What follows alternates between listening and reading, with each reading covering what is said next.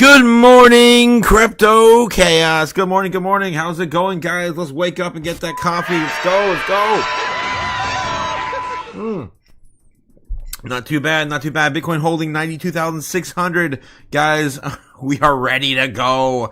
We're about ready to get off the pot because if we don't start going now, we ain't going. All right. So Bitcoin sitting at 92,600 this morning. Good morning, Cliff and Nebs in the chat. I do want to just kind of rip the Band-Aid off and just kind of go right into what we're dealing with in terms of Bitcoin's price appreciation, which is nowhere to be seen just quite yet. Although we are getting some higher highs and some lower lows here in the recent week or two. We are still on the downtrend.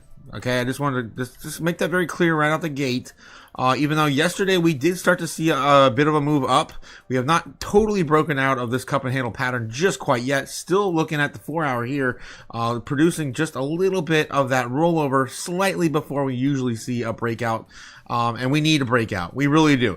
We got to get back above this bear trend line. We've been fighting this damn bear trend line since back in October when we fell off the map.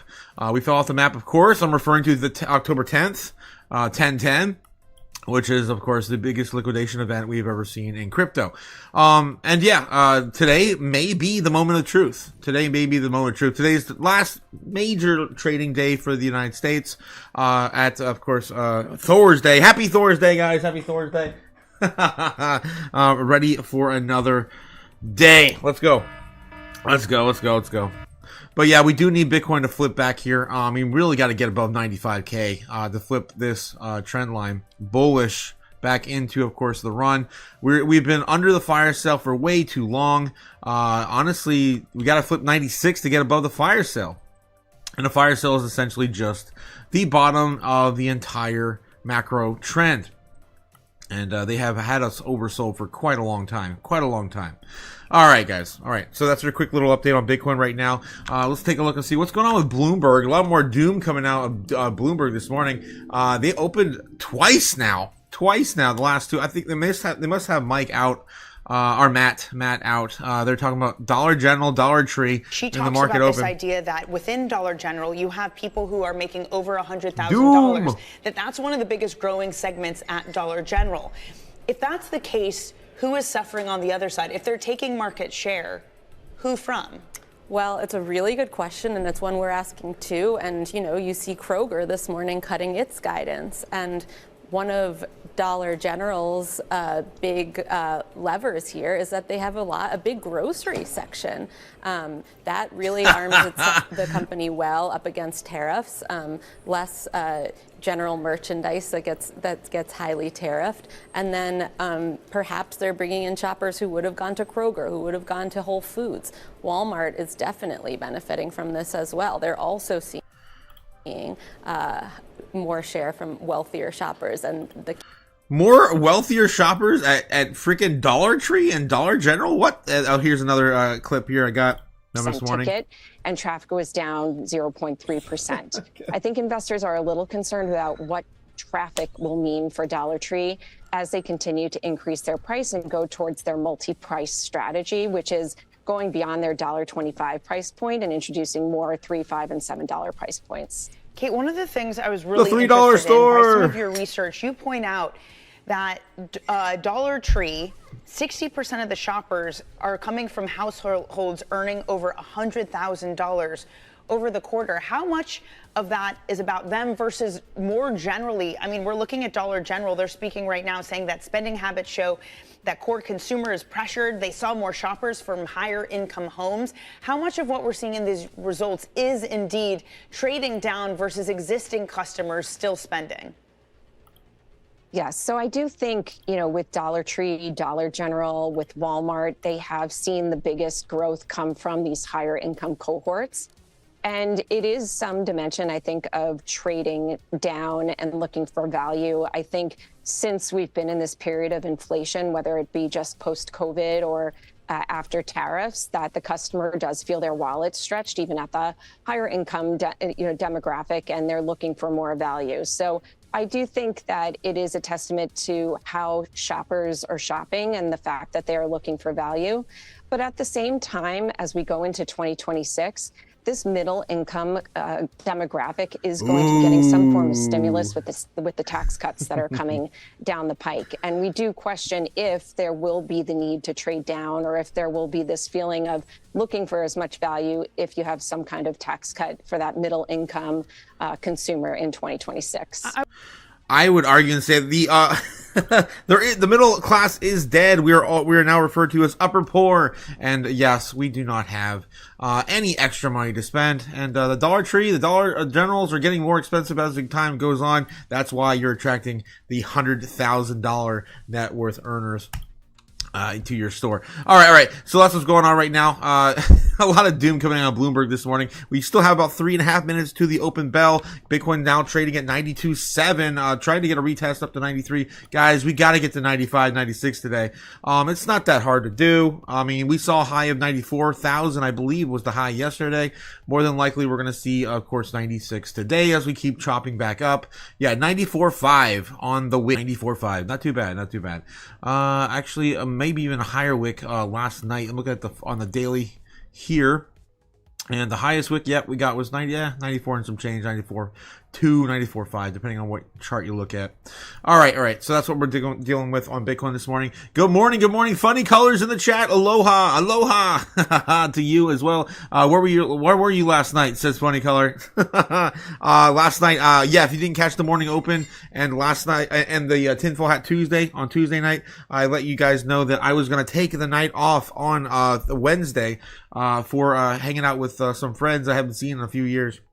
And going to see The Running Man. Guys, that was a great movie. I love, of course, the dystopian future. And this new Running Man movie is as great as always in that setting. And I definitely, I really enjoyed the, the screenplay and the, you got, some of the scenes they had were very, very reminiscent to like Idiocracy. We're definitely getting dumber as we go, and they are brainwashing us little by little every single day. All right, so yeah, that's what I saw. Of course, 2025's version of The Running Man, which felt more like a sequel than a prequel than a remake. It was actually really good. They even had Arnold Schwarzenegger's face. I'm not going to spoil anything more than this, I swear. But they had Arnold Schwarzenegger's face on all the money. It was hilarious. All right. So anyway, if you guys haven't seen that, The Running Man 2025, I recommend it. It didn't do very well at the box office, apparently, because Now You See Me 3 came out and took all the thunder. But yeah, definitely glad I saw that in theaters before. This was the last week, I think, they show it. Cool. All right, guys. All right, moving on. We got to get into it. Of course, Bloomberg's about ready to open the bell for us here in about a minute. Let's get back on over there, make sure we don't miss that. Catching up with you guys in the chat real quick. Yeah, so that's where I was, yes. Funny colors. Good morning, User G. How's it going, Mr. G, man? Good morning. I had to drink drink by myself, says Funny Colors. Oh, I'm sorry.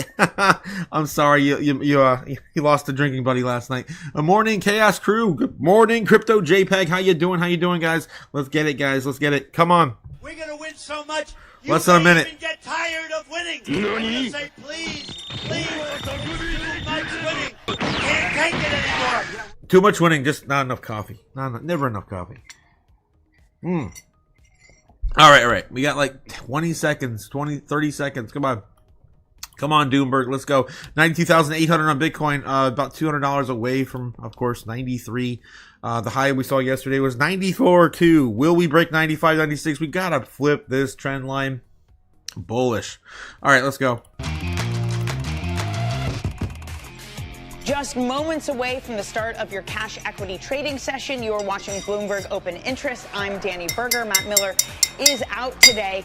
At the highs of the session, thanks to some rallying we're seeing in tech stocks, with Meta changing some of their spending plans around the metaverse, up 0.2 for the S&P. NASDAQ similarly up 0.2. Russell 2000 still under pressure, with bond yields lifting higher this morning, with affected jobless claims missing to the right direction, and that's how kind of looks like we're all out of extreme fear. That's what it feels today. like. Okay, it looks like we have a SPAC down at the New York Stock Exchange. American Acquisition an IPO. They look very happy and shaking each other's hands, so yay, good for them.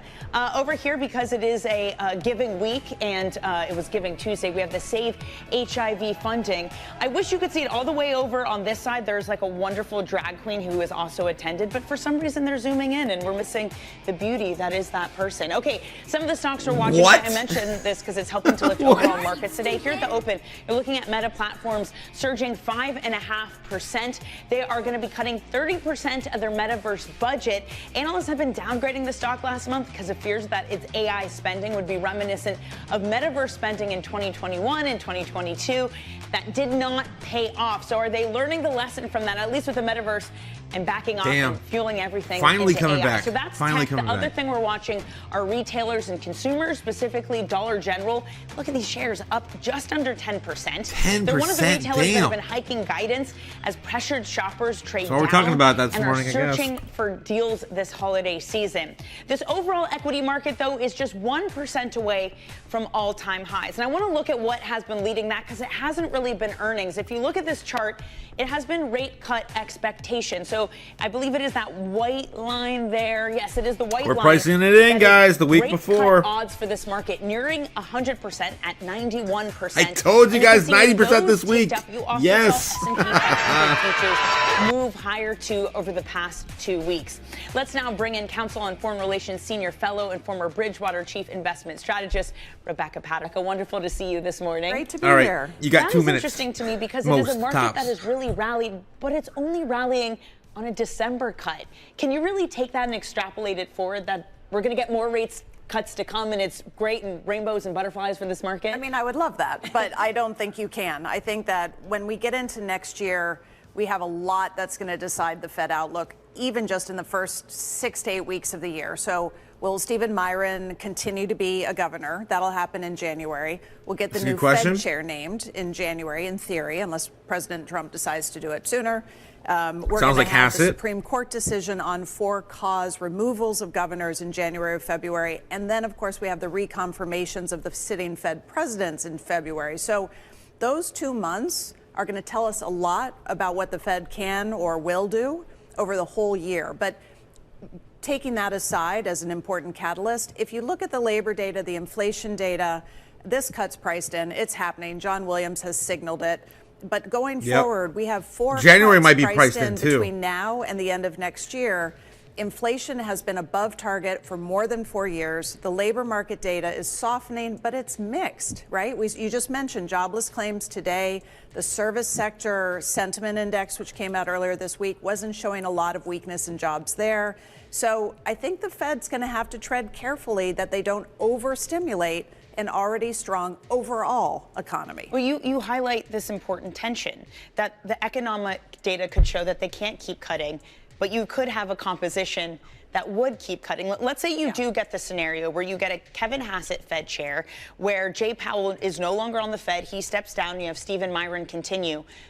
Will the Fed continue to cut? Is that a composition that, should the data say it, that they'll halt their rate cuts? I mean, it's not guaranteed, for sure, right? It's a democracy on the Fed. The chair has an outsized voice, but at the end of the day, everyone on the FOMC gets a vote. So it's not will increase if Hassett is chair, if Powell steps down and is replaced by another Trump appointee, the odds will rise. The market will perceive that more cuts are likely. And I think that'll lead us to a couple things. I think we'll have a steeper yield curve at the margin, good for banks.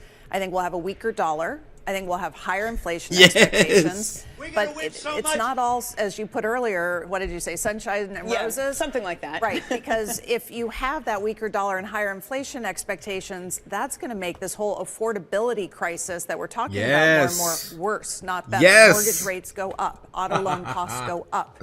So More doom.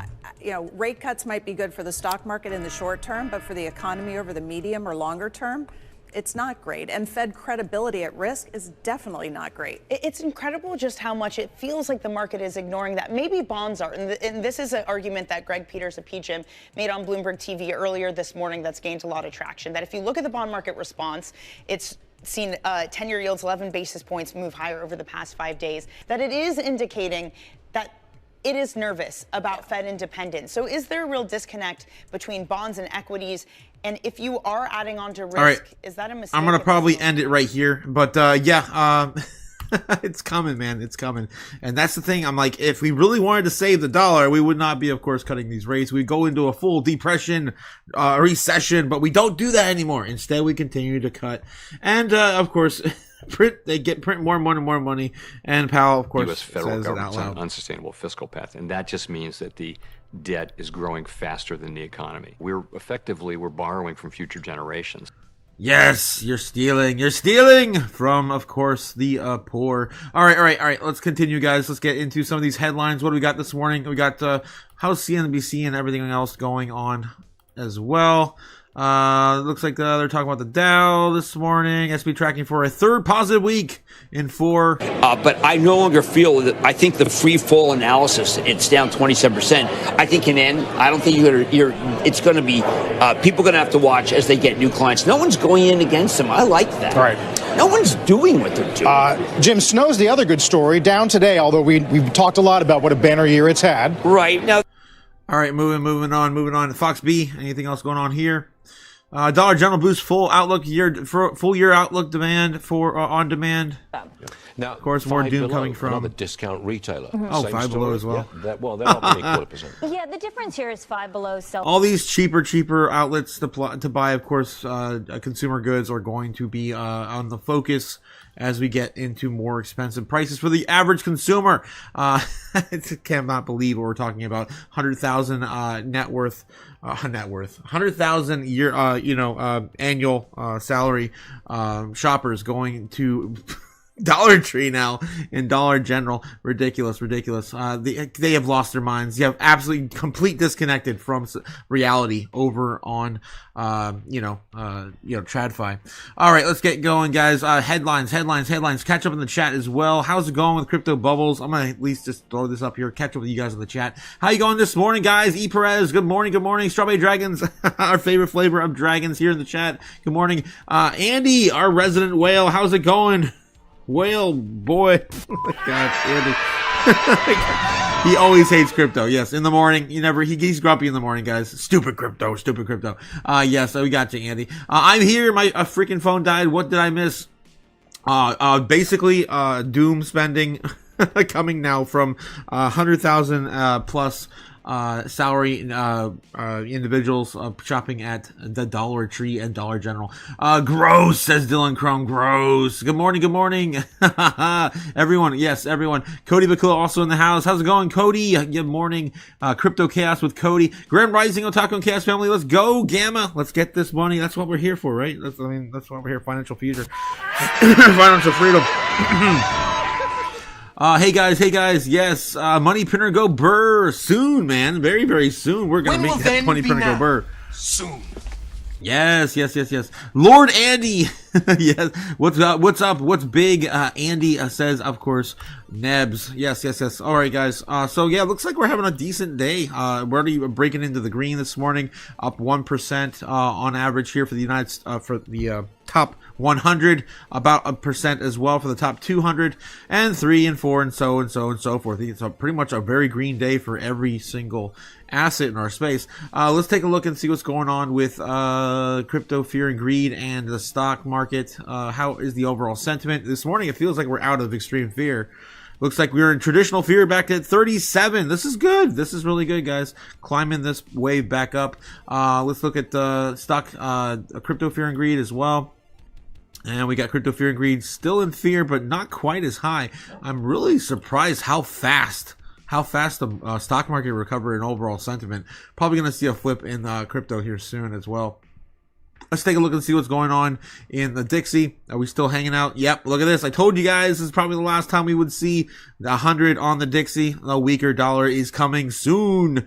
And we double top probably here and probably the last time we will see it. Maybe we retest one more time to like the 99.5 or like the 99.9, but maybe we're probably not going to see the 100 break ever again this year. And I'm fine with that. I'm happy with that. I'm happy. Let's go. Oh. Satoshi started a fire in cyberspace. Take your fiat currency and feed the fire. Yes. Thank you, Sailor. All right, let's see what's going on in crypto bubbles as well. Let's just kind of rip this one off. Maybe we want to give a little bit more time because it's just starting to load some of these gains this morning. I'm gonna come back here later and see what's going on. But as of right now, screw it. I'll do it. Zcash is still down 30% on the week. On the month, we're looking for things, of course, that are down 30, 40s. In terms of percentage, losses here on the monthly. ICP is down 32% on the month. Dash is down 60%. That's, a bit tensor also. That was my top pick yesterday. Climbing a little bit here on the monthly. Getting some gains, going, to, survive this downtrend. It's up about 7% on the week now. Looks like my top picks are probably going to be somewhere between like ICP and Virtuals protocol. BitTensor, of course, had a pullback. Some of my other favorites are not down enough anymore. Sui had a huge push yesterday, and so now it's up about 10% on the week. So Sui is usually my top pick. It's not down 40% anymore on the month. Guys, you're running out of opportunities. Get them while you can. This is the last big move probably to the downside. We may see. You just never know when we're going to finally flip this whole game bullish again. Probably a choose your own adventure between 32% off on ICP and virtuals. Hardly anything on the 40s except for Dash down 60% trying to find a new bottom here on the year. All right, moving on. Top 200 assets here. Let's see what's going on the day.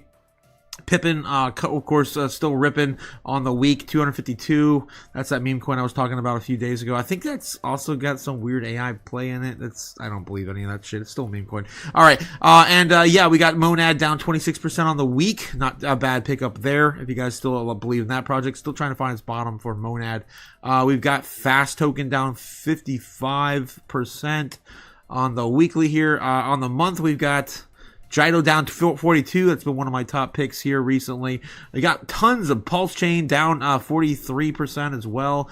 And some of my other favorites aren't down enough to really DCA in a major way. Pith is down 21. We're running out of 40s now, guys. So Jido is going to be my top pick probably on the day. Hex, man, I cannot believe we're still talking about Hex. Hasn't done anything this year at all. That could come back with a vengeance too. Talking about these Dino tokens, man. You just never know. But I do like where, a lot of the news has been covering Jido here in the past few months. And of course, the SEC had mentioned it in its conference. It was like 2 months ago when we had that conference last time. Speaking of which, we gotta jump over there. But anyway, before I forget, my top pick today, of course, being Jido on the top 200. And, was it IMX, right? ICP or IMX? Oh my God, I forget already. I was down here the most on the month here. I already forgot. BitTensor was sold off. Let me see if I can find it. Today is the 4th, right? Yeah, December 4th. Let's see if we got the time frame on this yet. SEC warming to crypto as tokenization. That's 8 days ago. Come on. Fed rate cuts could turn 2026 into crypto's first tailwind year. Yeah. All right, give me some news, man. Where is it? A day ago. I don't see it. SE the whole privacy. Here we go. Surveillance roundtable in December. So we're supposed to get this today. That says December 15th. It's been on my calendar though.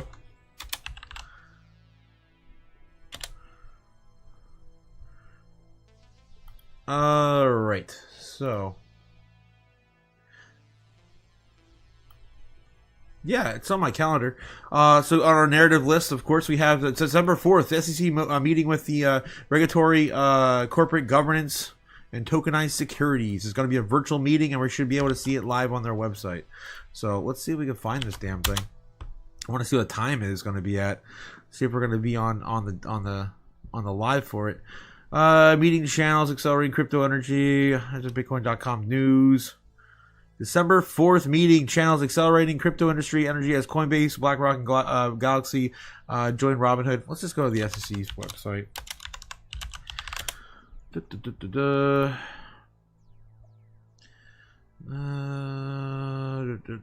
Search filings, investors, yada yada. Where's their damn meeting? Let me know in the chat if you guys have the Here it is. Investor advisory meeting. It's going to be happening at 10 a.m. So in about 15 minutes, guys. 15 minutes. Good, good, good. All right, I've got it all pulled up here. I'll wait for that to go live. I'll put that in the corner of my screen. All right, cool, cool, cool. We're not going to miss that today for sure. Yes, Hobo Andy, coming soon, coming soon. No, Andy's no longer going to be our whale friend. What is going on, Andy? What are you doing? What are you doing? I checked back in the chat, guys. Yes, EZ passing out some more coffee for us this morning. Thank you, EZ, for keeping us energetic and going. Money Printer Go Burr. Yes, Dylan. What's up, Big Andy? Good morning, everyone, says Richmond. Yes, Pippin Scotty is going crazy. Hobo Andy coming soon, says Andy. No, stream crash. Okay, I'm back. Says Dylan Crum. Aliens. Yeah, aliens are shutting us down today. Yeah, it's kind of weird. I did start to see some issues with the live stream a little earlier. I've seen a couple live stream offline. Then Otaku came back. Anyone else? Otaku is flowing, flow all over me. Oh no. Yep, flowing well. Okay, it looks like it's doing good now. Thanks again, Cliff. Thanks again, guys, for letting me know how the stream is getting. Kind of riled up here. I did see a bit of pour about 10 minutes ago or so. All right, let's continue on, guys. Let's get into some of these headlines this morning. I'm going to do one more run through TradFi, make sure we're not missing anything. And yeah, we have the SEC meeting coming up in about 15 minutes. All right, so Google. Well, Alphabet Down just did come out with its 2%, latest Gemini model, which seemed like it got very strong reviews in terms of its ability to, meet all these various AI benchmarks. So there's a lot of optimism about its place in the market right now. I have seen a lot of people talking about these more nimble, smaller AI models, which are less compute intensive. There seems like there's a lot of optimism around there. But if you're talking about the major LLMs right now, it does seem like Alphabet is sort of in the pole position with Anthropic and OpenAI also having their own models. But it does seem like people really feel like the stars are aligning for Alphabet. Isn't that bad news for all the other LLMs, specifically because of the health of the balance sheet of Alphabet, that they could continue to run an LLM, not have anyone pay for it, while everyone else bleeds red trying to catch up, and then you get this world where you have a monopoly from Alphabet, from Gemini, and then they raise prices. Blade Runner. Does that not kind of be the direction that we're headed? Well, certainly it does seem like if you look at all the different elements of AI, Alphabet is in a very strong position in all of them. Its LLM is considered to be very strong. It has this chip business, which it's using mostly for its internal cloud right now. But like we were talking about, if they start selling this around to other companies, that's another potential driver for them. They also have a whole lot of AI data and talent and distribution. They have companies like Waymo and YouTube, which are different ways that you can monetize like AI technology overall. And like you said, they are very profitable. They have a lot of cash. They have a lot of cash flow, which does mean that they can run these very expensive LLMs in a way that isn't detrimental to their financial profile, whereas you have growing concern about something like OpenAI, where every query and every user does result in cash burn, and there is increasing concern about OpenAI's financial profile, especially relative to Alphabet. Ryan, this conversation is far from over. Thank you for joining us. Bloomberg's Ryan Vostelica. Coming up, we turn to media. Paramount hikes its breakup fee for Warner Brothers Discovery. Oh my God. A sign that it is confident that its deal can pass regulatory hurdles. That's coming up next. This is Bloomberg Open Interest. All right, so it looks like Paramount's down the lead for purchasing that. All right, let's get back into CNBC and see what's going on over here. They're on break. Fox Billy. And we might get into crypto news about 10 minutes early, just to lead on top of that SEC meeting. What do we have here? Oh, God, this whole thing. Oh, God, I'm not going to go into that again.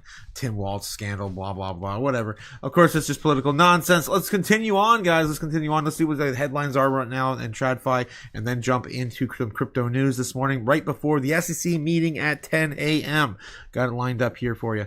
Layoff announcements atop 1.1 million this year, the most since 2020 pandemic. Challenger says, guys, we don't have this data coming out officially until the 16th of this month. It's going to be 6 days after, just a week after we, of course, cut these rates. It's going to be a doozy. We're going to get not only November, but we're going to get October since the government shut down. All right. FBI arrest suspected January 6th pipe bomb case. Okay, stocks are a little changed with few market catalysts ahead of next week's Fed decision. With just a few. November private payrolls unexpectedly fell 32,000, led by steep small business job cuts. ADP reports show. Meta stock climbs 4% on report of planned metaverse cuts. Finally, they're getting a little bit of recovery because they've been, they've been getting flipped all over the place. I think they got pushed out of the top 10 here for a little minute. Where are we at? Where are they at this morning? Yep. They just flipped Claudia Ramico, so they're heading back up to the top 10. They're just on the outskirts right now, on the top 10. All right. Nvidia has a cash problem. Too much of it. What? Damn. It's not a problem to have here, especially right now. GM's do Silicon Valley Cowboy Alley's technology renaissance for automaker. I don't really see anything else pertaining to our space at all. AMC. Says Aaron to continue as theater chain CEO after minor stroke. Oh, damn. When are the meme stocks coming back, man? When are the meme stocks coming back? All right. I'm over TradFi. All right, guys, let's get into some crypto news that we got this morning. Let's jump into Cointelegraph first. Here's what happened in crypto today. EU plans to, we can probably do this because I missed yesterday's live stream, guys. So again, I went to go see the Running Man with some friends I haven't seen in a few years down in sunny Florida, where every day, of course, is a a blessing. when you look up the north and the bunker's covered in snow. Yeah, no, I'm happy here. We're probably going to stay here too, guys. If we do not see $110,000 Bitcoin before the Fed meeting, I am going to be staying here. That's just what I'm going to do. I've already made up my mind. EU plan boost ESMA powers over crypto and capital markets, and I just lost my laser eyes. No.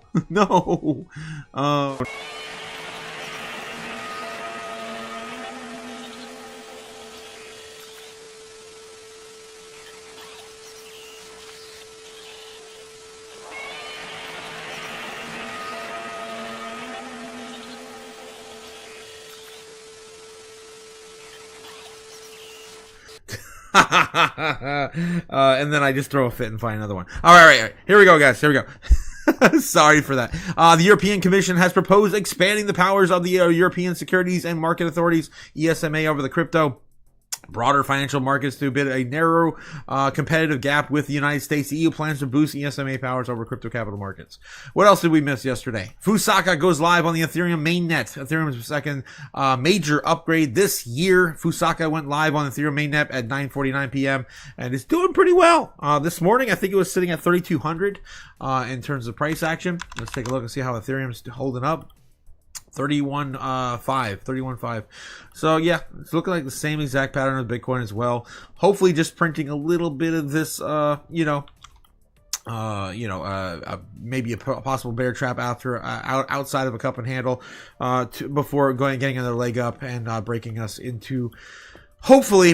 out of the bear trend we've been following since October 10th. So we got to get out of this, guys. This is ridiculous. We got to start swinging back up here and catching up with gold. Gold, of course, showing us that the lagging indicator on gold showing us that we're more than likely going to hit a $140,000, $150,000 Bitcoin by the end of the year. All right, moving on. What else? The SEC sends warning letters to the ETF issuers targeting untamed leverage.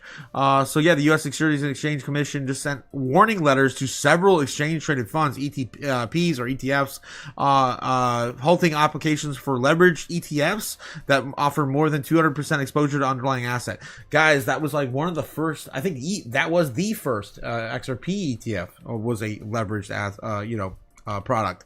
So I think a lot of that is just getting ridiculous. We should just why can't we just have a fair trade market and just have, spot all over the place, and all these stupid future contracts and high leverage plays and everything else. ETF issuers, Direxion, ProShares, and Tidal received letters from the SEC cutting legal provisions under the investment company in 1940. The cap exposure of the investment funds to 200% of their value to risk defined the reference portfolio of under-leveraged underlying assets on the benchmark indexes, the SEC said. The fund's designated reference portfolio provides the unleveraged baseline compared to the fund's leverage leverage portfolio for purposes of identifying the fund's leverage risk under the rule.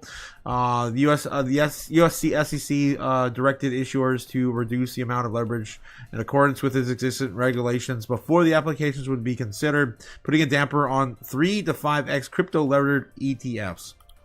All right.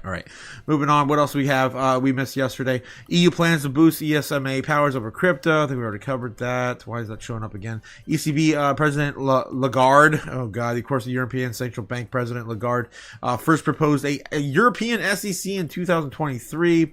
Yes, of course, and they have the CBDCs now. They're going in deeper there. Crypto platform turns strict U.S. compliance into a crypto feature. Who is that? What are they doing?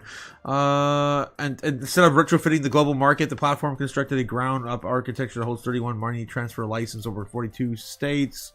This is Gate. Crypto Gate US has expanded its regulatory footprint to 31 licenses. Yeah. The United States is often viewed as the frontier for cryptocurrency platforms. It is a market of immense depth as guarded by a regulatory labyrinth. I'm over it. Okay, whatever. Gate. Some sort of shill article here. Argentina, states-owned energy giant weighs on crypto payments for fuel. And guys, we got about 3 or 4 minutes until the SEC meeting. I'm trying to find something else we may have missed that's actually newsworthy. Portal to Bitcoin raises $25 million and launches atomic over-the-counter desk. Damn. Portal to Bitcoin raised $25 million and launches HTLC-based atomic over-the-counter desk aimed at enabling trustless cross-chain large trade settlement. We got a big whale coming in here. Wants to offer over-the-counter trading. What is this? Bitcoin native interoperability protocol portal to Bitcoin has raised $25 million in funding and amid a launch of what it describes as atomic over-the-counter trading desk. According to Thursday's announcement shared with the Cointelegraph, the company raised $25 million in a round led by digital asset leader JTSA Global. The fundraise follows previously investments by Coinbase Ventures. Do we have any sort of a number here to how much they're holding? Not really. Oh, 25 million of Bitcoin is what is that, like less than 100, I'm pretty sure. $25 million to Bitcoin.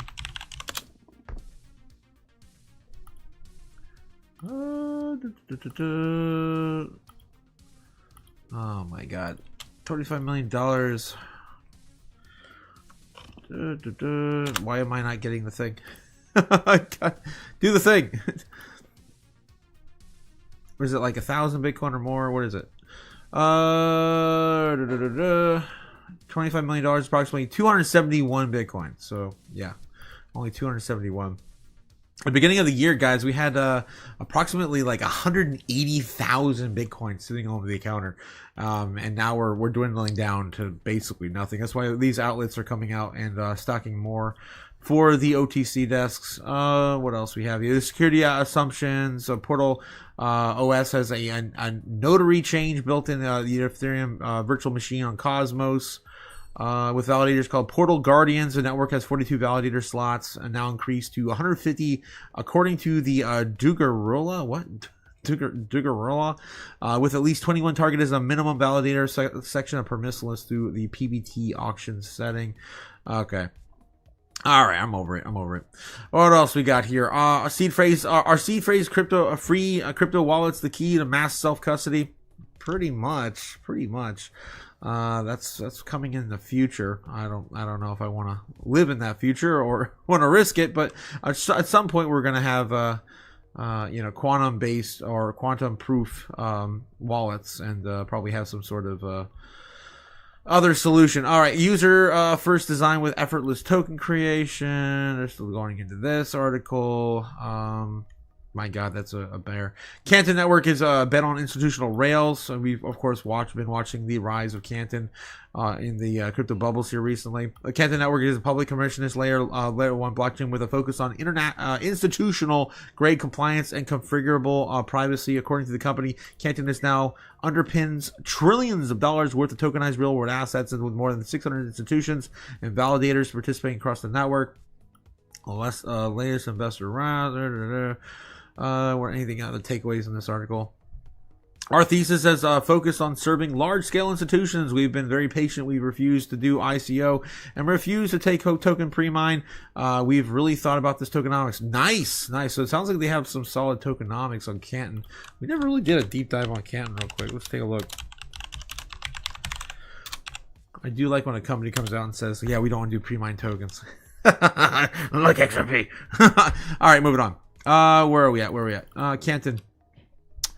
Looks like 35 billion tokens. Max supply is infinite. Don't really see a ton of here. It's $2 billion currently sitting in market cap, which is kind of, again, it's pretty damn big. Of course, we know that the Canton network is a layer 1 smart contract blockchain with a configurable privacy and controls saving for the public network adoption, our real world assets, and TradFi institutions. The network uses a 2-tier consensus mechanism, allowing the unlimited horizontal scalability of the network and maintaining full smart contract interoperability across it. The global synchronizer acts as the network backbone for the ecosystem. Just a quick little, description of what Canton is doing over there. All right, over it. More Vanguard. Adoption, crypto, yada yada yada. We've been covering that for a while. How about we do some doom scrolling? We got about 2 minutes left, guys. 2 minutes left. Actually, no, we're behind 2 minutes. They should be starting now, but they're not. They're here. They're live, but they're not doing nothing. So if you guys are just joining in, we're waiting for the SEC to start their securities and their investor advisory committee for crypto assets and stablecoins. Hopefully soon. Very soon? I don't know. Soon. I'm just gonna take a hit of coffee. Good morning. You gotta get that coffee, man. Gotta get that coffee.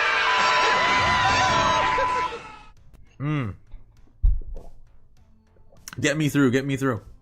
All right. See what else we have here. Yes, we got tons of lube flowing in the chat from Nebs. Oh my God, Nebs. Hobo. Andy's a hobo now, apparently, according to the chat. GME, let's go. GameStop. When never. 60% soon. 60% soon.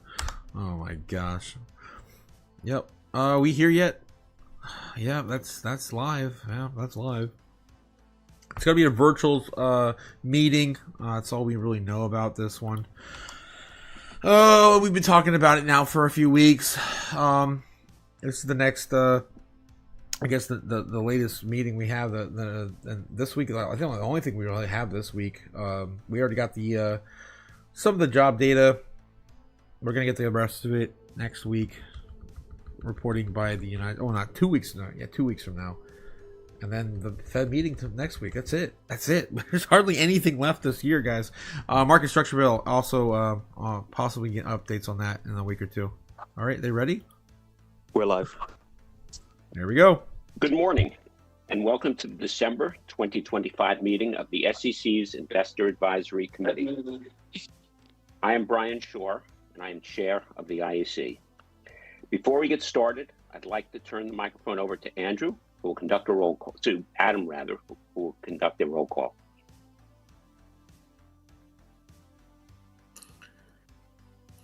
James Andrus. Here. Rodney Comingus.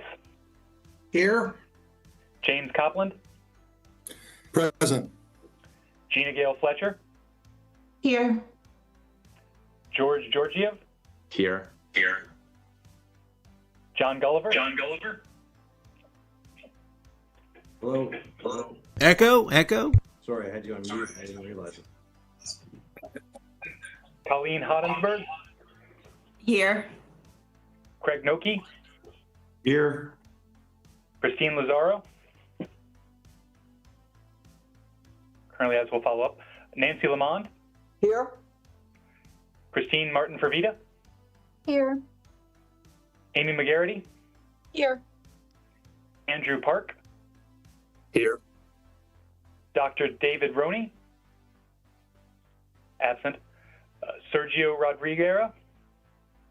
Here. Sorry. Here. Paul Roy. Here. Brian Shore, Here. Andrea Sight, Here. Alvin Villequez. Good morning. Here. That concludes the roll call. Thank you, Adam. Today's meeting features 2 panel discussions and 1 recommendation. Our schedule will take a slightly different format from prior meetings, so let me quickly highlight what we have planned for today. We will begin with opening remarks from Commissioners Peirce and Crenshaw. We will then have 2 panels. The morning panel, Corporate Governance from 10:25 to 12 noon, will be moderated by James Andrews.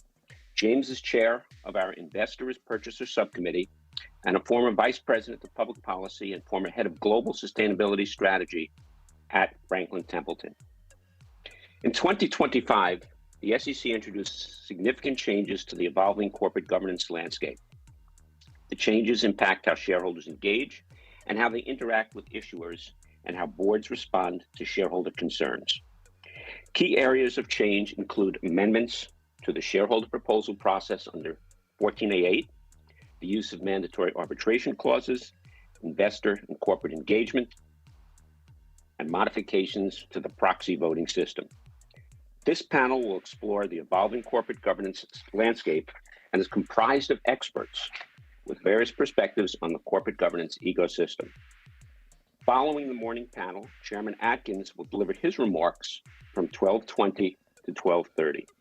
We will then break for lunch and an administrative session from 12:30 to 2, after which the afternoon panel, Tokenization of Equity Securities, will commence at 2 p.m. The afternoon panel will be moderated by John Gulliver. Andrew is the chair of the IAC's Market Structure Subcommittee and the Director of Federal Affairs at the New York State Insurance Fund. John is Executive Director at the Committee on Capital Markets Regulations and the Program on International Financial Systems and a member of the Market Structure Subcommittee. The topic of the second panel, as we said, is tokenization of equity securities. Now, tokenization is the issuance of a token representing ownership of an asset on a blockchain. This panel will explore the potential ways tokenization can improve how public equities are currently issued, traded, and settled, while addressing how existing investor protections and securities laws apply. Different forms of tokenized equities may carry different ownership rights related to voting and receipt of dividends, and our panelists will share with us their views on the issuance and trading of natively issued securities and wrappers. The panelists will also be examining the applicability of Reg NMS to tokenized equities, the interoperability of tokens issued across different blockchains, and other key market structure issues, including settlement and short trading and short selling. Following the afternoon panel, we will have remarks from Commissioner Ueda from 4 to 4:10, after which the members of the Investor Advisory Committee will consider a recommendation of our Disclosure Subcommittee regarding disclosure of artificial intelligence's impact on operations. I look forward to the insightful discussions ahead, both within the panels and concerning our recommendation. And now we'll turn to opening remarks from Commissioners Peirce and from Commissioner Crenshaw. First, I will call on Commissioner Peirce for her opening remarks.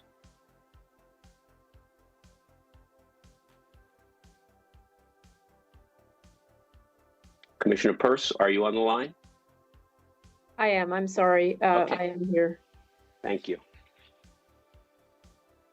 Well, thank you, Brian, and thanks to the committee members and the panelists for being here today at the advisory committee's last meeting of the year.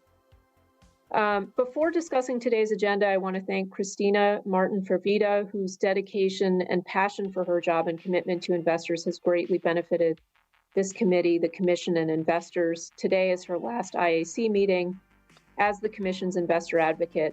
Christina has served as the commission's second investor advocate for the last 3 years, and I've greatly enjoyed working with her, and particularly have appreciated her willingness to brainstorm on any issue of concern to investors, even the hard ones that everyone else tries to avoid talking about. We're a week past Thanksgiving, and I'm wondering if I will ever reclaim my refrigerator. Leftovers still occupy every shelf and have filled into my backup refrigerator, aka my balcony. I'm paying for my overly ambitious menu planning, Maybe I should have concentrated on making fewer dishes of higher quality. Then my guests would have eaten more, and I would not be eating mashed potatoes, stuffing, and cranberry sauce for breakfast for the foreseeable future.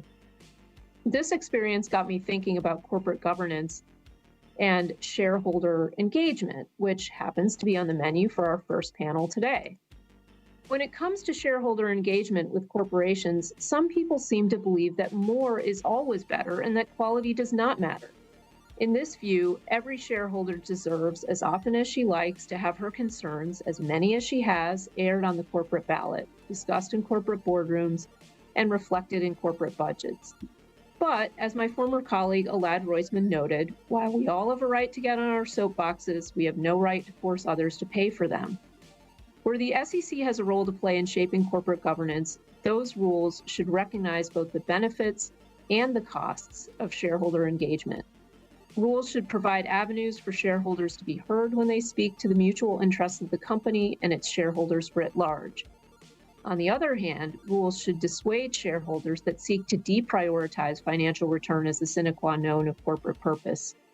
Amplifying those voices could drive companies into the treacherous terrain of catering to shareholders' idiosyncratic objectives, which may undermine rather than enhance corporate value. A well-calibrated rule set gives shareholders a voice in proportion to their alignment with the corporation.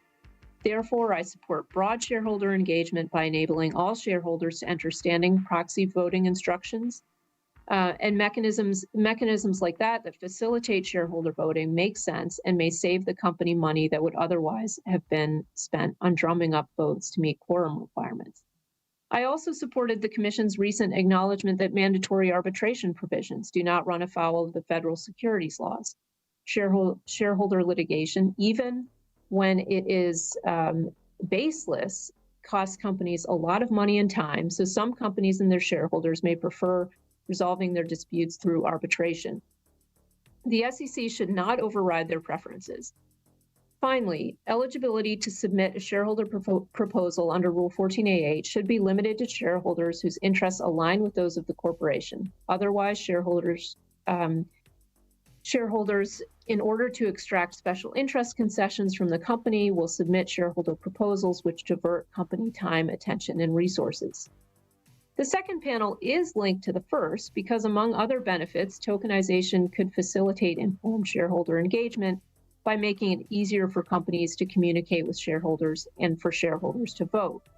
More generally, the tokenization of equity securities has the potential to transform how securities are issued, traded, and settled, and empower investors by giving them more direct control over their assets. Investors will benefit from near instantaneous settlement, reduced counterparty risk, enhanced transparency through immutable ledgers, and lower transaction costs.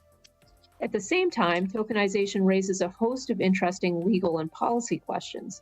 For example, tokenization models vary widely. On the one hand, issuer-sponsored securities issued directly on the blockchain networks maintain full integration with master security holder files.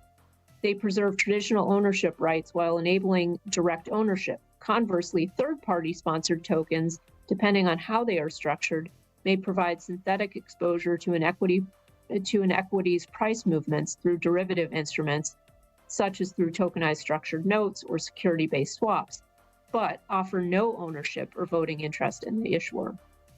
Additional questions arise because technologically savvy investors will be able to buy, sell, and hold assets without a traditional intermediary or without any intermediary at all.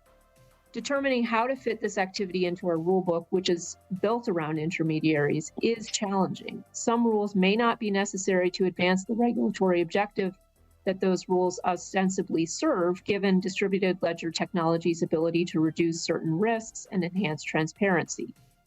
We do not have the luxury of time in tackling these questions. Tokenization of U.S. equities is already happening. Anybody can spin up a liquidity pool or launch a trading protocol that enables investors to get exposures to our equity markets. Only the quick, careful, and creative development of a workable regulatory framework for the issuance and trading of tokenized securities that provides American investors with protections that they have come to expect when trading U.S. equities is the answer. Otherwise, American investors will buy tokenized securities overseas. Commission staff is working on a tailored innovation exemption that would permit this activity in the United States with strong investor protection guardrails and and this would be subject, of course, to the Commission's oversight. As we embark on this important discussion, I encourage our panelists today to consider several key questions that will help shape our path forward. These questions don't have easy answers, but addressing them thoughtfully will be essential as we work to create a regulatory framework that both protects investors and allows innovation to flourish. Here are the questions. First, are we adequately considering the full range of emerging tokenization models, and are there additional benefits or drawbacks the Commission should consider that are unique to certain models? What are the broader implications for fundamental market mechanics like settlement processes and short selling? What parts of our existing rulebook simply do not work for this emerging market structure? For instance, should Reg NMS apply to tokenized equities in its current form? How do we ensure interoperability across different blockchain networks while maintaining the market integrity on which investors depend? What might an appropriate tailored innovation exemption look like? What type of activity should it permit? What conditions would be both necessary and workable? Looking longer term, how can we build a regulatory framework that is fit for a future where intermediaries have less sway and investors exercise more autonomy as they move through our markets? Another captivating technology is the subject of the final discussion of the day, artificial intelligence. The committee will discuss a draft recommendation about public company disclosures related to AI. In some ways, the committee's discussion is timely. AI has been a theme of 2025, eye-popping valuations of AI companies, hopes for AI's ability to increase productivity, questions about how AI will affect companies' hiring needs, and fears about AI's ability to turbocharge cyber criminals. But in other ways, today's discussion is just the latest version of the evergreen tug of war between principles-based rules and prescriptive rules responding to the hottest issues du jour. Principles-based disclosure rules allow companies to tell investors how they are approaching challenges and opportunities, while companies following prescriptive disclosure mandates merely fill in the blanks of the SEC's script. I look forward to your discussion and have several questions for your consideration before you finalize the draft recommendation. The draft recommendation laments that current disclosures related to AI are uneven and inconsistent, and that practices vary significantly among industries. But are such differences problematic? A small, recently public company with only a handful of employees, for example, certainly has a different relationship with AI than mature global companies with thousands of employees. If company and industry adoption of AI is not entirely homogeneous, why should our disclosure regime force conformity? Would any attempt to do so open the Commission up to critiques similar to those leveled against the SEC for its predictive data analytics proposal, which critics feared would chill advisors and brokers' use of AI and other technologies? Is this an area where prescriptive disclosure requirements would shape corporate behavior, which is not a proper role for merit-neutral SEC disclosure rules? For example, a requirement to disclose board oversight, if any, of AI implementation and utilization could nudge companies to set up a superfluous AI oversight function. Why did the committee include a materiality qualifier in only the third prong of the draft recommendation? Such a qualifier is entirely sensible here, as it is with our existing disclosure rules. In fact, I would contend that absent a congressional directive to the contrary, the SEC doesn't have the authority to mandate immaterial disclosure. The committee notes that participants from a prior panel held by the committee agreed that the Commission should give guidance on the definition of AI so that issuers know whether they're using AI in the first place. Even if we draw in a definition drafted by another agency, why should the Commission attempt to define the limits of emerging technologies? Why not leave that task to the companies using these technologies? Thank you all once more for your willingness to dedicate so much of your time to the IAC. Thanks to Christina and her staff for their work with the committee, and I'll hand it back to you, Brian. Thank you very much, Commissioner Peirce. Next will be Commissioner Crenshaw for her opening remarks. Good morning. Thanks, Brian. And welcome to the members of the committee, as well as all of the panelists. This is the final IAC meeting of my tenure as SEC Commissioner. So this morning's meeting is a little bittersweet for me. But with that in mind, I do want to first and foremost express my sincere gratitude to all of the members of this committee, as well as all of those who've served before you. These are not mere platitudes. Your work on behalf of Investor is deeply important. It's meaningful and tireless. It's thoughtful and balanced. And you do this work in your free time, even though for many of you, it could actually be a full-time job. You bring diverse expertise to the table, as well as the clear-eyed common goal of making the markets better for investors, so that Americans of all stripes can live their own versions of the American dream. That is no small task, but it's one that you all have approached with steel and grace. And I want each of you to know that I've listened to your recommendations, and they have universally improved our policymaking. As you move forward, I hope you will continue to bring energy and enthusiasm to the tasks that lie ahead. As the Commission will no doubt continue to deregulate in the months ahead, please act as a voice for those investors who can stand to benefit from those rules that will be threatened with potential revision or repeal. I have no doubt that you are up for those challenges. And for my fellow commissioners, I hope that you will continue to seek a diversity of viewpoints as you select committee members in the future, because I believe sincerely that a robust and potentially dissonant discussion leads to more considered policy advice and outcomes.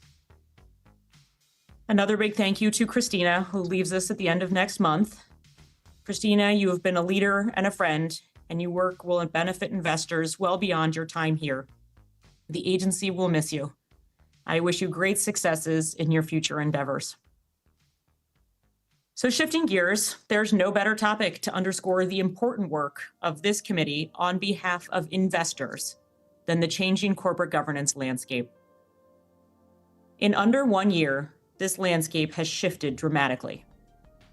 Staff rescinded Staff Legal Bulletin 14L, making it easier to exclude certain shareholder proposals. Staff has determined not to weigh in on the majority of no action requests as part of the 14AA process, except that it will issue no objection relief to those who ask for it, based on no substantive review of underlying requests. The chairman has indicated that the commission will greenlight the exclusion of most precatory proxy proposals, based not on changes in state law, but on the speculation of certain Delaware practitioners.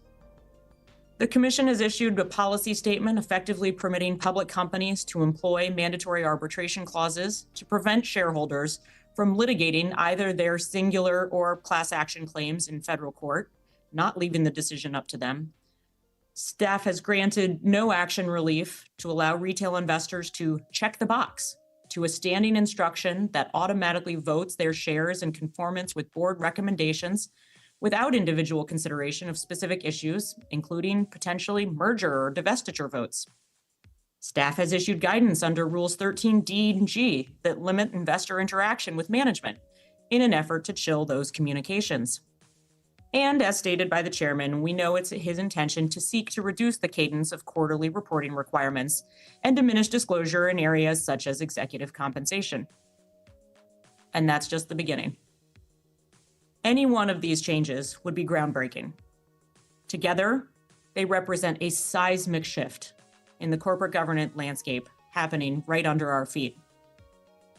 And yet, as many of my colleagues know because I keep reminding everyone, not a single one of these changes effected to date has been through notice and comment rulemaking. That means that we have not had the benefit of statutorily mandated economic analysis to assess the impacts of the deeply important policy shifts that we're making.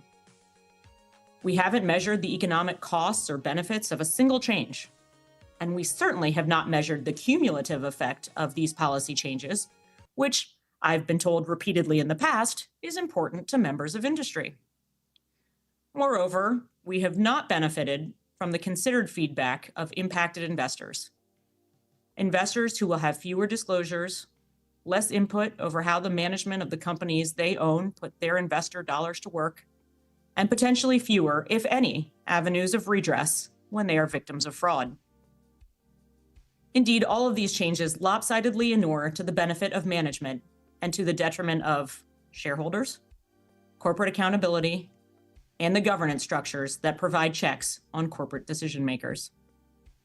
That's why today's panel is so timely and so important.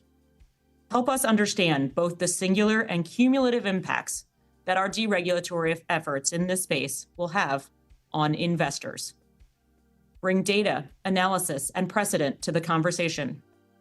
Help lend a voice to investors who didn't have the opportunity to weigh in before these changes were made because the Commission chose to leave them out in the cold. I'm also looking forward to today's panel on tokenization, which will tackle the many challenges associated with tokenized equity products. As I've said before, tokenization raises a host of complex, novel issues on how tokenized securities could be issued, traded, cleared, and settled.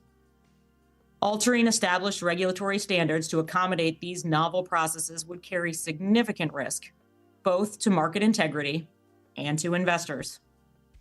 At the same time, new rules may be warranted to address these products' unique risks. For example, tokenized equities are commonly marketed as wrapped securities that provide exposure to an underlying asset. Some are touted as expanding access to assets, such as private company shares, that are typically inaccessible to retail investors. But in truth, these tokenized products are far from a one-to-one replica of the underlying asset to which they are supposedly linked. The ownership rights and entitlements are different, often unclear, and potentially entirely unconnected to the issuer of the underlying asset. They're generally less liquid than traditional securities and much harder to price and trade. How can investors or their advisors fairly evaluate the risks of these wrapped tokenized securities? Should the regulatory requirements that govern them be relaxed just because the product exists on a blockchain? Do wrapped tokenized securities offer any clear benefits to investors that may justify their heightened risks?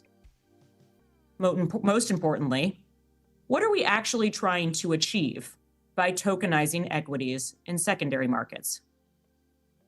If the purpose is to achieve settlement efficiencies, then that presents a much different use case than if the purpose is to allow tokenized equities to trade without any front-end investor protections, which would create an environment ripe for regulatory arbitrage at the expense of the traditional equities markets. If this new ecosystem does not provide either common market transparency about price or visible market protections, I ask again, what is the goal and the likely outcome here? These are difficult and complex questions, and I look forward to hearing the panelists' views.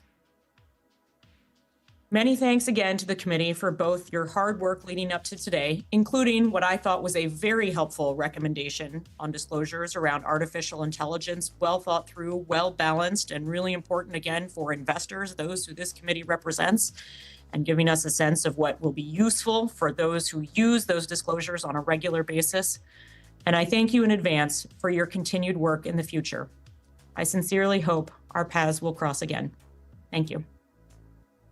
Thank you, Commissioner Crenshaw. I too want to thank you for your insights, your support of the IAC, and your support of investor rights and protections. And we all wish you all the best in your future endeavors. Thank you again. Let's now turn to the next item on our agenda, which is the approval of our minutes from our September 18, 25 meeting. Those minutes have been circulated prior to today's meeting. Do I have a motion to approve the minutes? So moved. Can I get a second? Second. Second. All in favor? Aye. Aye. Any objections? The minutes are approved. Wonderful. Let's now turn to our morning panel on corporate governance. Again, we will have until approximately 12:20 on our panel discussion, and the panel will be moderated by James Andrews.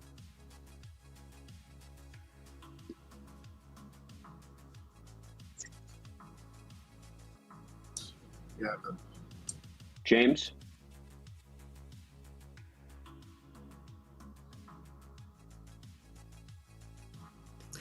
Thank you, Brian.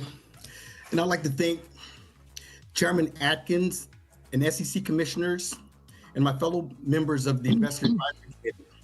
It is a privilege to moderate this discussion on how the Securities and Exchange Commission's 2025 corporate governance changes will impact investors, boards, and markets in the coming years.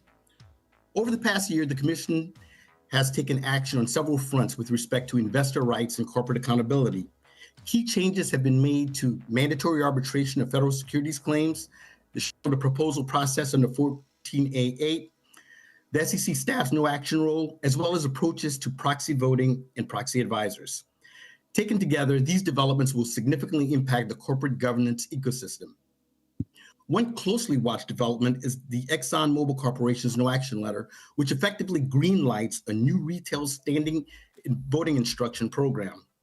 Under this program, retail shareholders can opt in to have their shares voted automatically in line with the board's recommendations, a model that could increase retail voting participation, but also could shift voting power and influence from workers and investors to management and boards. The SEC first established the framework for the shareholder proposal process in 1942 and later developed a compromise permitting advisory or precatory proposals. However, it has now raised the question of whether such proposals are permissible under state law. At the same time, the Division of Corporation Finance has sharply revised how it will handle shareholder proposal no action requests in the 2026 season, signaling that companies may be able to exclude more proposals based on their own reasonable basis. With staff substantially stepping back from providing no action letters, as had been the practice for decades. Together, these moves create uncertainty regarding how the shareholder process will work in 2026. In parallel, the Commission's due policy statement on arbitration provisions has reversed a long-standing informal bar and removed the key obstacle to public companies embedding mandatory arbitration of securities claims in their governing documents. This shift could reduce class action litigation risk for issuers, but may also limit the practical ability of investors, especially small investors, to seek relief through collective court actions, raising questions about deterrence, accountability, and the balance between capital formation and investor protection, leaving the final answer to state law. All of this is unfolding against a dynamic backdrop in proxy advice and stewardship. Major proxy advisory firms and large asset managers are adjusting their methodologies, engagement models, and voting policies for 2026 and beyond, including evolving approaches to executive pay, board composition, and environmental and social issues. These shifts will interact with the SEC's rules and staff guidance in ways that could either amplify investor voice or, if not well understood, add another layer of complexity and fragmentation for both institutional and retail investors. To help us unpack this complex and fast-moving landscape, we are fortunate to be joined by an outstanding panel. Nell Minow brings decades of experience in corporate governance and shareholder advocacy across markets and cycles. John Coates offers deep regulatory expertise and an academic perspective on how these changes fit within the broader evolution of federal securities law. Brad Goldberg counsels issuers and boards navigating these rules in real time. James McRitchie brings the long view of a retail and governance activist. Elizabeth Bieber advises companies through high-stakes proxy seasons and contested situations. Finally, Severin Novert will help us connect these legal and policy shifts to the day-to-day realities facing global long-term institutional investors and the beneficiaries they serve. With that, let me start by asking Nell to frame how these changes look from the perspective of longtime governance advocates and what she sees as the most significant inflection points for shareholder rights heading into 2026.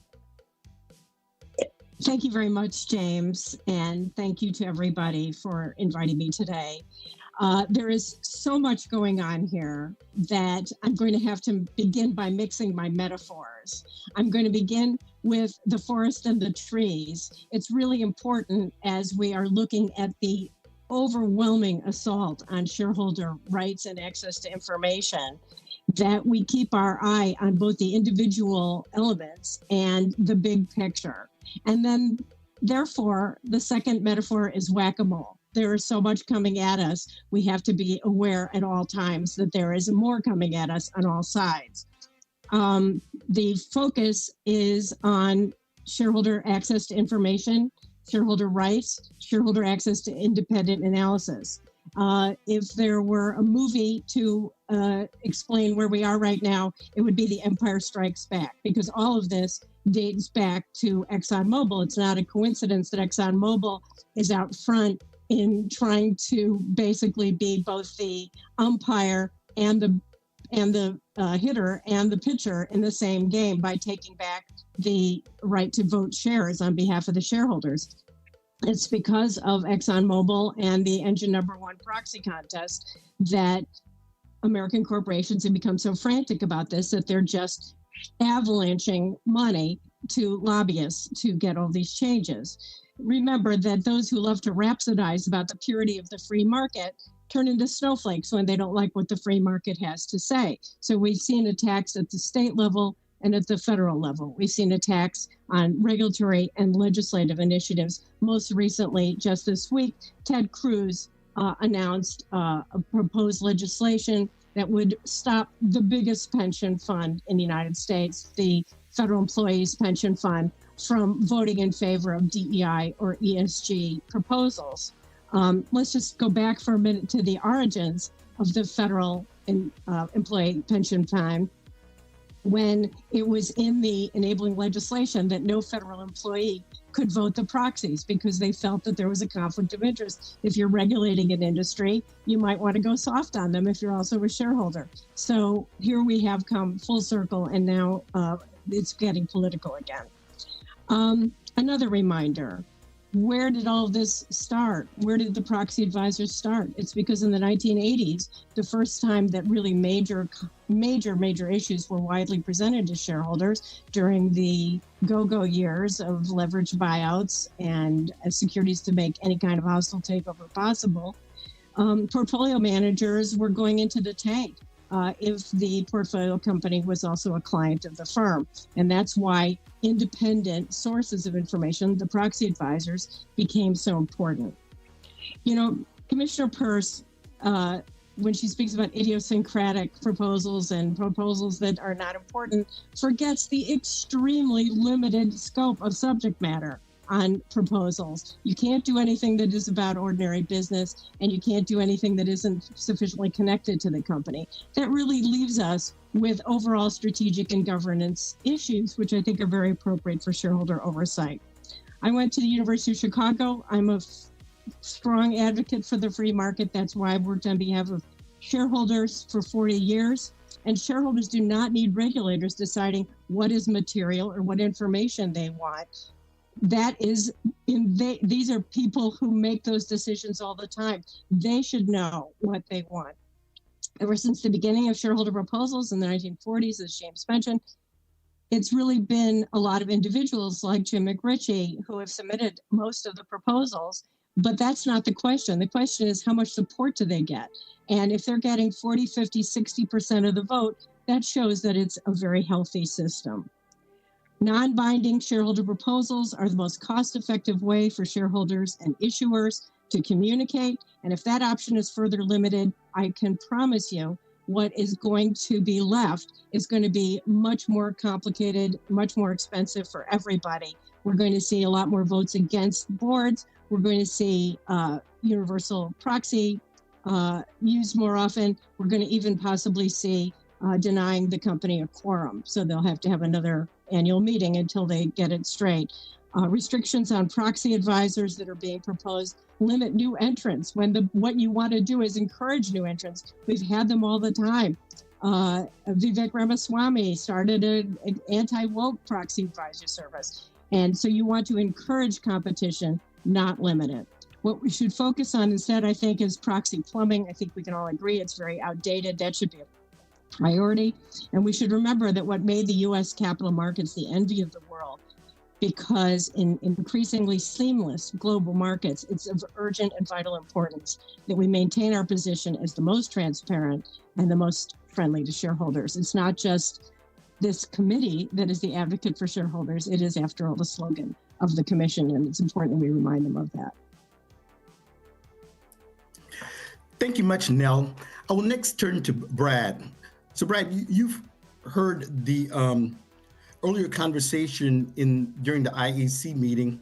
So does the SEC's evolving stance on shareholder proposals, engagement, arbitration clauses, and retail voting programs mark the end of corporate governance and shareholder democracy? Thanks, James. I hope everyone can hear me. I'm having a video problem, so you can't see me. I apologize for that. Maybe some people will think that's perfectly okay and be happy about that, but I apologize. So I think the answer to the end of corporate governance and shareholder democracy with some of these changes that are coming out is a pretty resounding no. I would actually argue that the regulatory shift will allow companies to focus more on corporate governance. Boards take their oversight responsibilities more seriously than ever right now. We have many clients that voluntarily adopt corporate governance changes, such as declassifying the board, allowing stockholders to call special meetings, et cetera, before they ever receive a shareholder proposal. And shareholder proposals are only one lever in the corporate governance landscape. And unfortunately, the 14A8 process has been largely co-opted by a small subset of special interest groups that submit environmental, social, and political proposals, often with little regard for enhancing long-term shareholder value. These proposals are a costly distraction and not a good use of company resources. The current process also imposes significant costs on institutional and retail investors who have to wade through the growing volume of proposals that are submitted each year. Getting back to the original intent of Rule 14A8, which was never meant to apply to general social and political issues, should actually allow for more focus and attention on corporate governance matters, as such proposals will not be lost in the deluge of special interest proposals that currently dominate proxy statements. In addition, concerns regarding disenfranchisement of shareholders, I think, are premature. We should really let this proxy season play out with these new changes rather than jumping to conclusions. Perhaps counterintuitively, I think we may see more shareholder proposals on ballots this year than less. Companies right now seem hesitant to seek a Delaware court opinion to exclude the precatory proposals, and due to litigation concerns, may allow proposals that they would normally try to exclude through the no action relief process to go to a vote rather than exclude them unilaterally. And lastly, I think as we'll talk about more later, in my view, retail voting programs actually serve to enhance the shareholder franchise, not disenfranchise it.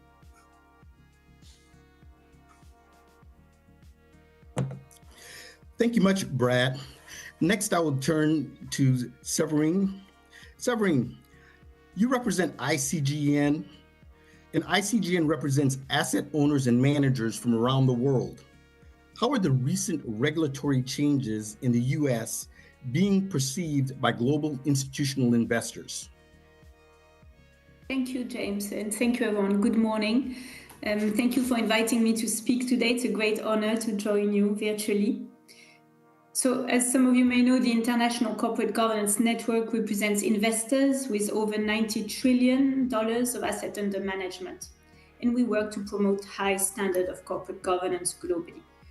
Our members, both asset owners and asset managers, have significant exposure to the US market, as you can imagine. I would like to start by reminding you that investors, companies, regulators all have a shared interest in efficient and resilient capital markets. Of course, this enables businesses to access long-term capital, support innovation, create jobs, while also generating the returns on which pension funds and citizens depend. And capital markets flourish when investors are confident that their rights are respected and protected, and that companies are operating with integrity and oversight. So I appreciate the opportunity to share the perspective of global investors. ICGN members are increasingly concerned, James, to answer your question, about what they view as an erosion of shareholder rights in the United States, a trend that risks weakening America's position as the world's leading destination for global capital. So we strongly encourage the SEC to continue safeguarding shareholders' ability to act as responsible stewards, as this is their fiduciary duty, Investors must be able to engage with boards, vote on key issues, file shareholder resolutions, access reliable information, and also use litigation as a last resort sometimes.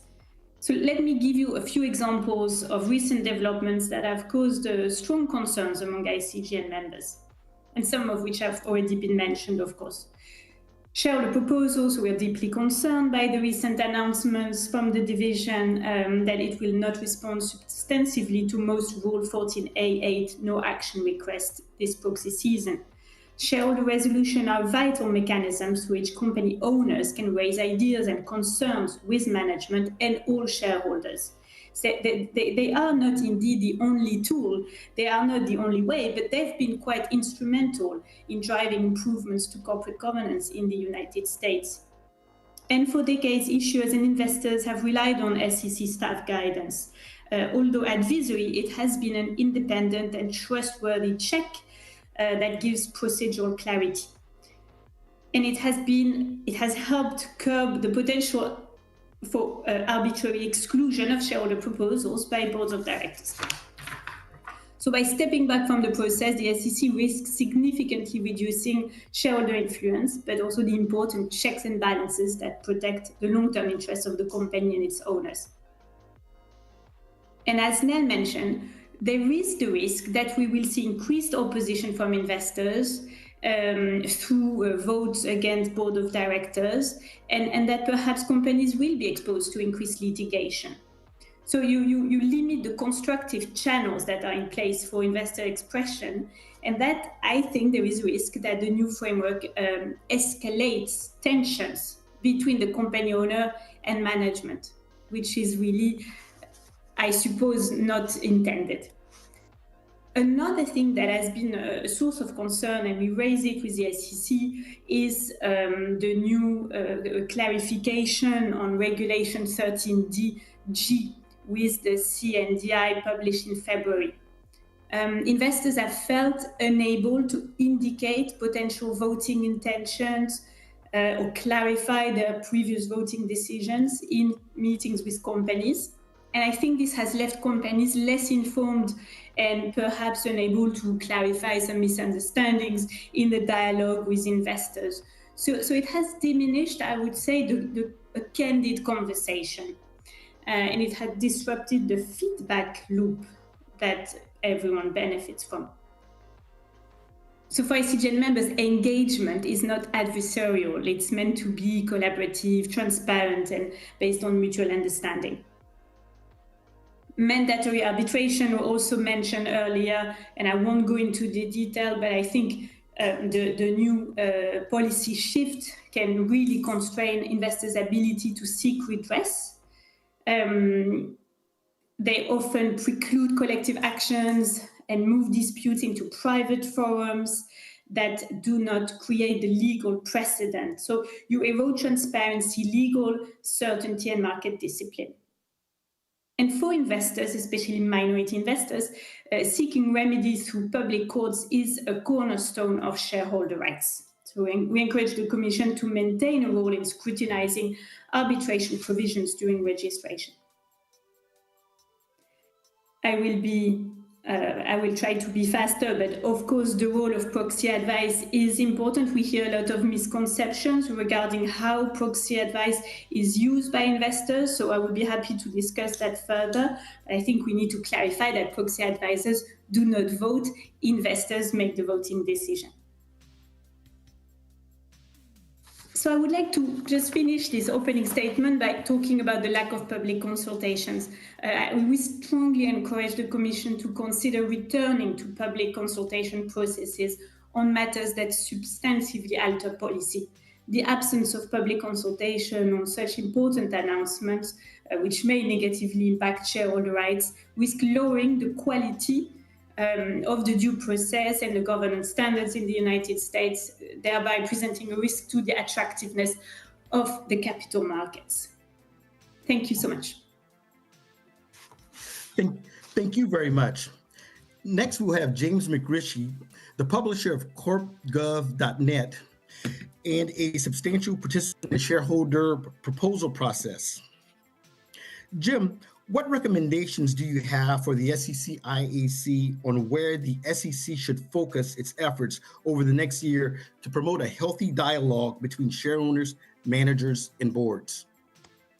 Well, thanks very much, James. And it's really an honor to be here. I think the last time I testified before the SEC was maybe 10 or 15 years ago with Nell, and was also there. And we covered many of the same topics, unbelievably. So I think the SEC should focus on one core priority with regard to retail investors, and that is to protect and amplify the voice of ordinary shareholders, so proxy voting remains a genuine two-way dialogue, not a monologue with management. I've submitted 3 documents highlighting different pressure points. Document A explains Rule 14A8 thresholds limit proponents to the top 1 to 3%. Now, this is based on a look at realistic portfolio sizes, diversification, normal diversification of portfolios, and the holding periods required. So the shareholder proposal process right now is very much limited to an economic elite. And what I understand is the commission is thinking about raising those thresholds once again. I think that would be a big mistake. Millions are encouraged to engage through phone apps and pass-through voting. Those are positive moves, but voting is meaningless without real choices. Without shareholder proposals, in most cases, it's just uncontested slates and boilerplate items, unless we have a fight for control. And if we eliminate the shareholder proposal process, believe me, there'll be more fights for control. So, first recommendation is don't raise the thresholds. Proposals are essential to trust and participation in markets. And I'm reminded that 20 years ago, I was sent by the State Department to Japan and Korea to open up their markets. And what was the message? The message was to allow shareholders a voice. So document B, retail owns about 30% of the shares, but we vote only about 10% of the shares. It's a very cumbersome process. I've got a lot of shares in a lot of different companies, about 300 companies. It's to look through all those proxies and try to vote them one by one. That's horrendous. So what we need is, meanwhile, investors, they can cast their votes automatically, consistently across issuers. And Exxon got this auto voting blessed in a no action letter. That illustrates the asymmetry here. Retail shares can be automatically voted with management, even though Rule 14A-4 on its face prohibits this practice.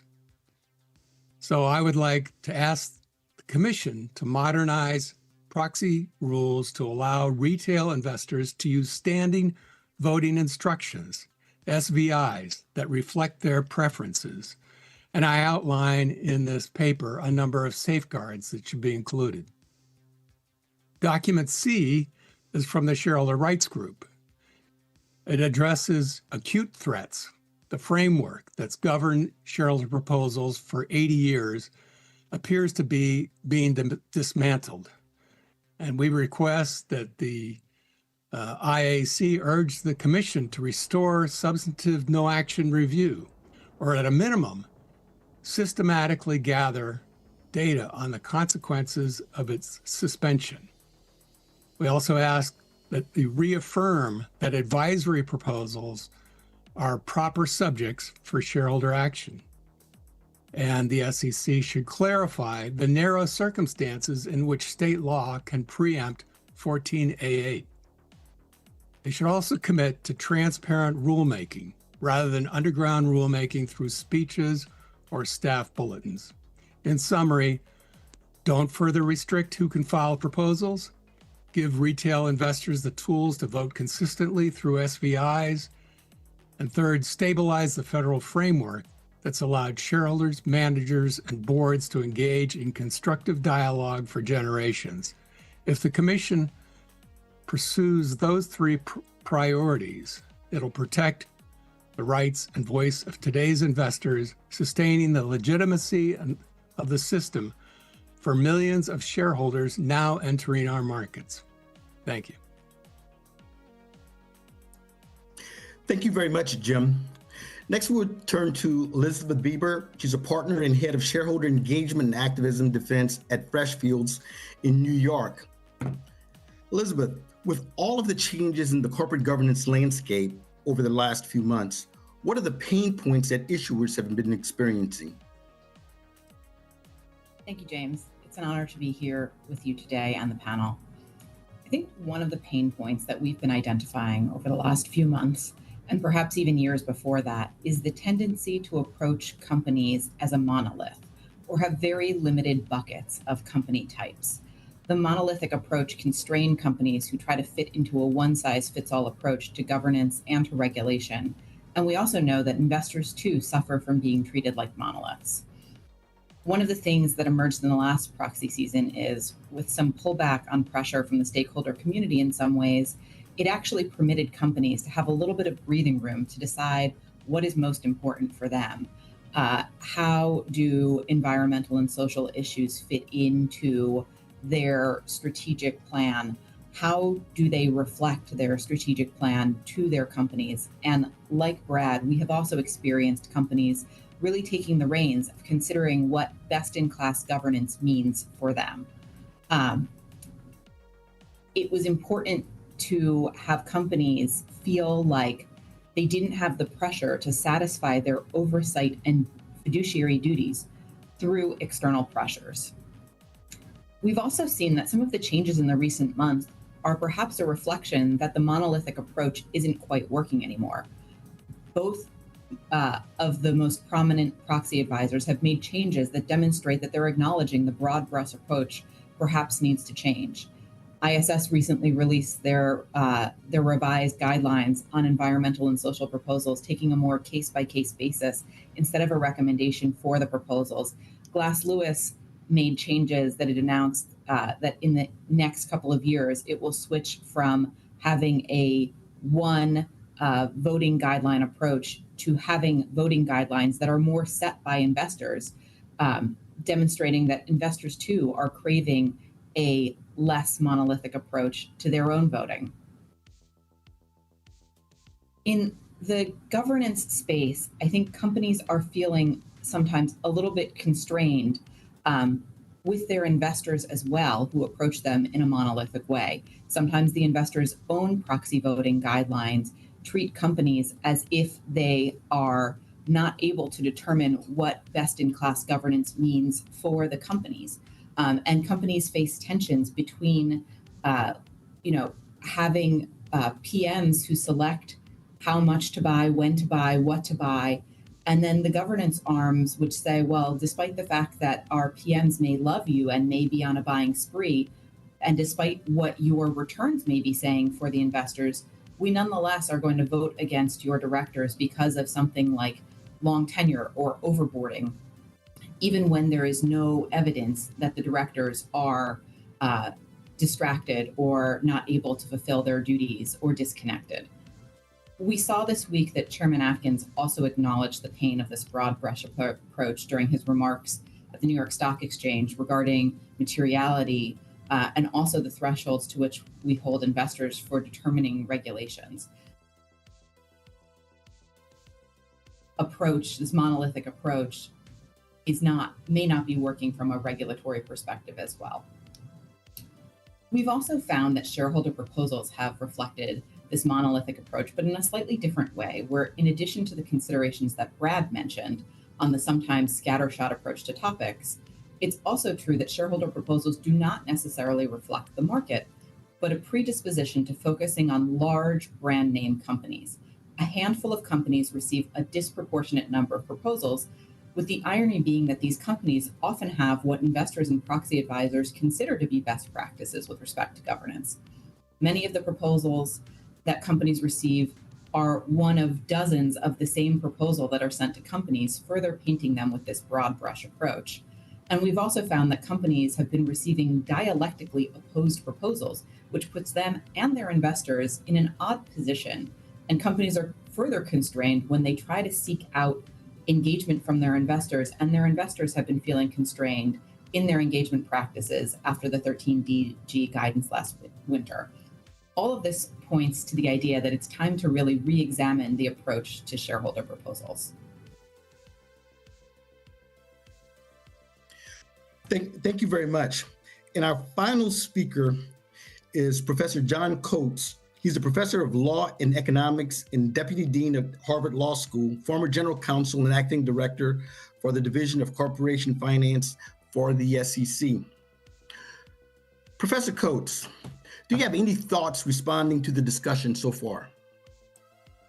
Thanks, James, and thanks to the committee for the invitation. Very nice to see some old faces, and I remember fondly my time on the committee itself. So happy to help here as best I can. I'm going to make a few remarks about something that hasn't quite been framed in a sharp way, although a couple of the speakers have alluded to it, and that is there is beyond the SEC, but also on the SEC RegFlex agenda, the possibility of thinking about index funds and how they vote. This is a topic I've written about. I would encourage the advisory committee and then working with the commission to think about the following question. Are there rules or liability risks that the SEC could do something about with existing authority that would give the index funds or other large institutional owners more flexibility to think about how to engage with their own clients about voting? Right now, we have proposals that I think are remarkably stupid, like no voting. I don't believe at the end of the day, companies, I'm fairly sure the Business Roundtable would oppose that idea. I'm fairly sure that shareholders would not like that idea. And yet that's like a live topic. I think a lot more work could be done in between the extremes of the current system, where effectively the index funds vote, somewhere between 20 and 30% of all shares, according to governance staff at those fund complexes, and the opposite extreme of taking away their votes altogether. So they've begun to move on their own with their limited ability to do so under the existing legal system, to having some voting choice. But the voting choice is at a very aggregated level. It's sort of policy, and even then it's recommendations. And I think that's in part reflecting constraints they face that the SEC could do something about. So here's my vision. It's just my, personal vision of what seems plausible, but has not yet been tried, in part, I think, because of regulatory inhibitions. Most retail, to hear Jim's point, can't keep track of all the companies they own. We want them to diversify, so we don't want them to only own a few companies. We want them to own a lot of companies, but that means it's very challenging to keep track of all the votes that come up at all those companies. So the index fund providers have an even worse problem because they're investing thousands of companies on behalf of millions of investors. So we need some way to reduce the complexity. And I hear that one size fits all is a bad idea from the prior speaker, but actually we do need to reduce the dimensionality of the problem, because otherwise retail will continue to not participate, and the retail who invest through index funds will continue to be left out. So is there a way, for example, to survey retail, both direct retail and through index fund retail, about what they care about? And then take those survey responses and use it to pick a small number of issues, and then actually pass through votes, even through the index funds, on those issues. And that could be a changing list over time, reflecting different sentiments, et cetera. That sounds like modestly complicated. It would be enormously complicated to pull off. I'm grossly understating the challenge associated with that. But that, to me, seems like a vision that's not at either of the remarkably dumb ends of the spectrum that people seem to be going back and forth between. All right, that's on index fund. I want to pivot to shareholder proposals, say a word about that, and then I'll stop. So precatory proposals have been most influential on core governance, classified boards, majority voting, this year special meetings. That's a really important channel to preserve the ability of shareholders to communicate with boards about a core topic that is absolutely at the heart of traditional corporate governance. The SEC's recent moves, to me, seem unduly driven by the E and the S part of the equation, which is odd, actually, given that it appropriately may be thought of as more partisan and more political. So let's focus on the G, but the current approach, which is not providing action relief, covers everything. And I don't think that's actually an equilibrium outcome. I think companies want the ability to get some guidance about novel proposals, and investors are going to want to continue to not be forced into mandatory bylaw proposals as the only path for getting their votes into the proxy statement. I will also allude to the Delaware point, where I must say, I find this all quite quixotic. Leo Strine actually said, Delaware is fine with precatory. Pender's argument, who's the person Atkins cites, did not say it's improper. He said it's just not mandated. And in fact, Atkins' own speech, it's interesting, in a footnote, which many people have not noticed, and I think that's not a coincidence, it was in a footnote. He says, Frank Bellotti, one of the leading experts in Delaware, so he's praising Bellotti, said flatly, precatory is authorized by Delaware statutory law. And if you think about First Amendment, right, what 1488 on precatory is doing is providing a structured way to speak. If you took it away, the First Amendment would guarantee it would continue, but in a less structured way, and in a way that I'm not sure boards would actually really appreciate in the long run. The thresholds issue, Jim's worried about raising them, I get it.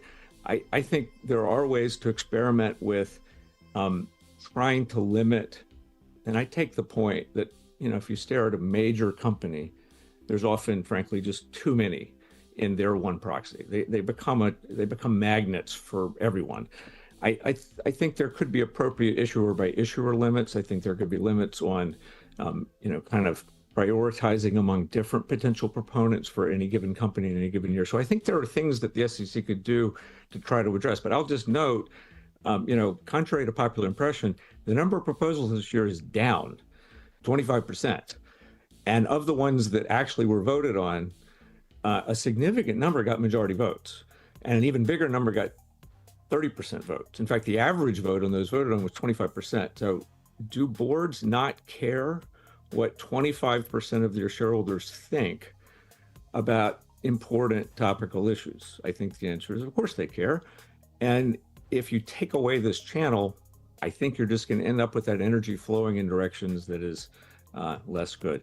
The only thing I'll say about proxy advisors is, to repeat, First Amendment, good luck getting around that, guys. I think there's no way to do the executive order that's been floated. It would clearly be unconstitutional. It doesn't stop this administration. They do all kinds of unconstitutional things, so it may very well come out. But in any event, don't count on that actually mattering at the end of the day. Finally, in arbitration, I really do think issuers would be worse off with class arbitration than with class action.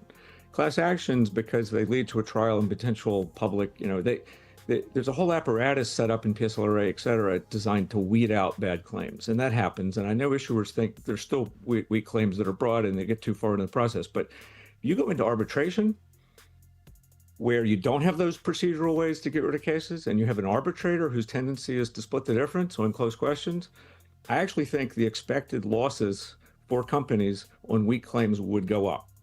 Now, the alternative may be, well, we just don't have classes. We don't have class actions of any kind anymore. And that would be a dramatic reduction of the ability of investors to protect their rights. And unlike the consumer contract context, where most of us are never going to bargain with AT&T over our arbitration clause, investors will change the cost of capital if you take away their ability to sue for fraud, which is what would happen if you got rid of class actions altogether.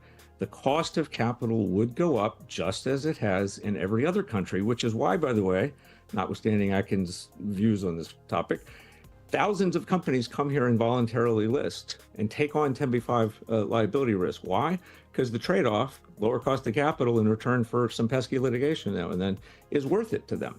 And I just think fundamentally the idea of moving to arbitration across the board, again, like some of these other ideas, is not in equilibrium. It's just not going to ultimately work. I'll subside there. Thank you very much, Professor Coates. Now we will go to each of the issues, but I think we need to tackle one larger item, and that is, does corporate governance matter?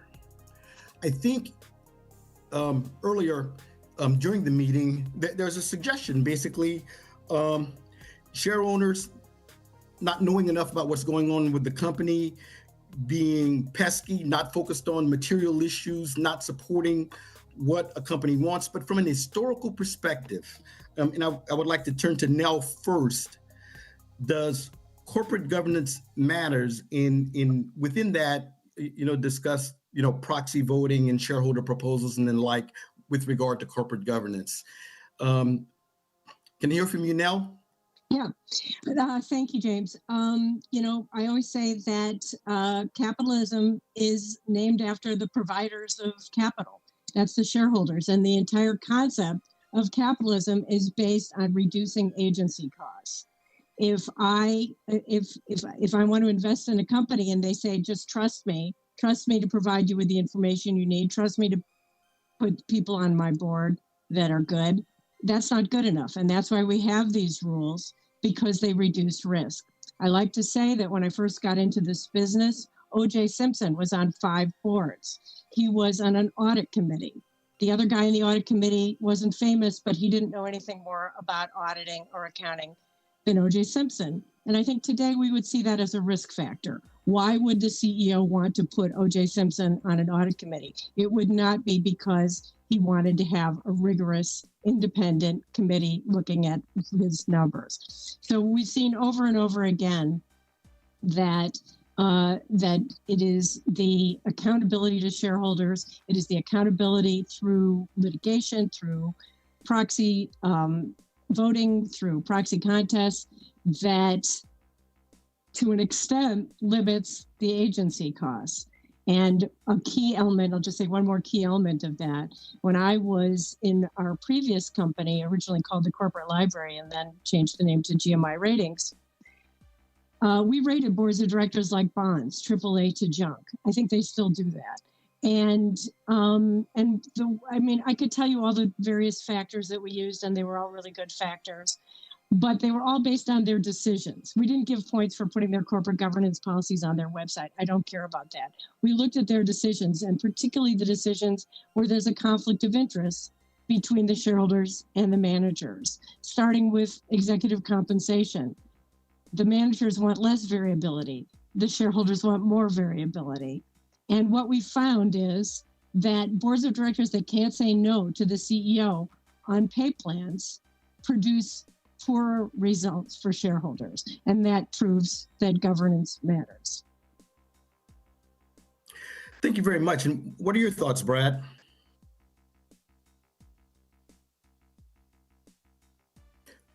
Brad, the sound? Sorry, couldn't have any more technical difficulties, I don't think. So hopefully this will be the last one. Yeah, absolutely, governance matters. And as I said before, I think from the issuer side of things and talking with clients on my end, it's not, they are focused on governance. They want to hear from investors. They want good governance. But the shareholder proposal process, is inundated with non-governance proposals and special interest issues that really actually muddy the whole landscape and distract management and the board from the what they should be focusing on, which is running the business and key corporate governance issues. I also think some of the even key governance measures, while I think important, you still see most IPO companies going out with classified boards, not having special meeting rights, things of that nature. And if the investors truly thought that had a economic impact on the company, you would see that in the pricing of the IPOs and in the trading of those stocks post IPO. And so there has, at least to date, not been a real impact from that. And that's why you still see those companies go out and the commonality of those provisions. And also, obviously, for a newly public company, those protections are important in many cases. But like I said, we have many companies that a few years after an IPO, they're not on the shareholder proposal radar yet, but will proactively look at their governance structure and make changes. So, from my perspective, it's more about the way that the 14AA process has been co-opted. That's the issue. And also the impact of proxy advisory firms, and now mentioned agency problems. But I would say that the proxy advisory firms themselves have an agency problem. They don't have any economic stake in the companies that they're advising and making recommendations on. And I think that is a fundamental problem. And Jim, sorry, James. I just have to respond to that. It's great to see lawyers doing their job representing their clients, but you've got to, give me a break. If they did have an economic stake in the company, you'd say that they had a conflict of interest. I have a separate job as a movie critic. I don't have an economic stake in how the movies do, and that's what makes my criticism valuable. That is absolutely ridiculous. And in terms of deciding whether an environmental proposal or a social proposal about human trafficking or slave labor is relevant, I would leave that to the shareholders. I really don't think the issuers are in the best position to decide whether that's of interest. But should the company's proxy statement be co-opted by those proposals? They're not co-opted. They're not co-opted. It is the right of the shareholder to express those views and allow other shareholders to decide whether it's something that they want to raise issues at a meeting. The question is, do they have the right to put these proposals in the company's proxy statement? And that is actually part of the essential agreement that we have to allow for that kind of independent oversight. So you've got somebody like Jim McRitchie, God bless him, who is out there putting these proposals on the proxy and getting support from a very wide and varied range of shareholders. And I think that is an important way and a very cost-effective way of communicating with management. Certainly, I don't argue against the fact that corporate governance proposals tend to do well, but I think earlier there was a statement about proposals getting 30-40% of the vote, and that's absolutely not true of environmental and social proposals. They do very poorly. So I question the value that we're getting from them. I don't think... Sorry, that was me. So that was the 25% average vote as reported by Gibson Dunn, not exactly an anti-issuer source. And the 25% includes ENS. Now, it is true that on average, governance gets a higher vote, but there are certain ENS proposals that over time have gotten majority votes, and they certainly get more than 25. Many don't. And the current rules allow issuers to kick them out if they don't get a good enough vote, right? And you could tinker with those revote thresholds, right? Fair point. If they get 0.1% sustainably, they shouldn't be in the proxy. But that's not the system we have right now. They actually have to meet specified thresholds year after year in order to be brought back. So we're going to some interesting things. And so basically, I'd like to go to the issue directly with regard to whether or not ENS proposals have any value. And I can actually cite a few that can opine on to see whether they have a value. In 1948, there was a proposal against Greyhound because Greyhound was enforcing segregation laws.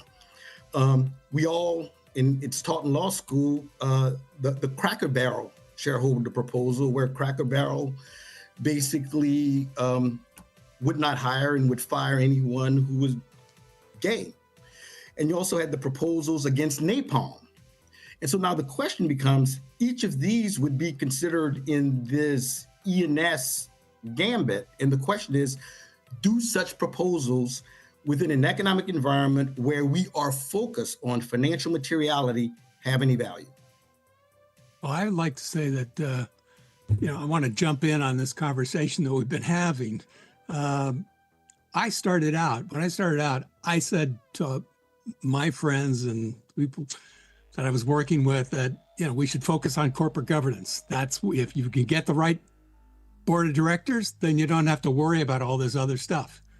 But as time went on, and I saw that, there's proposals on subprime loans and, aimed at banks that were making subprime loans. And that was before the debacle. There was all kinds of proposals on political spending. I mean, on Citizens United, when Kennedy wrote his decision, he thought that political spending was mandated. You had to report it.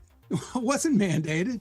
We've been going company by company to get them to report their political spending.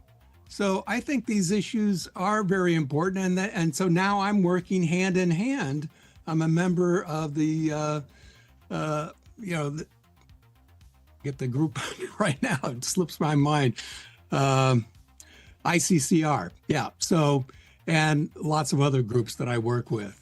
And so I think, we have to work together, and it's not going to be just directors. That's still going to be my major focus on corporate governance, but I still do file political spending. I file lots of other types of proposal as well. And I'd say about 25 to 30% of the time, I get an agreement that we don't go to the ballot. And I can say the same thing for As You Sow and other organizations that I work with. A lot of these shareholder proposals you never even see because we get agreements with companies. Most companies are happy to sit down and dialogue. Some companies I found are not happy to sit down and dialogue. And the one company where I actually filed the 13D and was going to go after the company, once I got into it, I found out there was so much illegal stuff going on at that company that, I just got out of it right away. It's like, okay, this is not a good idea. So I'll give the floor to somebody else for a minute. Thank you. Thank you, Jim. If I may maybe jump in, it's a bit hard to answer the question, are E&S proposals relevant, or it depends. It depends. And each investor has their own approach to decide how to vote on a shareholder resolution.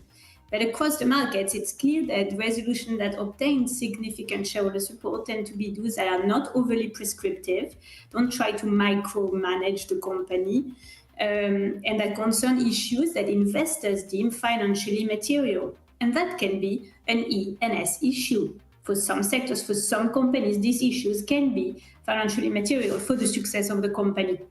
And so shareholders tend to support proposals that can catalyze improvement in governance, and that's the proposal get majority, the most support, but also in reporting, in risk management, and in this long-term strategic thinking that we want the board to keep also that long-term horizon and focus as well. And I think shareholder proposals can be extremely effective at doing that. And investors can also share their input with the companies and their views and experience. So companies can also learn from investors. I just want to raise, James, I note that you picked some really interesting shareholder proposals, and they are historical, but you didn't pick ones from the last 3 or 5 years when companies have had hundreds of proposals. And I think one of the issues with social and environmental proposals is, one, there's proportionality and a cost. So for the handful of ones that are important, one, do you need it to be via shareholder proposal, or are there other ways to talk to the companies, bring issues to their attention that are not the shareholder proposal process? Because you're talking about a handful of proposals that get majority support at the cost of hundreds of proposals that get anemic support each year, but have really significant costs for companies that you don't necessarily see, that may or may not be in shareholders' best interest to have companies dealing with dozens of proposals. But the other issue that we have on environmental and social proposals is that they tend to be trendy. And we tend to ask companies to make really significant governance changes via a shareholder proposal process when the winds may change in 2 years. And if you take the DEI proposals that were receiving majority support only a couple years ago, and last year got really minuscule support, I'm not sure how a company is supposed to interpret that. If on 1 year a proposal gets 30%, so we're in a realm where, yes, it can be resubmitted, it's an important issue. Maybe you go and you do shareholder outreach, the same proposal comes back the next year, and now you're at 5%. And so if you're going from 30 to 5% on issues, is it that the issue is no longer important or material to the company? Is it that the company has turned around what they've done in the last year? I don't think so. I think it's signaling trends and macro wins that are pushing investors to vote not based on financial materiality, but based on their interests. I think that's a good point. And it's also, I think the proxy advisory firms amplified some of this, because if you look at the numbers, they almost, unanimously, vote for left-leaning E&S proposals and against right-leaning proposals. And so, again, there's a politicization of the proxy advisory firms at play here with respect to these proposals. So, is supporting adding women to boards something that's left-leaning, or it's something that everyone can embrace?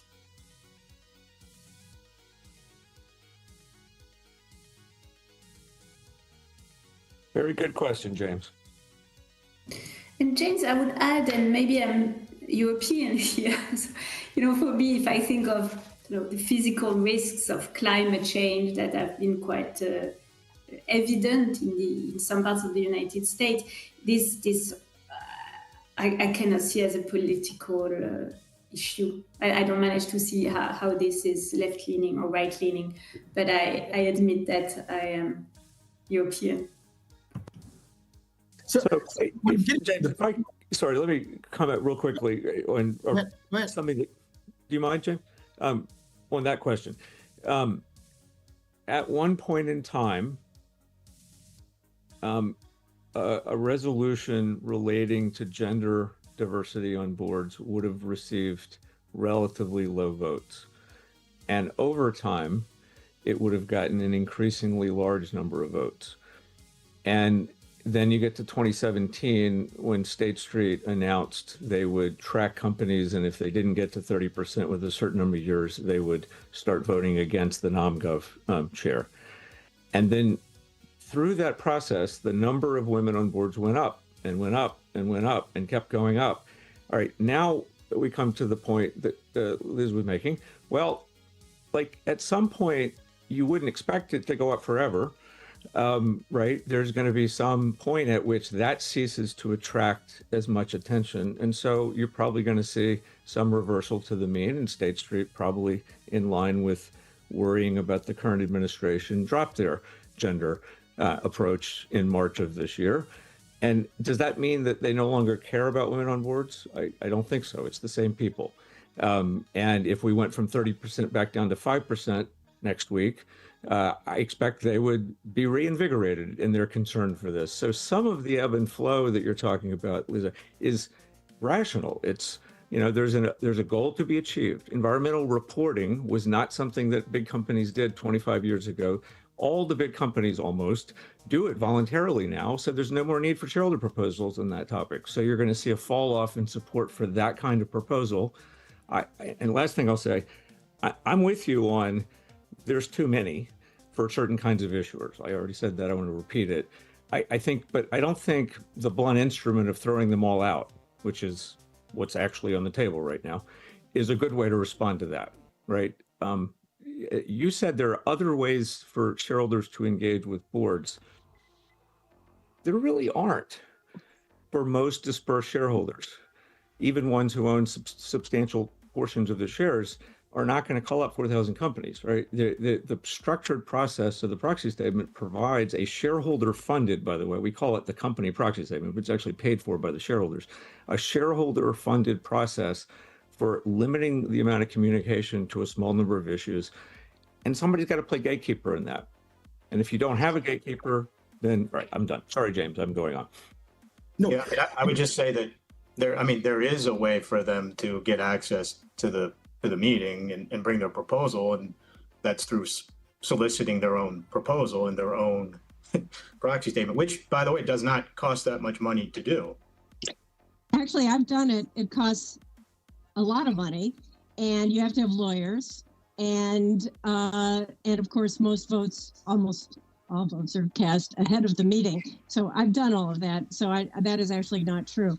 And with regard to the environmental, again, the SEC has limits on what can be in a shareholder proposal. And now we're on the honor system. So companies can just say, we've decided that this is outside the limits of 14A8. It's asking us to do things with the environment that are beyond our capacity. So we're going to exclude it. And importantly, the SEC has said, we're not going to question your assessment of the applicability of our rules. It could be absolutely central to your business, but you're telling us it isn't, so that's fine with us. You go ahead and exclude it. Remember that the vast majority of public companies get no shareholder proposals. And it is true that if you are going to be a major household name, if you're going to be on television all the time, like Elon Musk, you're going to attract more proposals. That's the cost of doing business. But they can still exclude anything that's not directly related. And as for DEI, I can certainly understand how, as a shareholder, you might have a different assessment of a DEI proposal in the Biden administration and the Trump administration when they are hitting companies hard that have DEI. So, there's nothing wrong with reflecting what's going on in the world. I think it's a huge mistake to characterize proposals you don't like as political. I think every proposal that I have seen actually make it onto a proxy has got material economic interest at stake. Let me just interrupt here. One thing, I've been sued several times by companies. Instead of going through the no action process, companies can go directly to court, as Exxon did a few years ago, and there was a lot of news about that. Well, I've been sued maybe 4 times by companies, and companies will bring a dozen attorneys to their side of the table, and they'll tell me over the phone, when we win this lawsuit, we're going to recover our legal costs. We're going to recover our court costs, and you won't have a house to live in anymore. Well, I lost one of those lawsuits, and that was in Texas, but I won the other 3. And I represented myself, and I'm not an attorney. So, do companies really want this kind of process instead of going through the SEC's no action process? I don't think so. I don't think most companies want that. Thank you all very much. This has been an enlightening discussion. And what I get from it is that the shareholder process is in fact important, but we all want quality proposals, and kind of in line with what Commissioner Peirce was saying, but with regard to shareholder proposals, is that we could in fact be a little more focused, but it's critically important that the shareholder proposal process remain. Let's turn to the ExxonMobil no action letter, and I'm going to turn to Brad to begin this discussion, where the no action letter allows ExxonMobil to set up a retail voting program. And so I would like to get Brad's thoughts on this, and then I'll turn to Jim. Brad? Yeah, I mean, I guess it's not going to surprise anyone what my thoughts are, and wrote an article about this. But again, and I think people might be surprised by what my own political leanings are. But in my view, I really have a hard time understanding the criticism of this. there's the activists, the special interest proponents that are up in arms about the program. I don't think it's hard to see why that is. And it's because they benefit currently from the apathy of retail investors who don't vote. It helps them if they don't vote. They're scared of a retail vote. Why is that? Because retail voting tends to vote with management. And so anything that's going to prop up the management vote is a threat to their objectives. But the idea that we don't want more retail voting is just completely baffles me when everyone is talking about enfranchising shareholders. This is enfranchising shareholders. It's not locking in anybody's vote. They have the ability to change their vote at any time. They get an annual update every year of what their selection was. They still get the proxy materials. And so you're talking about a group of shareholders that largely don't vote, now giving them an upfront vote and making it easier so that they don't have to keep voting every year. I really don't see what the all of the concern is about it, to be honest. Well, the concern is if you're going to vote with management all the time, okay, now you have a process that you want. But the concern is many of us, basically there's not one company that I own where I always think that management is always right. Management is not always right at any of the companies. They may be right, but nothing prevents you from... And I should have the right to be able to vote through voter information program where I can say, okay, here's my priorities the same way that institutional investors can, and have my votes voted automatically. And that's what I do right now using Iconic, but there's other platforms where you can do that. James, would you mind if I... favor of what the program is? Yeah. Yes, Brian? James, I'd like to exercise the prerogative of the chair to jump in here and ask a question of James and Brad. Let's assume that there is something that is happening here, which is, in fact, that we are increasing retail participation. Let's take that as a given.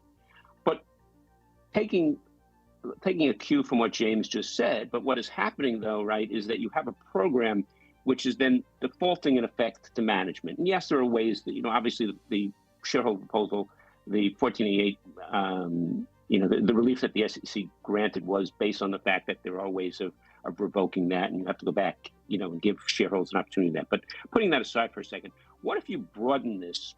What if you broaden this ability of shareholders to cast, their decision in advance? What if you broadened it so that instead of just saying that management has the opportunity to solicit that proxy, that in fact that you could grant that other folks could do the same thing, right? That you could broaden it so that, I think Jim is proposed in his materials that he sent around, in fact, that you do have the right to grant that same proxy or that same voter information right. You can give that to a third party. And whether that third party is Jim or whether that third party is, is John Coates or whoever it happens to be, to the proxy, some service. But instead of just allowing it to go to default to management, what if you broadened it? Because therefore you are broadening retail participation and you're not just defaulting it to the management slate.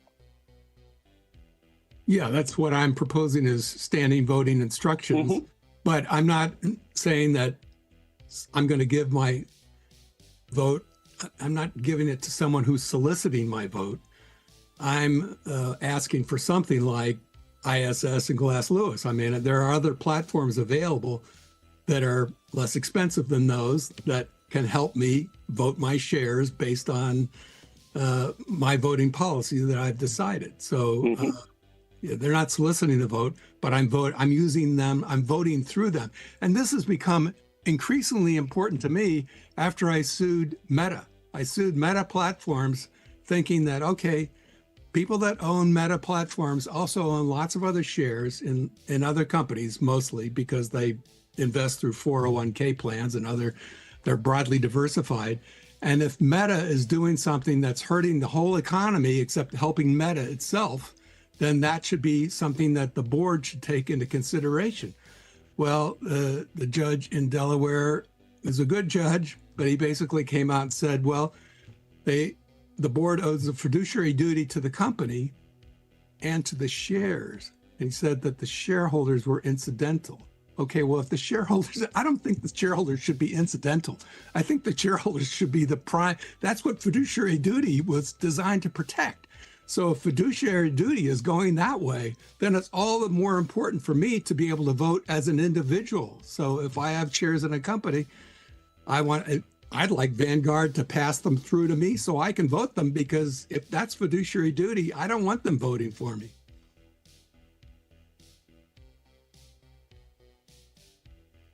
But Brad, what do you think about broadening the rights so that it's not just a management default?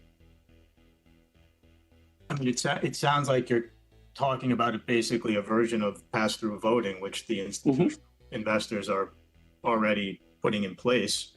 But for retail, obviously this is on the retail side.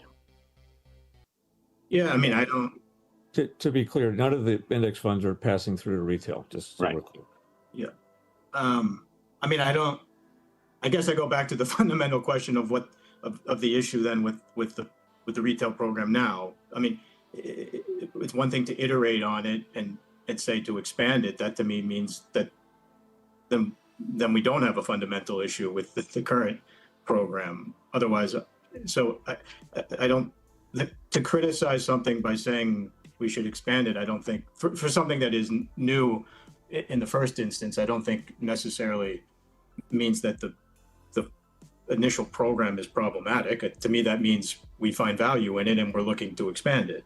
Oh, the initial program is definitely problematic because it doesn't offer these alternatives. If they wrote to the retail shareholders and said, we'd like to have more participation from the retail shareholders, here are some options for you. You can use Iconic, which I also use sometimes when I'm not voting my own, or you can use the CalPERS policies, or you can use, or we will vote them for you. Then I would feel like it was fair. But just to only have, as I said, you cannot be the umpire and the pitcher and the batter at the same game, and that's what this is doing. So it's fixing it. It's not saying it's not problematic. It's proposing a fix to it, not expanding it.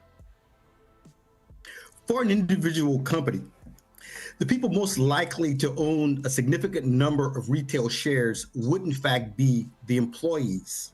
Is there any concern that such a retail voting program would be voting employee shares in a manner that they may not like, and it's forced because for some reasons they have to participate in the program, but they may want to vote differently when it is in fact time. So is there any concern that this program impacts employees that are voting shares?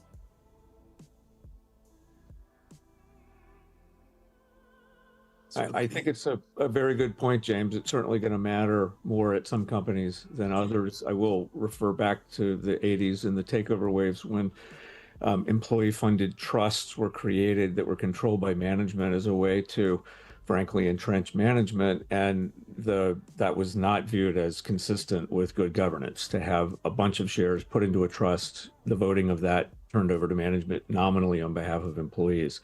And so I think for existing 401k and other similar holders to be defaulted into such a thing would certainly be a problem. And I'll also just note, the current Exxon program is the subject of litigation, and the SEC's position on it, to me, at least raises additional questions about whether it followed the APA when it took the position it did. And so while that lawsuit has not yet been brought, I'm betting it will. So I'd like to move on to a different topic, and I would like to get Elizabeth and Severin involved in this particular one, and it involves engagement. And so, interestingly enough, that many of the large institutional investors do not do shareholder proposals. Of course, they vote on them, but they do not initiate shareholder proposals. But they do engage with companies. So, Elizabeth, I'd like you to share in terms of your thoughts on the current state of engagement with investors and how has things changed in 2025 and what are the prospects for the future? And then I'll get Severin to comment on her thoughts on this as well. Sure. And I'll start by addressing what you opened with, which is saying that large institutional investors don't do shareholder proposals. They haven't really needed to. If you can change your proxy voting guidelines to say, if you don't have enough women on boards, we will take our 10% block and vote against your directors, there's no need to do a precatory proposal. You've put in an enforcement mechanism that will change the operations and the governance of a company without putting it to all shareholders. So that is a very different world that large institutional shareholders live in. But what we've seen since the February 13DG guidance is that shareholder engagement has become more constrained. And I don't think that it's served companies, but it also has not served investors. And investors will say that they have, through careful consideration of the rules, generally been able to restart their programs, their engagement programs, and get enough of what they need from companies. But they will acknowledge that what they give to companies, the information that they pass along that may be important for companies in considering their own changes, the kinds of changes that Brad and I were talking about when companies make their own governance changes and evaluate their existing governance and systems, that has really been lacking. And the engagements have changed significantly. They're more muted, they're more coded, they are more difficult for companies to get information from investors. And what we've also seen, and we've been approached by a number of investors who will never file a 13D or even a 13G, who are nervous that one day they may change their stripes and be eligible to file 13Ds and Gs, is that they're also changing their engagement. So it's having a chilling effect even for investors who are not otherwise subject to the 13DG framework. And that, I think, has hurt the entire ecosystem because there are companies that really do seek engagement with their shareholders, with a wide range of their shareholders. They run engagement programs where they look to have engagement with more than 50% of their shareholders on an annual basis. But if they're not getting the information that they need in order to bring back to the boards of directors, in order to process that information, that's a really difficult environment that, in my view, has moved us back at least a decade in shareholder engagement. Severin? Yes, I can really agree with Lee's statements. So the value, the quality of the discussions has been really impacted. At first, there was this chilling effect where many investors didn't dare to even meet with the companies. That didn't last very long. So investors and companies are having a dialogue, but it has the type of conversation has really changed, surrounded by lawyers and disclaimers and things we don't dare to discuss. So I think companies get much less benefit from this conversation, and investors as well. So it has put. But I think it was probably not it was probably an unintended consequences. But the SEC should clarify that as soon as possible to fix the problem. Thank you much. I will ask one more question and then I'll open it up to the IAC committee members to ask questions of the panelists. In this final questions, I'm going to turn to Professor Coates. You served as general counsel of the SEC. Do any of the topics under discussion raise legal issues for the agency that the advisory committee might want to consider? Thanks, James. Yes, I think there is a perfectly understandable impulse on the part of anyone running the agency, and I vividly remember this myself, to try to avoid the rulemaking process if you can find a way to do that and still have an influence on the world in a way that you think is good. Because the rulemaking process has become, in my view, unduly burdensome and unduly litigious. And with the federal courts being incredibly partisan, with the entire First Circuit consisting of Democrat-appointed judges and the entire Fifth Circuit, well, not entire, but most of the Fifth Circuit and the 11th Circuit going the other way, you have a highly likely partisan overlay at the end of the regulatory process. So I say all that because I just want to empathize with the current administration's use of no action relief, informal guidance, sub-rulemaking processes. But the thing I want to just highlight, and I already adverted to this on the Exxon thing, is some things that look like they're not rulemaking actually will be rulemaking if challenged in court. And so on each of these categories that we're talking about, how to deal with proxy advisors, how to deal with 1488. 1488, for example, there is a rule. You can look at the text. The text on the sub 1 exclusion is, not a proper subject. It doesn't say explicitly authorized by state law. It says not proper. For the agency to take an opinion that just says, well, not authorized, which is what the one Delaware lawyer has published a piece about, and then flip that into that's improper and therefore it can be excluded, I think would be subject to challenge under either the APA or for rewriting 1488 without going through a rule writing process, or just a blatant misinterpretation of 1488. And everybody should remember now, Chevron no longer exists, and so the courts will not defer to the agency's interpretation of its own rule. And I think you're going to find more Delaware lawyers who would think, as Frank Bellotti does, non-binding proposals have been legitimate for 75 years. They're not suddenly overnight illegitimate just because one Delaware lawyer says the contrary. And so if the SEC were then to use such a single opinion to keep out precatory resolutions without going through rulemaking, I think they would lose. So that's an example. And I could go through the other categories. The Exxon one, no action relief. It's kind of no action relief, but it's also reinterpreting the statute in a way that I don't actually think is likely to be sustained. And at a minimum, I would think the public, which is what the APA is designed to protect the interest of, would have an interest in how fundamental parts of the proxy rules are understood to mean. And so to do that through no action relief is certainly pushing the envelope. And I could go through the other ones in all of those. And let me just, last thing I'll say, it's very interesting. People haven't picked up on in Atkins's, or actually the commission's explanation on the 1488 piece. The first thing they say, and I think they're telling the truth here, is we're stopping giving guidance because we don't have the staff to do it. We don't have the staff to do registration statement review in Corp Fin.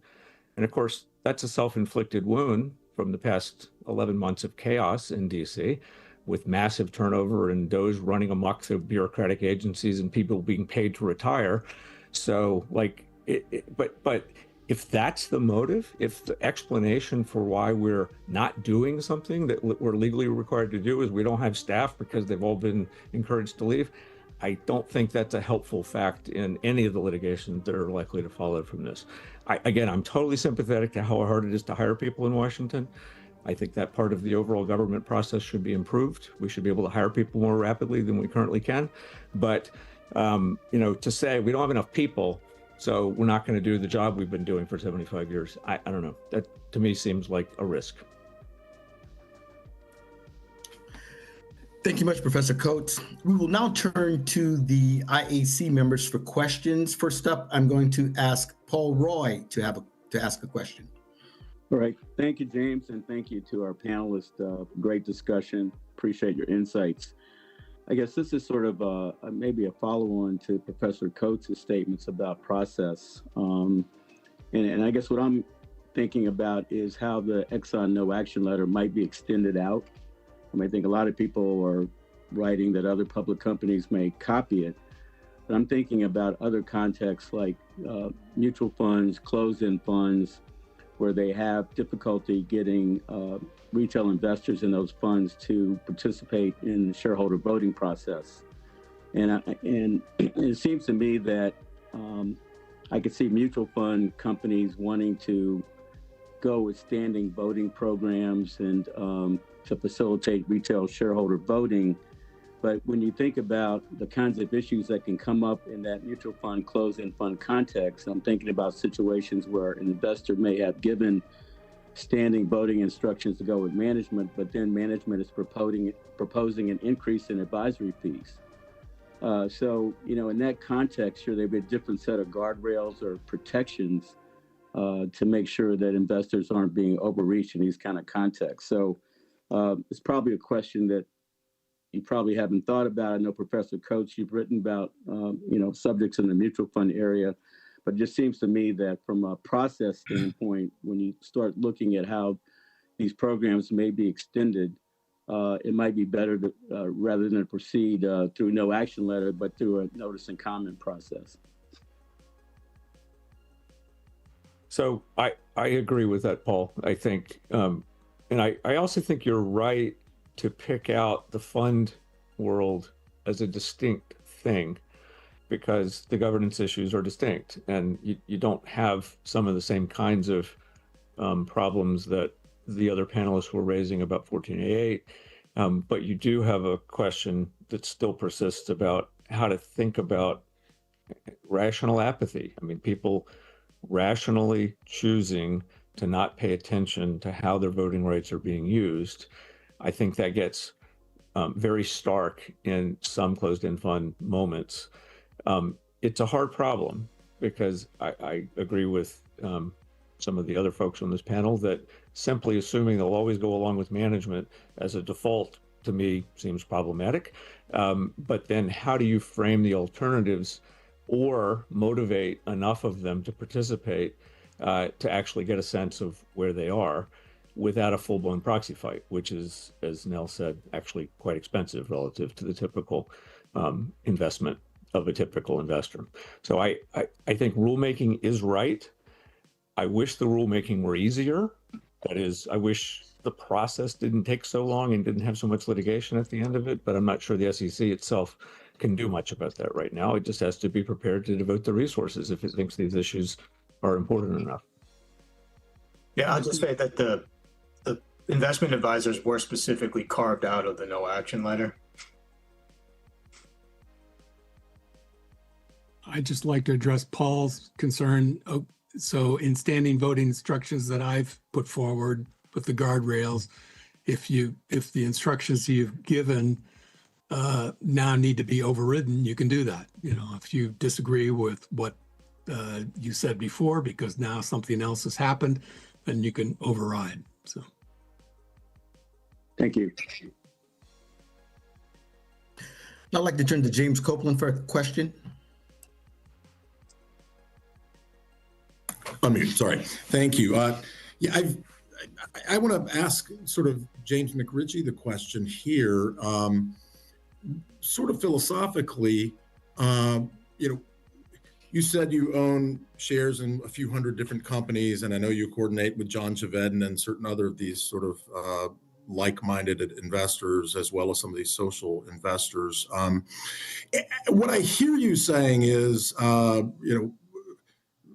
not having a ton of money invested in the company, ought to be taken into account. And in fact, these ownership thresholds may even be too high as they are. And I wonder philosophically why that is. I mean, if I and my wife wanted to get a plebiscite on the ballot on a federal election, should we be able to do it? Because I mean, this is you're implicitly saying, I mean, because I don't know how much you own in all of these companies. Sometimes they're reported. It hasn't tended to be a huge amount, and it's if you're doing that with a company the size of an Apple or a company the size of an Oracle, aren't you really just the equivalent of like one guy on the street being able to get a shareholder proposal on the ballot shared with about these companies, the equivalent of getting a plebiscite referendum on the federal ballot in a national election. I mean, what is the rationale for that, aside from the fact that you think you're right and you want to get your proposals on? Well, the rationale is that there are lots of people out there with good ideas, and they should be able to put them forward to companies. And, we're also limited by a number of SEC rules with regard to applicability. So there are hurdles that you have to go through. And then once you get on the ballot, there's threshold that you have to get to if you want to come back again.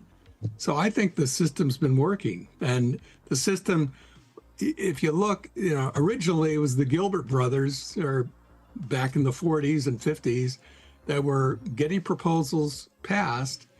Without their work, we wouldn't have independent members on boards. That was something that they wanted. We wouldn't have reports even of what happened at the annual meeting. We wouldn't have a vote on the auditor. That all came about through these gadfly investors that owned very little in the companies that they invested, but they owned enough and people agreed with them. They voted in favor of those types of issues, and where they didn't, companies adopted them. So it's not just the wealthy 1% that have good ideas.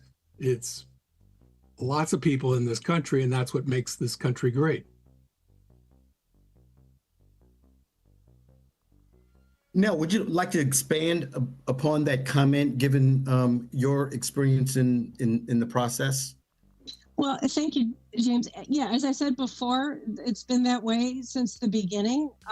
We've had a handful of individuals who have submitted proposals, but we do have, as a protection, the resubmission thresholds, and the very, very strictly limited subject matter. Therefore, I think it balances the interests very well.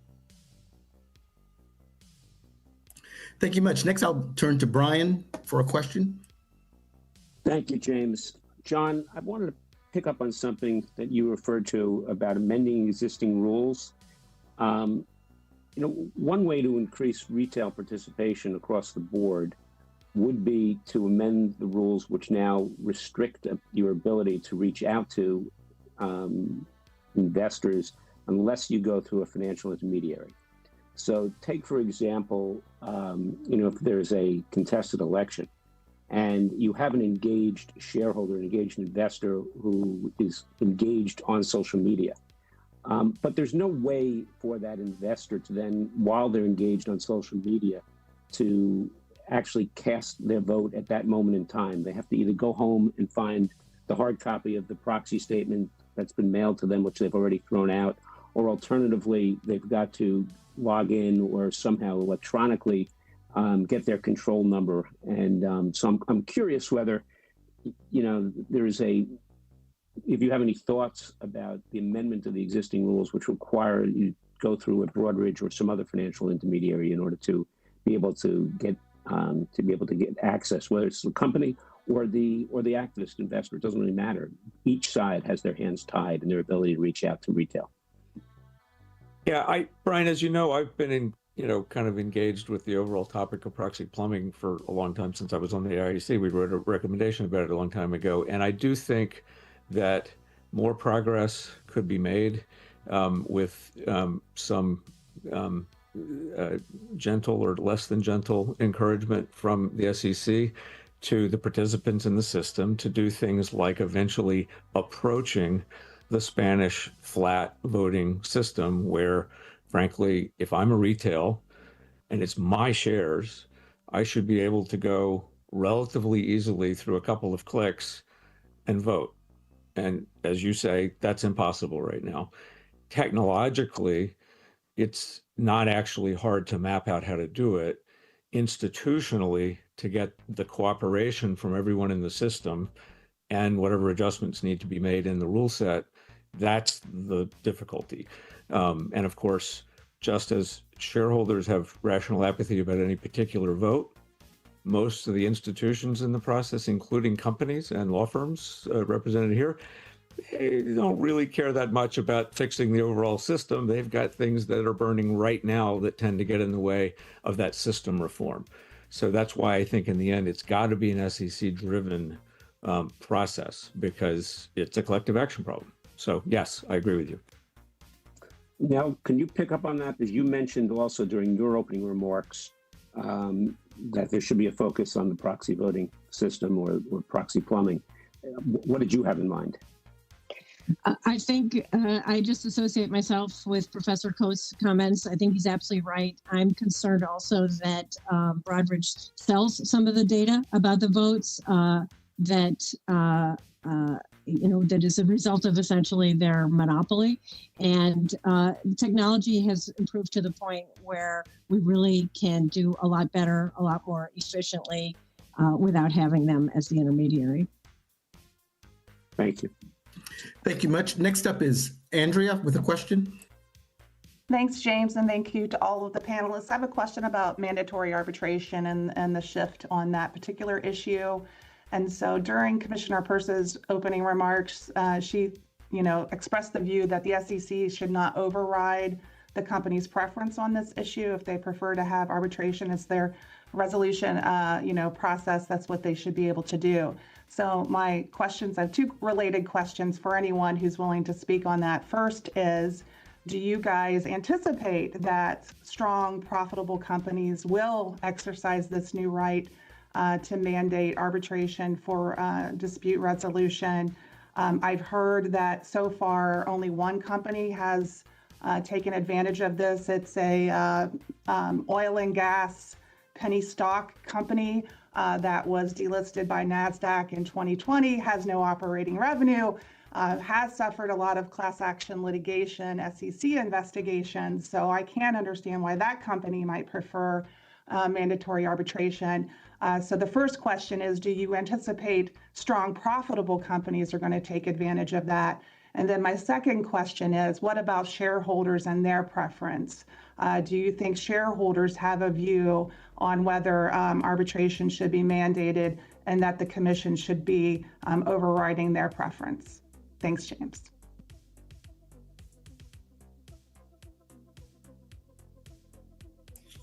I think Brad Yes, wants to speak. I'm happy to weigh in on the first question, but I think I do think that there are companies that would be interested in exploring it. I think the issue right now is that the Delaware corporate code doesn't allow for it, and so for most large public companies, many or most of which are incorporated in Delaware, it's just not actually an option. So I think until something is done on that front, you're not going to see any widespread adoption, mostly because they can't do it. But I do think, from talking to clients, people certainly, I think, would be interested in it. And again, I think there are probably pros and cons. I hear different things from different litigators. And so people will have to make those decisions for themselves. And over time, if there's a cost of capital issue, then that would, rear its head. But I don't think the assumption that all of these things are going to happen, it's hard to see how we can make those conclusions now. I alluded to this earlier, but I think currently Delaware is not the only choice. You can go to the Caymans, you can list here, you can build into your Caymans organizational documents arbitration. So it's a live option and has been for the past 30 years. And I don't observe anybody doing it. Now, It wasn't an option under the existing guidance. Well, actually the current guidance applies to the IPO process, not to the cross-listing process. So, you could list in some other country and then cross-list. So again, people want exposure to our IPO market. And personally, I think the longstanding IPO protection was a good one, because I think the IPO moment is the most acute moment of vulnerability or investors. I think once a company's up and running, you get secondary prices, you can rely on that to a significant extent to help protect people. But in the IPO, initial price formation, anti-fraud protection is fundamental to the statute. And if the effect of the arbitration is just to shift the basic process into a private sphere, but preserve class, then I actually think very few companies, if they're very well advised, would do it.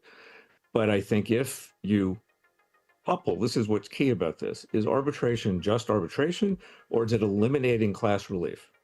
And if that's true, then yeah, I could see some companies wanting that, but then yes, there would be a very, I think, significant risk to investors. And you're right, Brad, eventually the cost of capital point would sort itself out. And I actually don't think it would be sustainable, but I'm sure there are some companies that would try it. Thank you much. Next question from Alvin. Yeah, so I got to admit, I feel weird asking this question because I've asked it in other meetings, but we talk a lot about gadfly investors and their kind of pernicious effects on the shareholder resolution process.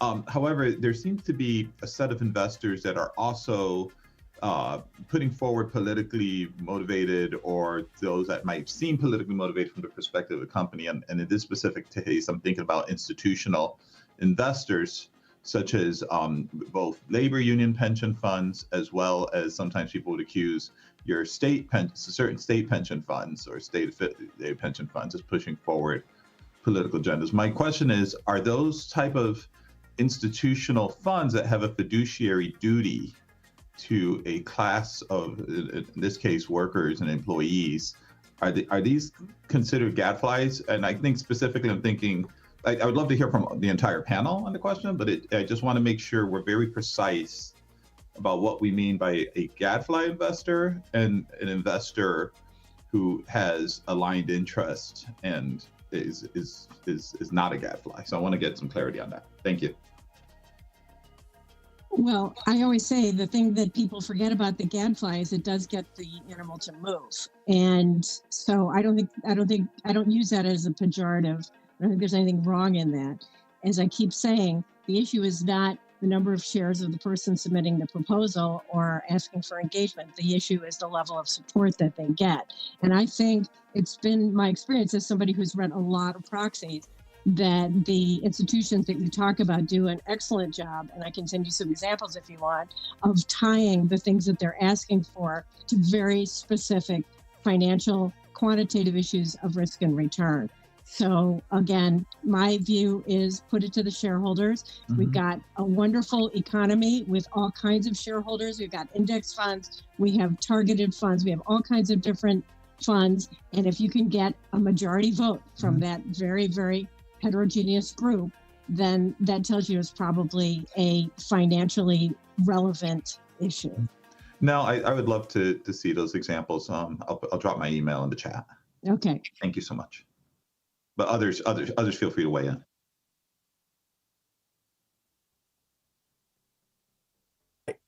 I tend to think a gadfly is somebody who I don't like, who doesn't have a huge amount of stock.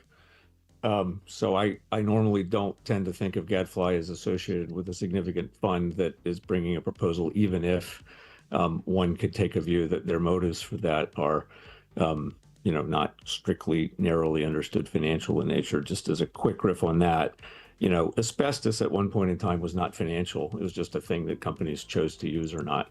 And then it got recognized as a risk, and then it became quite financial, and then it bankrupted whole industries. And so today's financial is not necessarily tomorrow's financial. And gadflies, if you want to call them that, sometimes spot those issues coming. Sometimes they're wrong, like to Nell's point, but sometimes they're right. So we're going to move to the next question. Colleen? So first of all, thank you so much to the panel. This has been really, really interesting, and I really do appreciate all of your time today. So I was actually hoping I could follow up. A number of you actually mentioned or suggested that there would be various unintended consequences if we were to have a significant reduction in the use of shareholder proposals. So Professor Coates, I think that you actually suggested these efforts would sort of pop out in other areas. I was hoping that the panel could speak a little bit more to some, potential unintended consequences that you think could occur. I'll really quickly say the most straightforward thing is the same proponent who would, let's say, an expectation, think they're going to get 20, 30% of the vote, could call up 20 or 30% of the shareholders and say, I'm not calling about a solicitation. I'm just calling about an issue. And I want to go to the company and I want to tell them that you're behind me on this. And they do it. And now that would be unobservable. It would not be public. It would not go through the proxy statement. The management team would have less ability to anticipate and respond. Other shareholders wouldn't know. So I think that all comes with some real cost, but that's a channel. Another channel, and I'll stop, is if I were a major institutional shareholder and I lost the right to vote on precatory resolutions because of an SEC change relating to state law, I would rely on my state law rights, which are to adopt bylaws. And bylaws in Delaware can cover anything practically, and they could certainly they could reestablish the right of shareholders to bring precatory resolutions. I don't think there's any Delaware lawyer who would tell you a bylaw couldn't say that. And I think if there were sustained interest in this, as I think there would be among most institutions, then you just have a wave of bylaw requirements undoing the change, and we'd end up back to where we started. Yes, Brad? Yeah, I actually just published an article last night on what the landscape could look like in the absence of precatory proposals. I think John's right. We could see binding bylaw amendments to allow precatory proposals. I think we could see companies deciding on their own to adopt a bylaw proposal that allows precatory proposals, and some companies might decide that it should be a higher threshold than the current thresholds. I think you could see certainly more use of 14A4 and self-solicitations.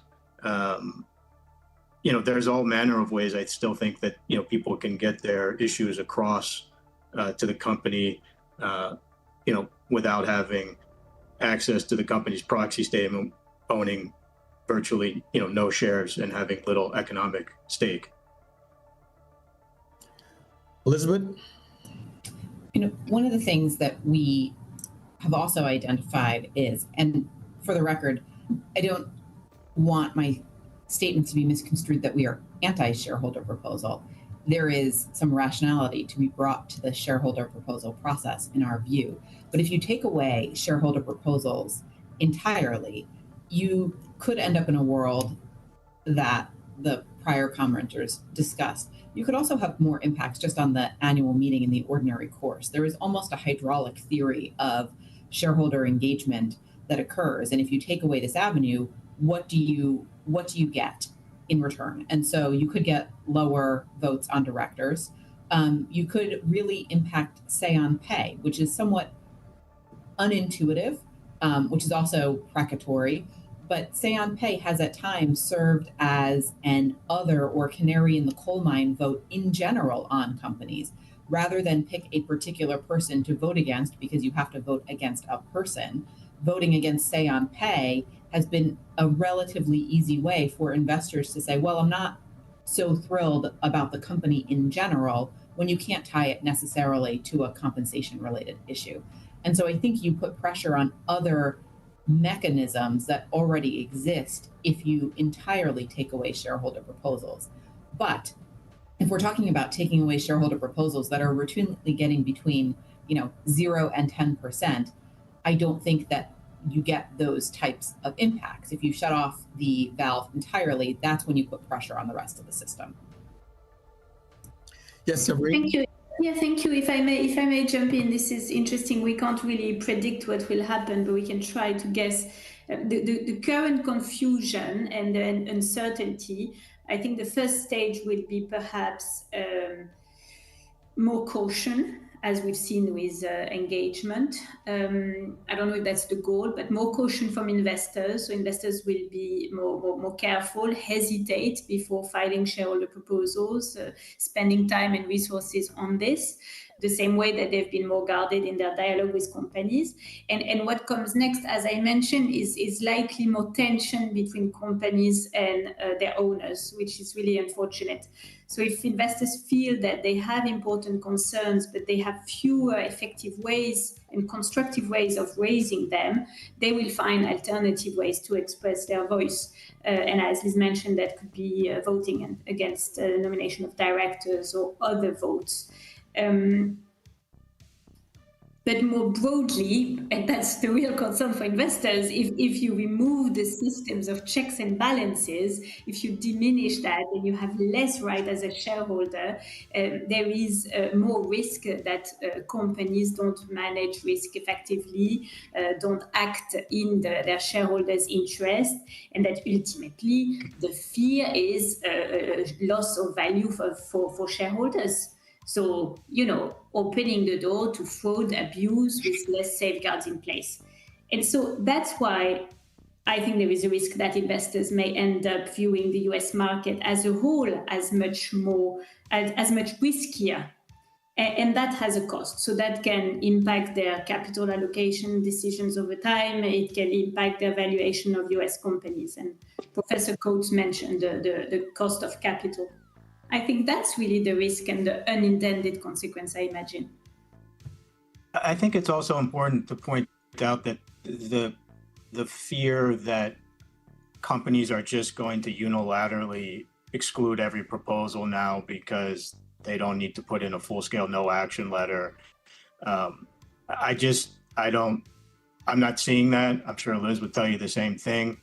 I don't think that's actually going to be the result. I think companies, certainly the companies that I work with, they want to do the right thing by and large. And so they're not interested in just excluding proposals on their face that they know pass muster. And even the proposals where they may have put in a no action letter and felt they had a very strong argument, many companies now are reluctant actually to rely on the guidance and just put in the notice because they're afraid of getting sued. And so I think this concept that, everything has, the world has ended here and all shareholder proposals are going to be excluded, I think is unfounded. And I actually wouldn't be surprised if we see more shareholder proposals of the type that may have gone the no action letter route going in this year.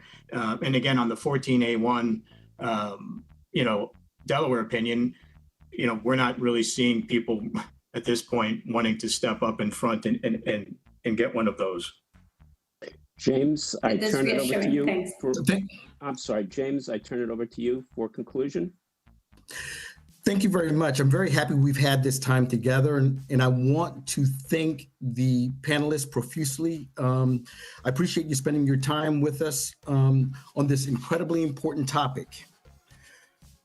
So we invite the audience to carry the conversation forward and urge the audience to review your own policies and practices in light of the changes and share concrete feedback with the SEC and the Investor Advisory Committee as the 2026 landscape takes shape.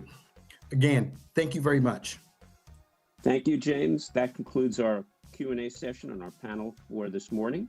I'd like to thank James as our moderator and our panelists for their time, their contributions, and the active engagement we had during this call. We now turn to the chairman, Chairman Atkins, to offer his remarks to the committee.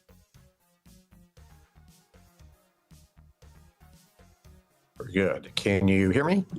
Yes, we can, Mr. Chairman. Super. Well, thank you very much, and good afternoon, ladies and gentlemen. It's a pleasure to join you all for the fourth and final Investor Advisory Committee meeting of 2025.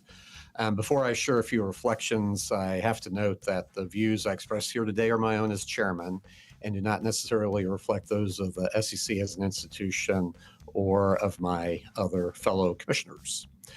So, of course, I also want to thank each of you for your time, expertise, and spirited commitment that you all have brought to the committee this year.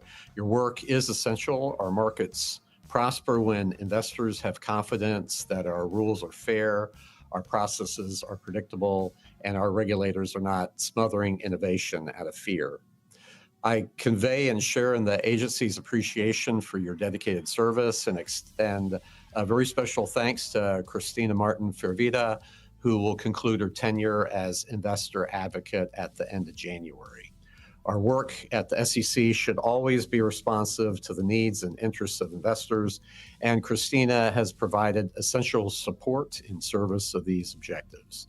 So Christina, we wish you every success in your future endeavors, and we thank you for the contributions that you've made to our agency and to investors as a whole.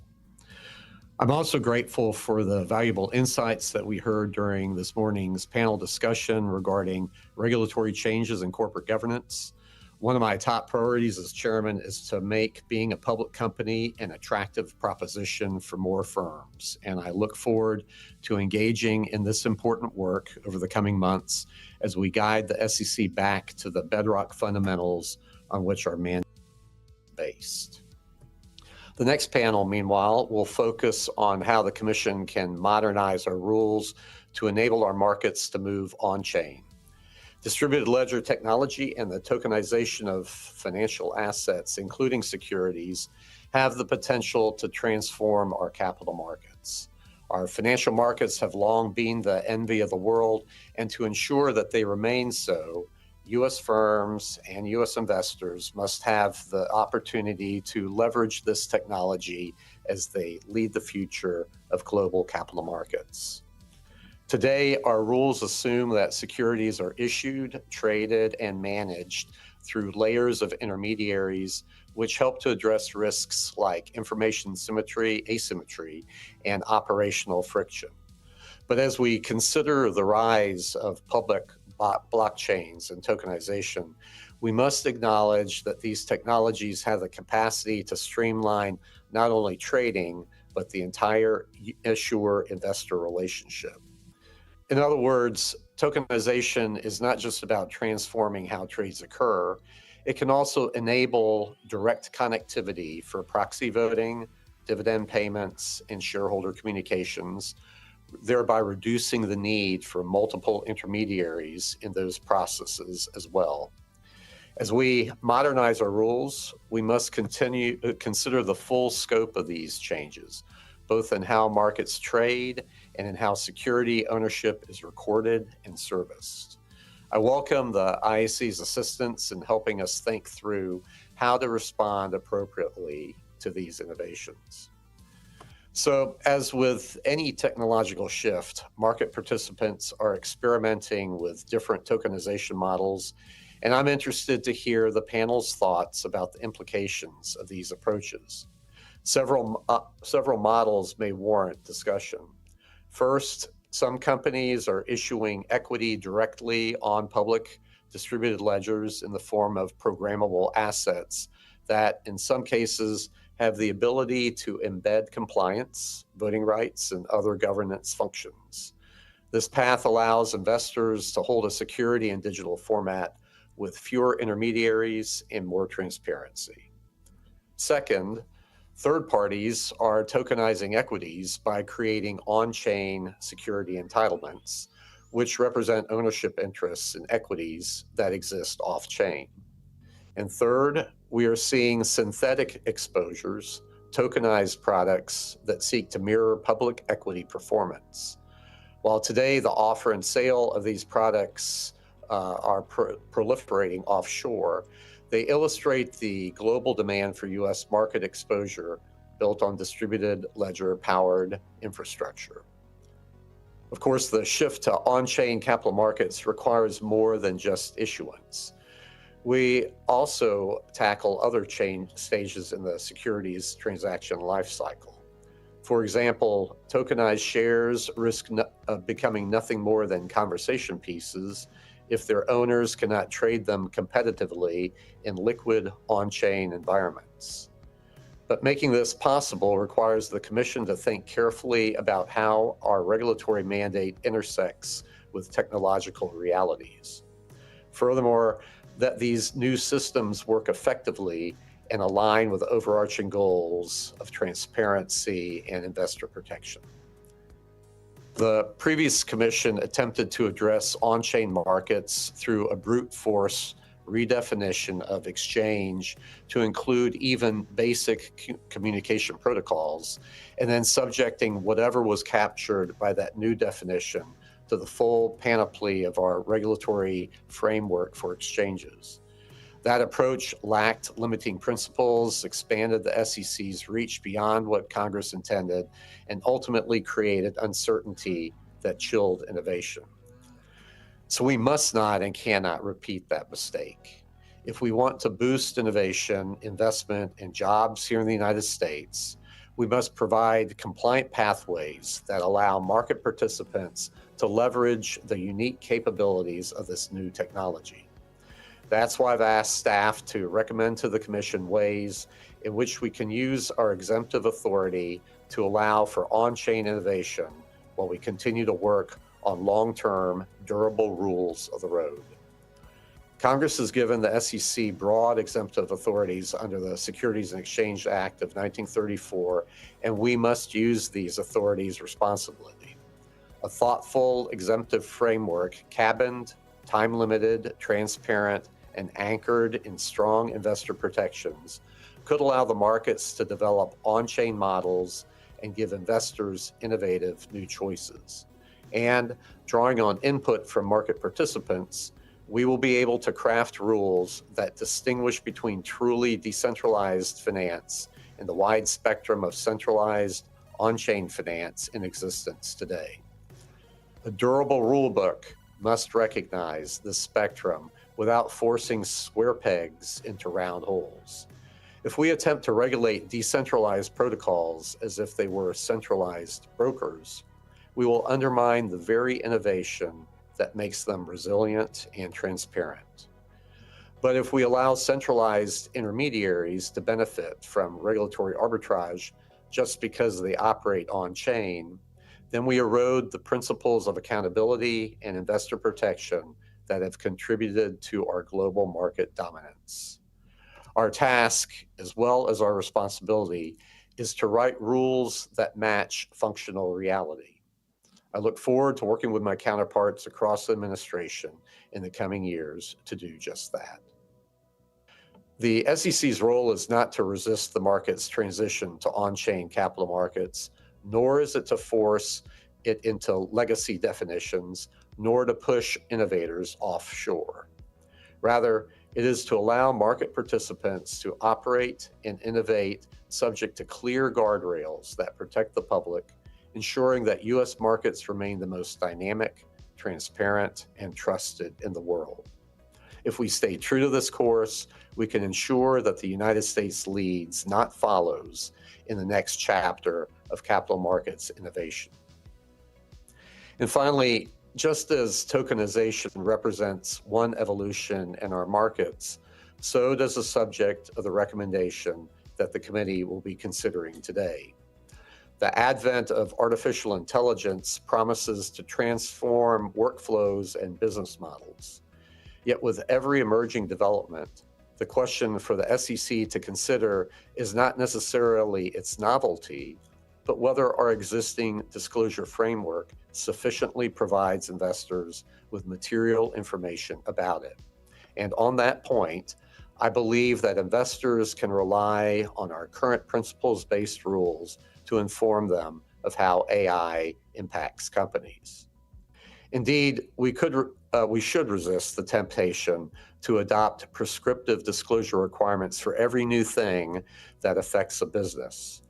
Our principles-based rules were intentionally designed to allow companies to inform investors of material impacts of any new development, including how AI affects their financial results, how AI can be a material risk factor to an investment, and how AI is a material aspect of their business model. These rules have stood the test of time because they rely on the fundamental principle of materiality rather than on ever-expanding checklists. As we consider these topics together, I'm grateful once again for the rigor and the thoughtfulness that you all bring to every Investor Advisory Committee meeting. Your collective expertise makes this committee an indispensable partner in safeguarding investors and strengthening our markets. So thank you all for your time and your engagement today, and I look forward to the discussions ahead. Thank you very much. Thank All you, right, Mr. guys, Chairman. we're going to break. Thank you very much for those We're going to remarks. break. They're going to break. We will now pause for lunch and our IEC executive session. The public segment of the meeting will reconvene at 2 p.m. 2 p.m. IEC members, as a reminder, we have a separate link set up for our lunch and administrative session. Thank you. Oh my god. All right, so they're going to be going at this all day, guys. My plan was to take my mom to the the doctor here in about 15 minutes. So I'm probably just gonna let this go. Let this keep going. I'm gonna be watching it all day while I'm out on the road. So I guess that's kind of the goal. I kind of getting prepared and ready to go right now. So I guess we're gonna continue. We're gonna continue on. So if you want, go grab a snack, come back, and I'll continue to participate with you guys in the chat. What the hell? What the hell, man? I didn't think they were gonna draw this out till 2 o'clock to come back. Damn, ridiculous. All right, guys. So yeah, worst case scenario, if something happens in the live stream, I'll have to shut it down, but I'm going to let it go. So if you guys want to, of course, catch up with me, in the chat, I'll be here hanging out with you guys for the rest of the live stream. It's probably going to go on until like 4:30 or something. If they're coming back just at 2, they're probably going to be talking for another 2 hours. So we could still be, oh my God, before leading up to, we'd be streaming all day, guys. I mean, I'm coming back later for the night live stream at 8 p.m. It's going to be a long day. So, guys, if you want to, oh, shit, Jake the Snake comes in with a $5 super chat. $2 super chat. 200 pennies. Telling me to say hi to my mom. I'll tell my mom you said hi. She actually knows who you are at this point, I think. It's crazy that is, guys. So, again, if you guys want to stick around, that's fine. They'll be coming back live here at 2 o'clock Eastern. That's another hour and a half. So I'll keep, of course, the stream going. I'll see you guys in a bit in the chat, and it's gonna be fun. I'm gonna get on the road here in a second. So have a good one, guys. I'll see you tonight if I don't see you again in person, and I'll probably be at the doctor's office, hatching more eggs for a live stream, hopefully coming soon in the future. Apparently, the simulation is breaking down. I can't even show you. Yeah, catching eggs in Pokemon. Hatching eggs in Pokemon.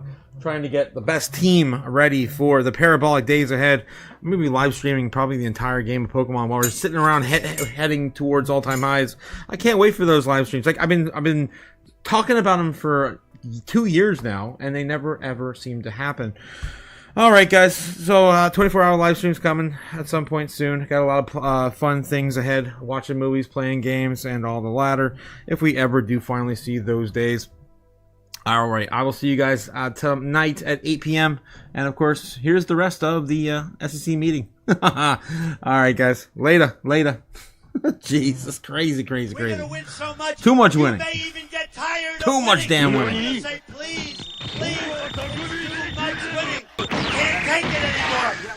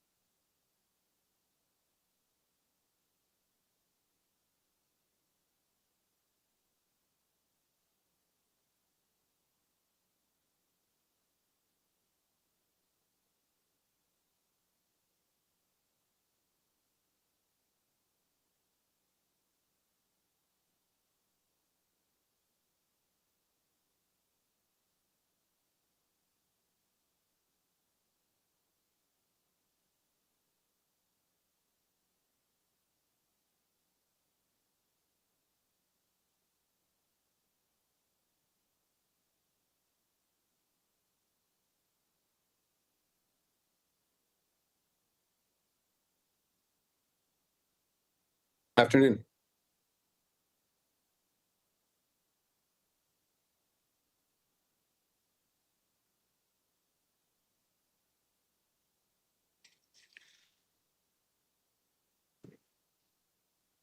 Hey, Jonah.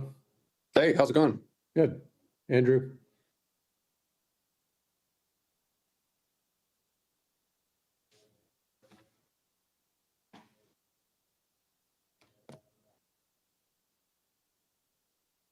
Looks like you get afternoon sun in your office. I'm not sure about that.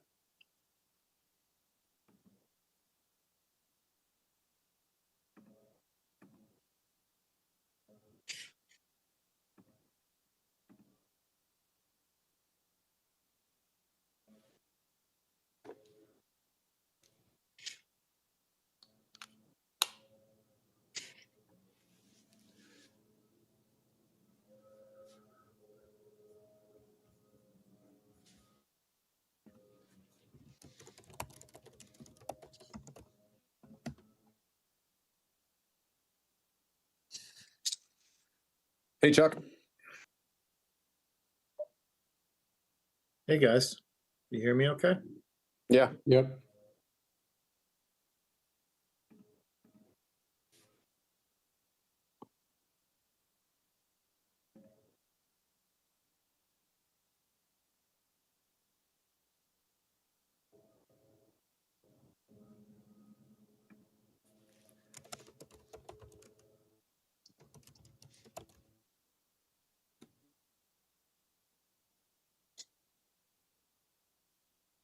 We have a court reporter.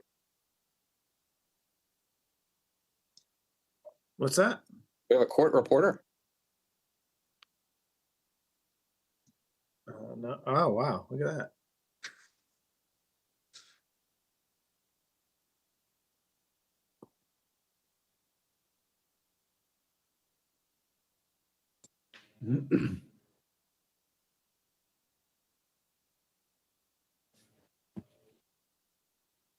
Were we supposed to show up early just to make sure we weren't late, or were we going to coordinate anything? I was thinking both, but I don't know. Hey, everyone. It's still an admin meeting, but I think he'll be joining shortly, and then the rest of the committee will be joining this call here. But we'll go live at 2 p.m. Okay, great. Thank you. Thanks, Adam.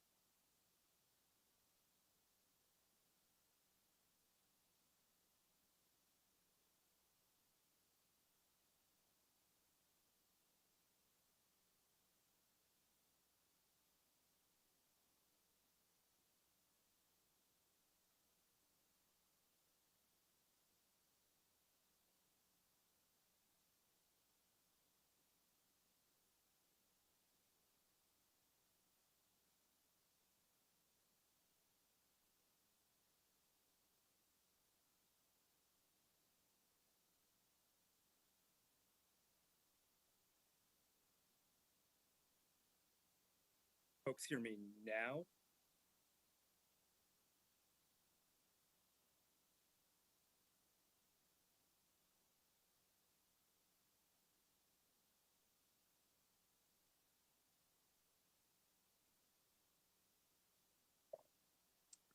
Hey, Andrew. Hey, all. Can you hear me? It's a little distant. I can hear you, but you sound like a couple feet away, kind of. Okay, 1 second here. Great time to have these issues. Actually, sounds better now. Okay, yep, there we go. That sounds good to me. Wait, talk again, Andrew, because I think maybe you faded away. Can you hear me right now?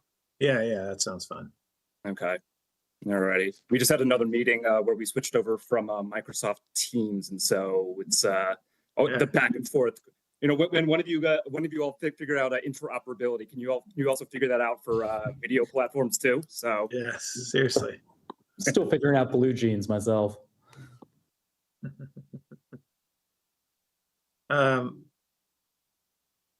Andrew, are you going to do like an intro and then hand it to each of us to do our opening remarks? How is that going to work?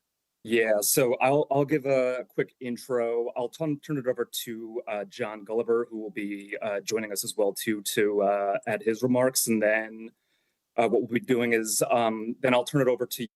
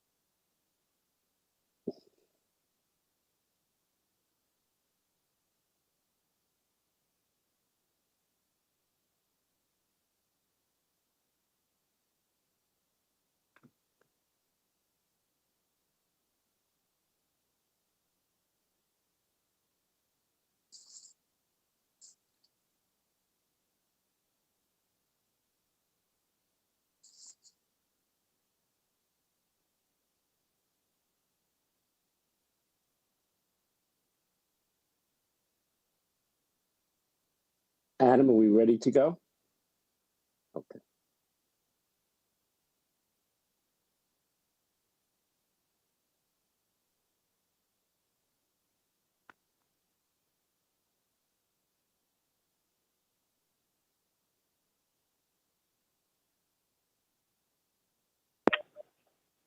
Short answer, I think yes. It's just that Andrew Park wants to confirm he's got enough of his panelists.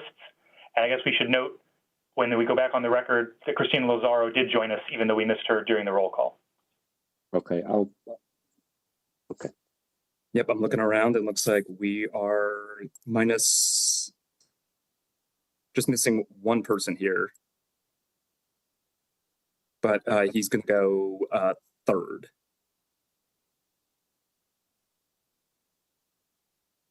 Before we go live, do you want to shoot him either an email or a text?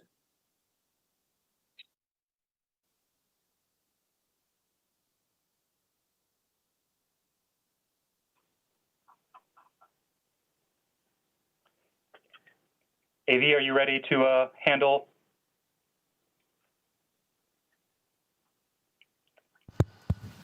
Yes, we're ready.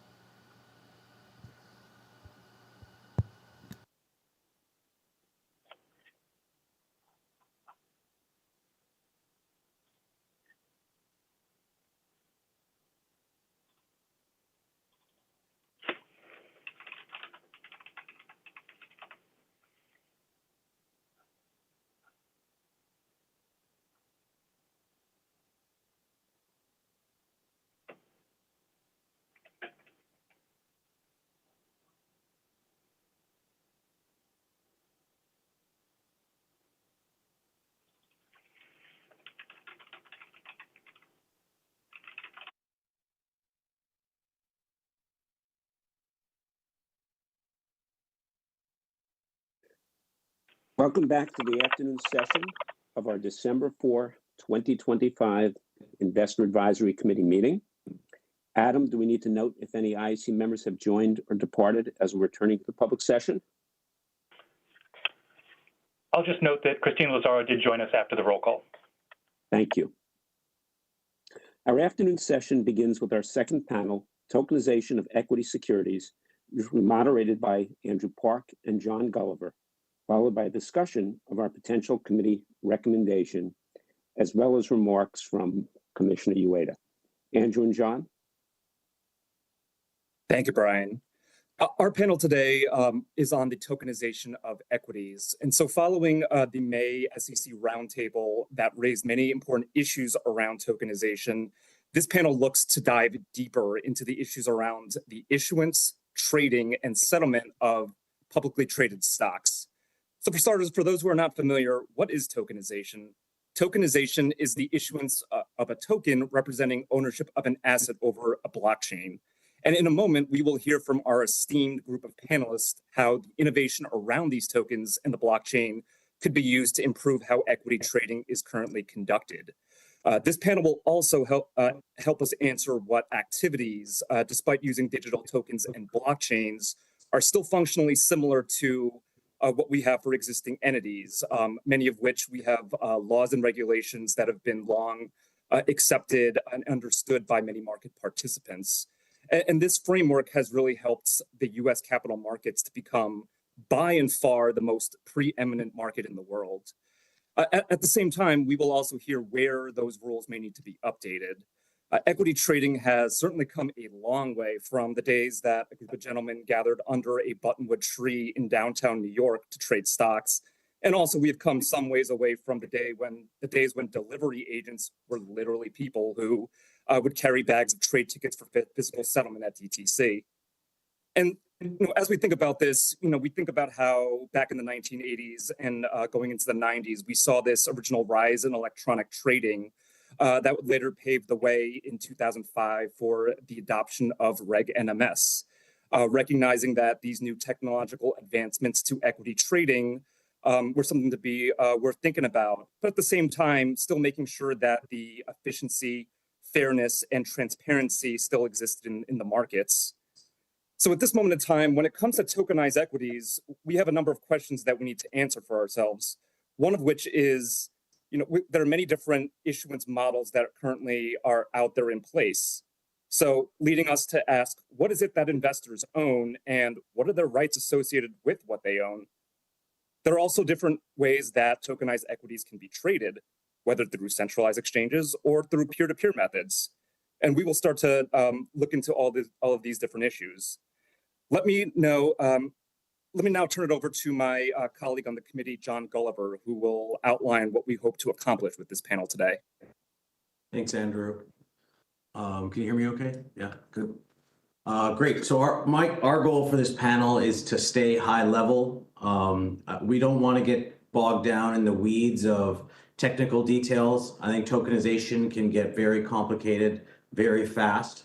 What we want to learn from our panelists is where the tokenization of equity stands today, where they think it is going in the future, and we want to learn about the major opportunities and the risks that tokenization of equities presents for our markets and for our investors. And I think most importantly, we want to know their view on what policy actions, if any, the SEC should take now with respect to the tokenization of equities. Ultimately, our goal is that this panel will help inform a potential IAC report or recommendations on this issue that would provide clarity on the policy issues posed by the tokenization of equities. Just a little bit of housekeeping also. We have 6 panelists. We've asked that they speak for about 5 to 7 minutes each. That's going to take up about 40 minutes of our time, and that will leave us about 80 minutes for discussion. And we're going to break that up into 3 different sections. We're going to begin with about a half hour on issuance, then about 40 minutes on trading, and then a briefer discussion about 20 minutes on settlements. So that's going to be their structure, and there'll be plenty of time for Q&A, and we think that'll be a very important part of the session. So with that, let me turn it back to Andrew to take us forward. Great. And so leading us off in this discussion, I want to introduce our first panelist, who recently is part of an organization that submitted a proposal with the SEC in September around what tokenized equities could look like. And so our first panelist is going to be Chuck Mack, who is the Senior Vice President and Head of Strategic Operations and Public Policy at NASDAQ. Let me turn it over to you, Chuck. Thank you, Andrew, and thank you to the committee and John as well for putting this great panel together and for including me, giving me this opportunity to join this really important discussion. Today's conversation is really about the future, and that is the evolution of the U.S. capital markets, and specifically how tokenization can unlock value for those markets. At NASDAQ, we've always believed that market innovation has to prioritize liquidity, transparency, and integrity as foundational principles to ensure that any innovation brings benefits to issuers and, of course, investors. We share SEC Chairman Paul Atkins' vision articulated in his speech from November of 2025 at the Federal Reserve Bank of Philadelphia. And to quote here, "Our goal at the SEC is to facilitate capital formation and accommodate innovation while at the same time ensuring investors are protected."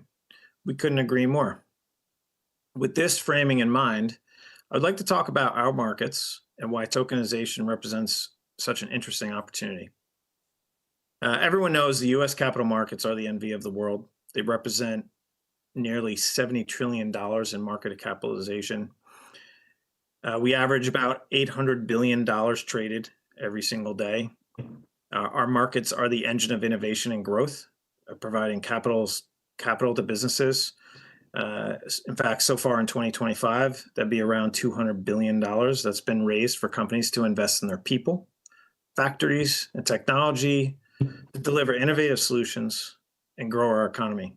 Our markets help build wealth and financial security for everyday Americans and their families. This foundation of strength positions us perfectly for the next evolution. Tokenization has the potential to enhance how the markets operate today. This technology offers exciting possibilities like faster settlement, enhanced operational efficiency, and programmable compliance, just to name a few. NASDAQ's always been excited about market modernization. It's something you've probably heard us say many times. And as Andrew said, I was thinking it was 3 decades ago or so, the markets were becoming more electronic and automated. We saw the benefits that this could provide to issuers and investors.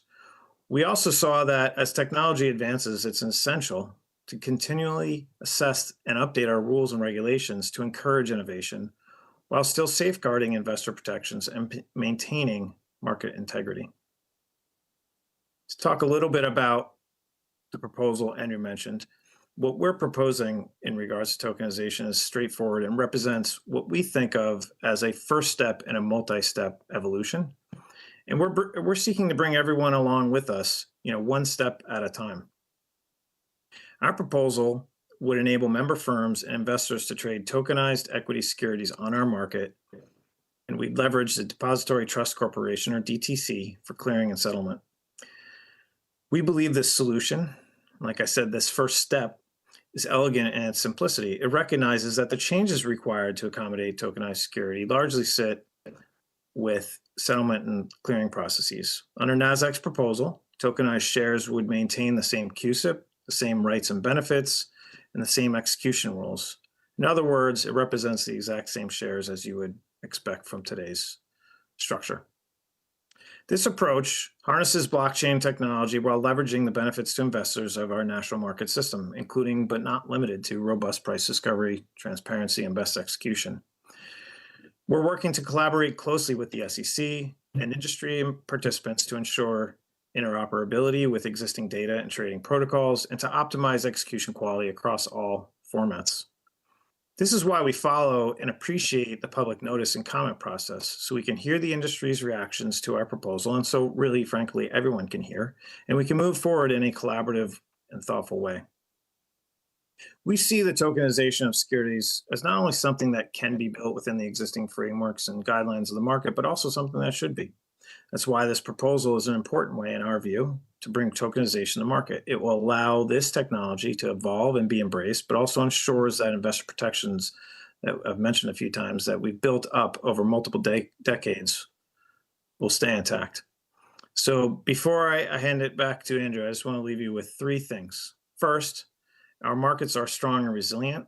They are the global benchmark of efficiency and trust. If done responsibly, innovation like tokenization can enhance these strengths. Second, innovation and investor protection are not competing priorities. They are complementary. Blockchain technology has the potential to augment transparency, auditability, and security when implemented thoughtfully. We can unlock value while strengthening trust and resilience. We can use past lessons learned to guide us. Together, we can create a future that provides the benefits of tokenization without exposing the markets to undue risk. And lastly, the US can continue to lead global innovation, including in this area of tokenization. Technology is there, the infrastructure is being built, and in our view, the future is bright. Thank you, and I'll hand it back to you, Andrew. Thank you, Chuck.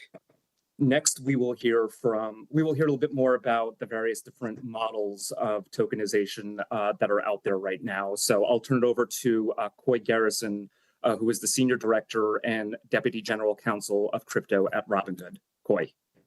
Great. Thanks, Andrew and John, the rest of the members of the committee. Earlier in my career, I had the pleasure of working at the SEC for Commissioner Hester Peirce and in multiple roles of the Division of Corporation Finance. So I have many fond memories working with this committee, and it's a real pleasure to be here to aid in your important work today. The U.S. equity markets are the most liquid and efficient in the world. Preservation of our treasury capital markets is therefore an appropriate cornerstone of the SEC's mission. However, maintaining fair and orderly markets does not mean that we must settle for the current way of doing things. When transformational technologies emerge with the promise of new efficiencies and benefits, the SEC must work with market participants to allow experimentation and to tailor regulatory frameworks to allow responsible innovation to flourish. At Robinhood, we believe that tokenization is a transformational technology that will consume the entire global financial system. Specifically for the US, tokenization presents a generational opportunity to both modernize and dramatically enhance legacy market infrastructure. Allow me to highlight a few benefits of the technology that can improve upon our current structure. First, tokenization can enhance transaction settlement. Near instantaneous settlement would reduce operational costs and risks for intermediaries and consumers. Second, tokenization allows for 24/7 trading and improved price competition for tokenized equities with low trading volumes or private stocks. Third, programmability of tokenized equities would aid compliance with a variety of regulatory requirements, including transfer restrictions and KYC and AML requirements. Programmability can also streamline implementation of corporate actions and proxy voting, reducing administrative costs and the number of human errors present in these current processes will benefit issuers and investors alike. Fourth, tokenization allows for fractionalization, potentially enhancing access to securities priced at levels out of reach for certain investors and facilitating deeper liquidity for less liquid stocks or private stocks. And fifth, tokenization of private stocks, if coupled with reforms to the accredited investor rules away from the current wealth-based requirements, would reduce financial barriers to entry and allow for a more democratized access to investment offerings, which is a principle that is core to Robinhood's business. Realizing these benefits will require a tremendous amount of work and collaboration between the industry and the SEC over a period of years. We are fully aware that the benefits of tokenization will not be realized overnight. However, that should not stop incremental experimentation by regulated entities, aided by transparent and clear regulatory flexibility afforded by the SEC. The many issues associated with the issuance of tokenized securities demonstrates why an iterative approach will be necessary as market participants and the SEC work out the operational and regulatory issues to be resolved. The first issue to address in this context is what is the nature of a tokenized equity? The answer to that question defines the rights afforded to investors and should dictate how the token is regulated. Commissioner Peirce said it best when she said tokenized securities are still securities. This is perhaps most obvious in the context of the native issuance of equities on-chain by an issuer. In other words, a tokenized book entry security is indeed a security. While some issuers have experimented with this model, there's a bit of a chicken and egg problem. Many issuers are discouraged from pursuing this path because the infrastructure for and regulation of secondary trading of these equities is not mature. Prior leadership at the SEC discouraged market participants from interacting with any digital assets, including tokenized securities. We are encouraged by the SEC's current approach, including the Division of Trading and Markets FAQs relating to crypto asset activities and distributed ledger technology. Of course, further guidance would be welcome. It would be helpful for the SEC to confirm that for purposes of the net capital rule, for example, tokenized securities can be treated in the same way that traditional equity securities are. Additional clarity that participants in the underlying blockchain's consensus mechanism are not subject to clearing agency and transfer agency rules would also be helpful. Additional regulatory and operational hurdles exist as well. For example, issuers need to confirm whether their state law in their place of incorporation permits the company to administer its stock ledger on-chain. Additionally, market participants need to determine whether traditional financial intermediaries or new entrants can effectively provide on-chain services in a compliant manner, including underwriting activities, processing corporate actions, recording beneficial ownership, and facilitating proxy voting. Native issuances have the benefit of affording investors the full bundle of rights associated with equity ownership. However, it will take a long time for a critical mass of issuers to make the decision to switch to native issuance and to work through these issues. A second model is often referred to as the wrapper model. Many variations, of course, exist.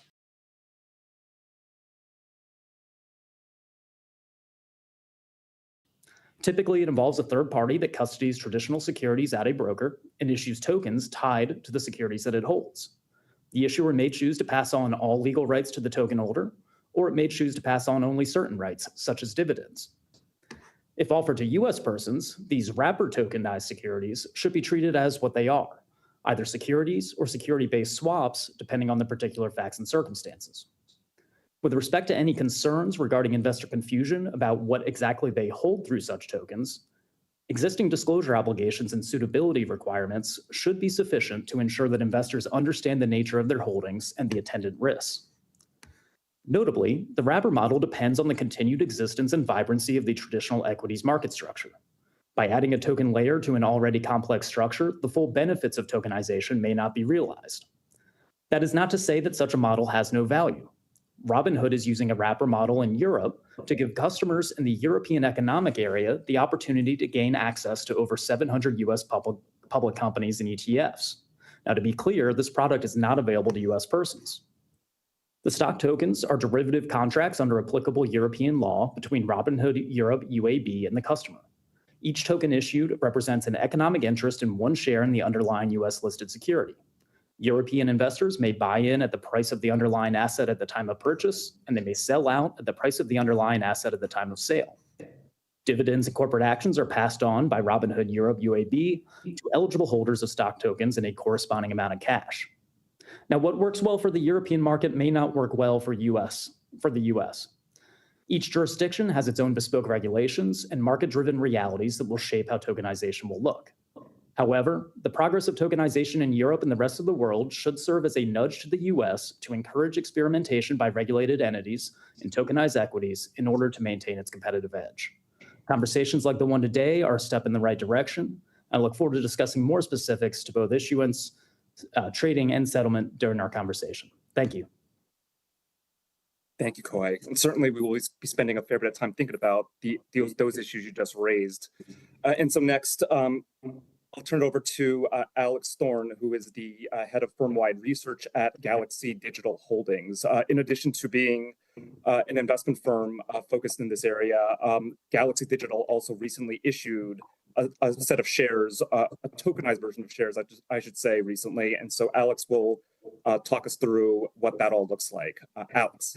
Yeah, thanks, Andrew, and thanks to the committee for having me. I am Alex Thorne. I'm head of firm-wide research at Galaxy Digital. Galaxy is a digital assets and data center company serving institutions through trading, asset management, and high-performance compute for AI. We are publicly traded on the NASDAQ under the ticker GLXY, and as of August 2025, as Andrew mentioned, we became the first NASDAQ-listed company to tokenize our own stock on a public blockchain. Today, shareholders can convert traditional shares into tokenized versions on the Solana blockchain natively issued by us, not wrapped in an SPV or other synthetic structure. On-chain shares of GLXY carry all the same legal, economic, and governance rights as traditionally formatted GLXY. Many tokenization models will emerge, but we believe that only issuer-originated tokenization reflects true public company equity on a blockchain, and that's the standard we're advancing with our own tokenized GLXY. Public permissionless blockchains are not speculative toys. They are infrastructure. They deliver transparency, predictability, censorship resistance, and global access at a scale that no centralized system could ever match. Millions of Americans already rely on Bitcoin to preserve and transmit value through these properties. The same technology can materially improve how public equities are issued, traded, and settled. We believe that enabling public equities to function inside decentralized finance applications will be the most consequential capital markets innovation of the last 20 years. Why? Because decentralized systems provide what investors and regulators have always sought: transparent rules, neutral execution, lower costs, and fairer access. Tokenized securities could broaden investor participation, compress fees, accelerate settlement, and strengthen capital formation. Will every benefit materialize immediately? No. As far as I know today, Galaxy stock is the only tokenized US-listed equity, maybe one or two others. But we must have the freedom to learn empirically what works. That's why we commend the Commission and Chairman Atkins specifically for considering innovation exemptions that allow responsible exploration before formal rules are written. Markets cannot innovate under total prohibition, but we also need more information about how this technology may be used by the market before comprehensive rules can be written. And I want to be really clear. We are not advocating for a future without rules. Participants in issuance, trading, and settlement may need to meet existing obligations or new ones. But many of the securities rules and laws were drafted with an unspoken assumption that investors could not transact without intermediaries. Public blockchains fundamentally challenge that assumption. Today, there exist decentralized systems that operate autonomously without a controlling group and whose transparency prevents theft, favoritism, market disruption, and hidden fees. These protocols embody principles that regulators have spent decades trying to enforce through oversight alone. Predictably, not everyone welcomes this progress. Some entrenched intermediaries are fighting to preserve regulatory moats under the banner of investor protection. In many of these cases, they are protecting their margins and not investors. Some have even proposed that software developers should register with the Commission, a notion that is not only unworkable, but is also profoundly disturbing. You will hear supporters of the status quo call for years-long rulemaking, for applying outdated frameworks to systems they were never designed for, or for procedural hurdles meant only to delay competition. Those are not about investor safety. Those are about incumbents shielding themselves from innovation. Galaxy believes in responsible innovation because it has always strengthened American markets. The United States leads global finance precisely because we've embraced technological change rather than feared it. No one wants to undermine market integrity or investor protection. Instead, we seek to enhance it with tools that deliver better transparency, better resilience, and better outcomes for investors. Chairman Atkins recently invoked the 1960s paperwork crisis in a speech in July. Back then, markets were expanding faster than the infrastructure could support. Brokers lost physical certificates, failures skyrocketed, and exchanges had to close early to give everyone more time to reconcile their books. A quarter of brokers went out of business during this period. That crisis led to the creation of the DTCC ultimately, a centralized system designed for a paper world that no longer exists. Human beings naturally prefer peer-to-peer interaction, but at scale, we default to centralization because we lacked the technology for trust-minimized coordination.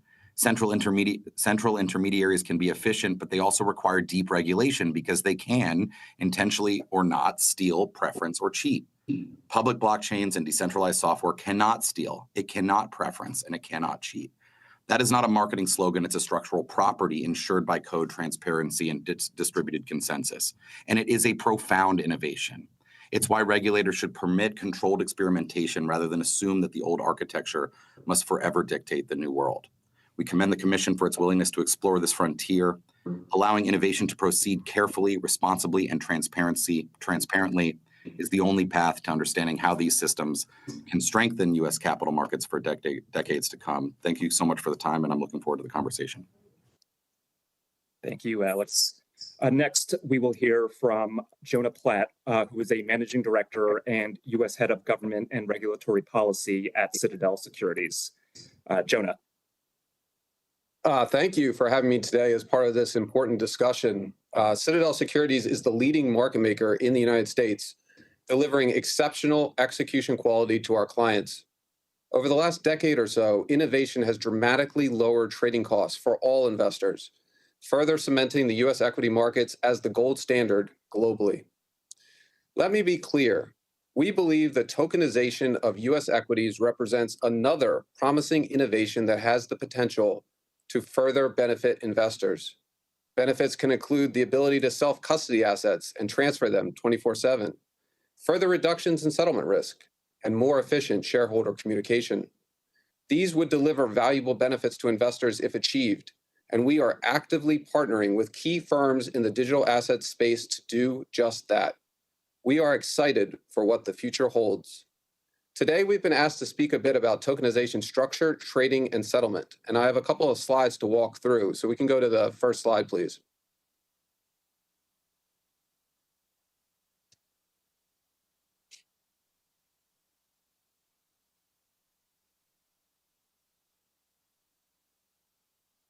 Is someone on the committee running the slides? Adam, can we load the slides?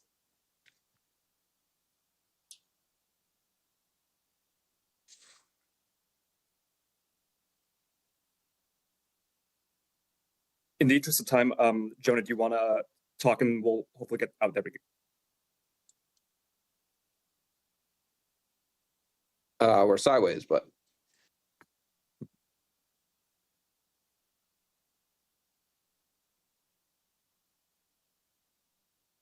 Okay. Hopefully we can get that straightened out, but I'll continue on. So talking first about tokenization structure. So as you can see on this slide, there are three main structures for tokenizing U.S. equities that are being discussed. The first is direct issuance. We've heard a little bit about this already today. This is where an equity issuer uses a blockchain to maintain ownership records of some or all of its shares. The second option is a digital receipt.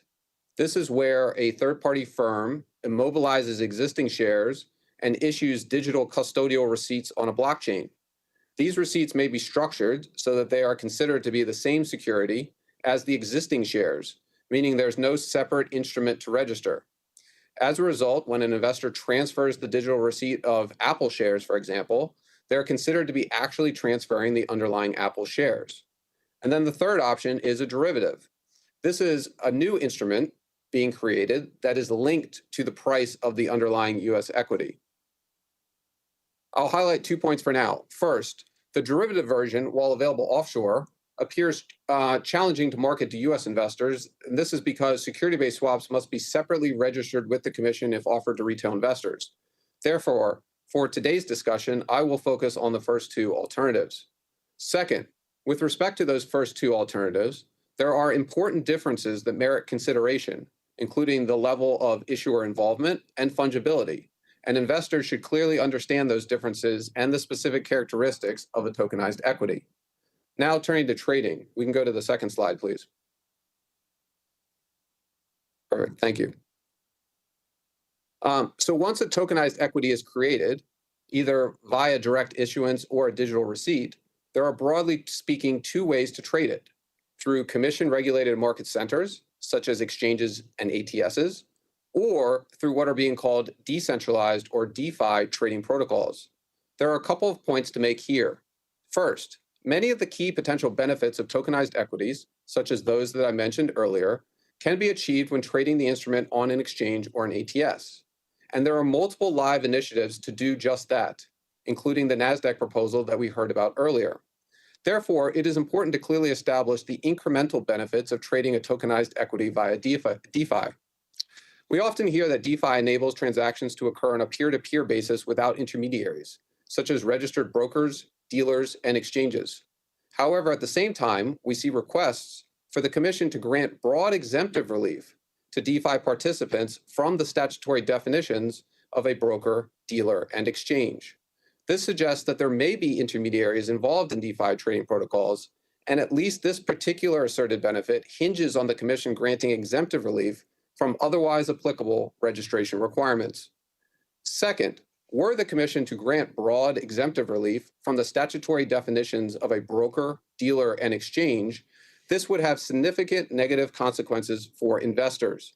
This is because nearly all of the Commission's substantive investor protection requirements apply only when a registered intermediary is involved. The implications go far beyond Reg NMS. Without registered broker-dealers, there would be no best execution requirements, no prohibition on front-running, and no standardized execution quality reports.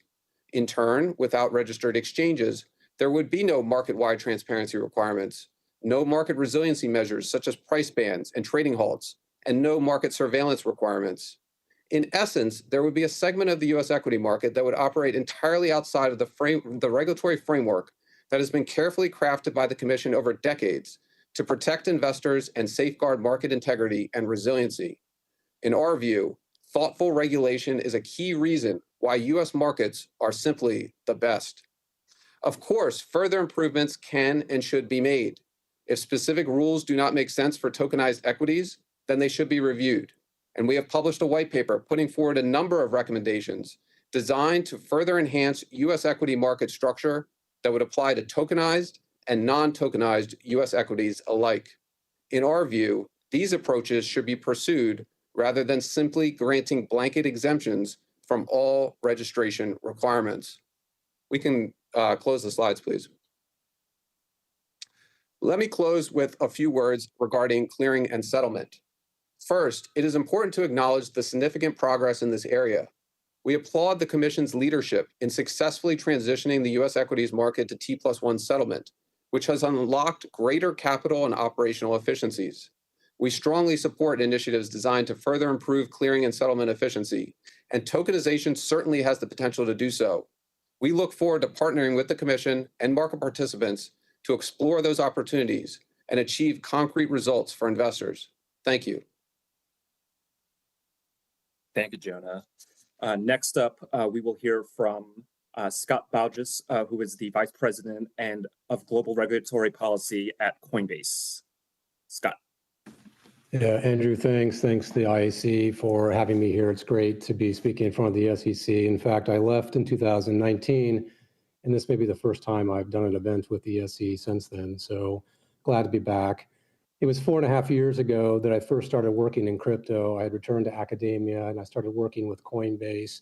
And that's what I learned or recognized the first time that markets are electronic. You can trade in a picosecond, but they're not yet digitally native. And that's what's about to happen now. It's in the process. And that's very exciting. And up until this prior year, when it came to securities, the world was really focused on sandboxes and simpler securities, debt instruments. A lot of great work was done with funds, but now we're focused on Reg NMS securities. And if we can solve the trading of issuance and trading of digitally native Reg NMS securities, then we can solve it for any asset, and that will pave the way for the entire financial market. So it's a very exciting moment. I think a lot of focus, rightly, is being placed on trading. How do you treat a DEX, a decentralized exchange, in a decentralized finance environment that's pure code without intermediary? And some of the panelists have already talked about that. Sometimes this is still being called so-called DeFi, believing that maybe it is intermediated or not disintermediated. But genuine, true DeFi in a DEX, something like a Uniswap protocol, offers a tremendous amount of promise and can offer a lot of productive disruption to traditional trading methods. And so when it comes to DEX trading, and some have already said this, but I'll repeat it, there's nothing more transparent than a blockchain. A DEX, a decentralized exchange, natively accomplishes many of the investor customer protections that current regulation is aiming to do. It's deployed on a blockchain. There is no constituted or maintained, it's not constituted or maintained by a single organization or group of persons. The trading rules are all public. They're embedded in the code. There's no party can exercise discretion or control. It's transparent.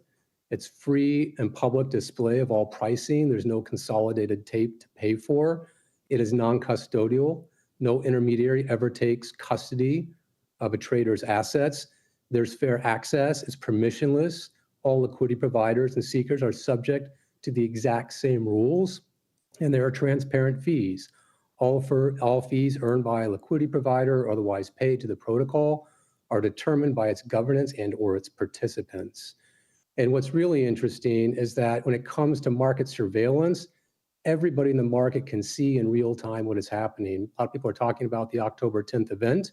And what's interesting about that event is that the whole world within 24 hours knew exactly what happened and where all the flaws in the system were at that time. And if you think back at any regulatory event in the past or a flash crash, it was weeks before a regulator could get on stage and said, here's what happened or here's what we think happened. On-chain solves a lot of the regulatory issues and surveillance challenge issues that currently today are impeded. Now, trading is important, but I think where the true promise of blockchains and securities on blockchains is with issuers and capital formation.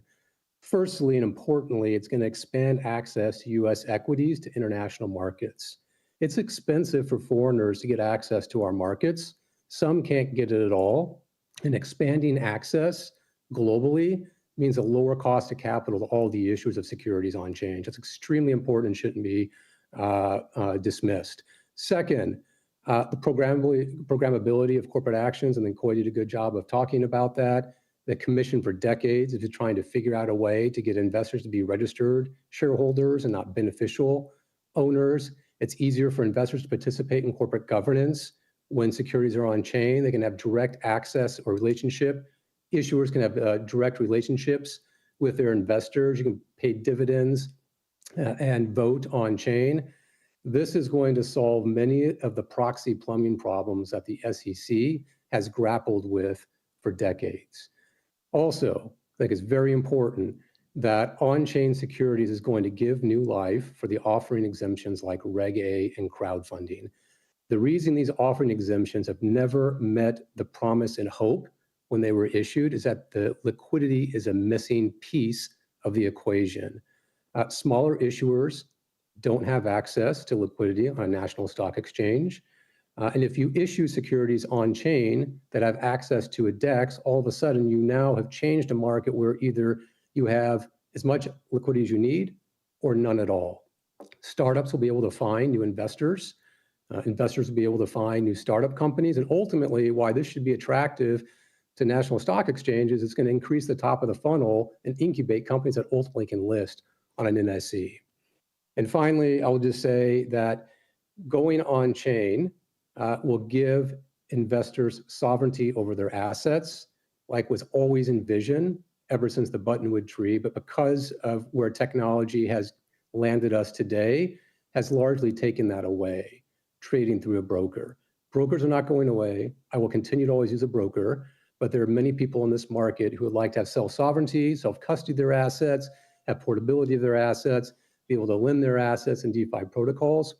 And that offers a lot of hope and promise to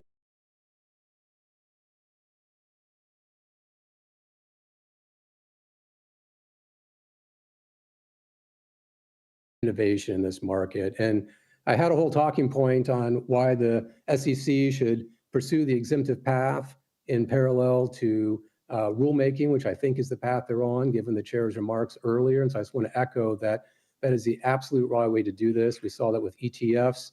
Exemptive orders were issued in the 90s. The market was allowed to develop, and it wasn't until 2 decades later that rules were written. Same with ABS issuers. Exemptive relief was given to ABS issuers, and ultimately rules were written in Regulation AB. And all we're doing here, securities are securities, like Commissioner Purr said, all we're doing is applying to new technology, and now is the right time to carve out specific exemptions to existing rules to allow securities to trade on chain. I'm done, Andrew. Thank you, Scott. And finally, to round us out, we will get the both an investor perspective and also a tokenized issuer perspective from Samara Cohen, who is the Senior Managing Director and Global Head of Market Development at BlackRock. Samara. Thank you so much, Andrew. And just to echo the other excellent panelists, a huge thank you for the time the committee and everybody listening is investing by putting 2 hours into this. On our prep call, I thought, wow, there are 6 speakers. That's a lot for a panel. And I realized, having listened to everybody, that it's actually pretty helpful given the distinct paths and perspectives underway.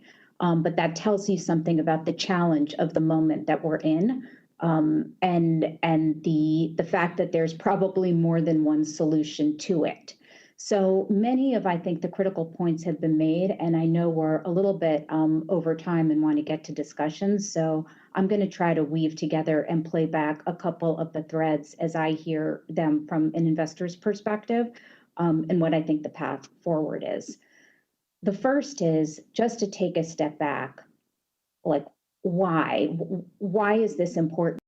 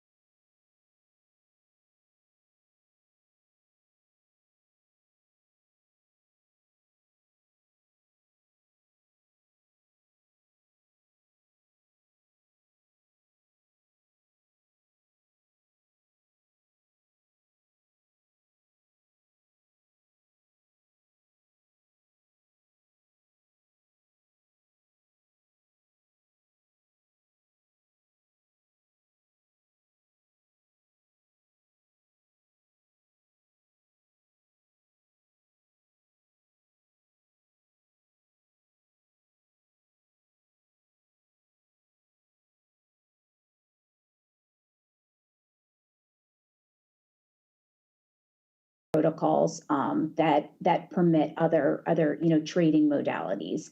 And the third is simply cuts costs out of the system, and then by extension delivers better returns.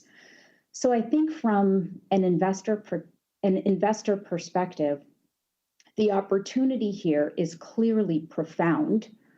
But again, I guess one thing I take a little bit of pause on is this notion that innovation and investor protection are always complementary, because I think the risk is, again, in a market as highly functioning as the US market, what is the innovation delivering? And how do we calibrate that there is a measurable investor benefit to accept some of the uncertainty that comes with trying to onboard a new technology into a highly functioning and developed system like US equity markets?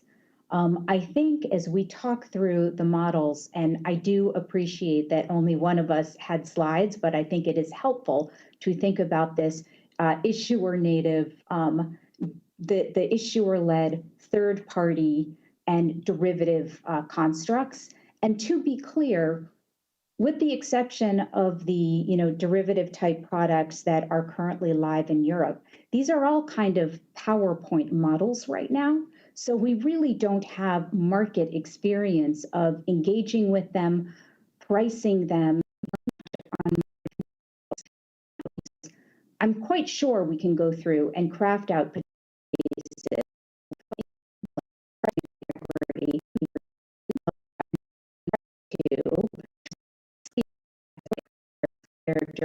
utility characteristics. Those things will accrue to different economics that an investor has to be able to appropriately price.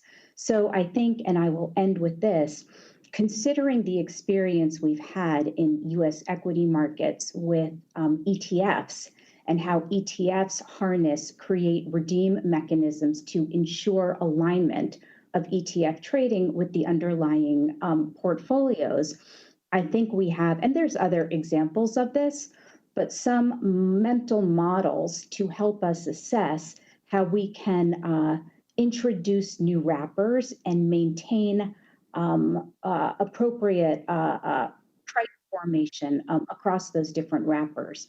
So I'm very much looking forward to the conversation and the questions, and mostly I think the opportunity. I think the history of markets tells us that markets evolve in the most impactful way when new technologies and regulation meet to create this appropriate calibration, which requires exactly conversations like the ones we're having together here today. So thank you very much for having me, and I will close there. Thank you, Samara, and thank you to all of our panelists. Just some housekeeping items before we transition into the discussion portion. For those who are watching, the SEC Investor Advisory Committee has a comment file, and so you don't need to be a participant on this panel to have a voice on it. You are free to submit a comment of the comment file, which is live, and our staff are standing by to take those submissions. As John outlined, we will be breaking up the discussion into 3 parts. We'll first start talking about issuance, and so if folks on the committee could focus questions on issuance after, and you can either raise your hand or put your questions in the chat. And so first question to our panelists. So we've outlined the 3 major different models that are currently in existence, whether we're talking about the native issuer-owned, whether we're talking about the a wrapper, or the third model being the derivative model. And so one key question is ultimately, I mean, because we had a panel 3 months ago that in a different context was looking at questions about ownership in terms of foreign private issuers. That panel looked at structures such as variable interest entities and also ADRs, where frankly we were hearing many different answers about what it is that that investors actually own and what are the actual rights associated with that. So bringing it back now to tokenization and the different models that we just heard about, the question is, how does an investor, what is the best way for an investor to know what it is they actually own and what are the actual rights that they have with that? Do any of the panelists have some thoughts as to how investors could be best informed about that? I mean, I can start. I'm sure various folks have thoughts on that. I think 2 points I would make. One is the disclosure rules. I think Koi might have mentioned it. The disclosure rules that exist, are important, and it's important that it's clear. And so the investor has to essentially be told, this is what you're buying, this is what it means, this is what it doesn't mean. And I think that the challenge there is, one, making disclosure simple enough that people actually read it, which is hard. I know I get notifications from various entities that I don't read because they're really long. So that is a challenge, but also written in a way that it's clear exactly what it is versus what they might expect. A U.S. equity is very clear on what it is because it's been around a long time. So people generally understand pretty clearly what they're getting when they buy it. If you're going to have some sort of derivative, it's different. And so you have to make that really clear. The second point I make, and maybe this is a fourth model, because the way we've proposed it in the NASDAQ filing is that the token form is simply a representation of that same share, just done with a different technological approach. So I always think of it as, today, the way everything is, it's digital, it's in a database, and it's, you've got an account at DTCC as a clearing broker. They have a sub account representing their clients, and so on and so forth, all the way back down to the individual. And then the future, and again, think of this, the way we think of it is a first step. In this, in our proposal, it would be just, instead of representing it in a database, it's represented using a token that's created on a blockchain, and you can almost replace the idea of the account with a wallet infrastructure. And so why did we want to do it that way? I think it was really the heart of your question, Andrew, is where we were coming from, is we wanted to make sure to start that it wasn't a big change for the investor, where they're going to have a representation of the same exact share as what they would have today. And the view there is that over time, that is going to enable some of the cool ideas and ways we can improve the markets that many of my fellow panelists have raised so far. Yeah, maybe just to put a finer point on it, from my perspective, I mean, item 202 of Reg SK clearly requires the rights associated with any security that's being registered to be fully disclosed. So I think the existing disclosure regime is sufficient on that front. And then, obviously any issuer or intermediary that's marketing it is, marketing it in a very clear, consistent terminology and explanation is going to be important to any regulated entity, and something that the industry can obviously ensure happens. I'll just give a little bit. I agree completely with both Chuck and Coy. I think disclosure rules are pretty good today. I think if I use the GLXY example, we didn't issue a new share class. In fact, we didn't issue any new shares. There was no issuance. Right. What we've done is allow existing shareholders to move their shares out of a brokerage account, which of course you can always do, and use the DRS system to move their share ownership out of the DTCC and put it directly on our books and records with our transfer agent. It's not something you would do very often. It happens in strange capital markets transactions like pipes, or if you acquire a company and you pay the acquired employees with your stock and you don't know their brokerage account, so you just put the stock on your own books and records and wait for them to show up. It's not used very often, TA directly ledgered shares. And then our transfer agent has made it possible to say, hey, do you want these as tokens? And you can. There's 33,000 of Galaxy's shares that are tokenized on Solana today. But because it's not a new issuance, and it's not a different share class, it's the same disclosures as with all of our other issued shares, right? And of course, we made some unique sort of representations or disclosures about it. And I forget which of our in some filings we explained we might do it. We highlighted various risks that might impact an investor if they chose to hold their tokens, their shares as tokens on Solana. So there are some unique, I think, newer disclosures generally about the technology that are useful for investors to know. And then there's some interesting, we broadcast on our website. This is our contract address on Solana. Any token that claims to be our equity that isn't emanating from that contract is not our equity, right?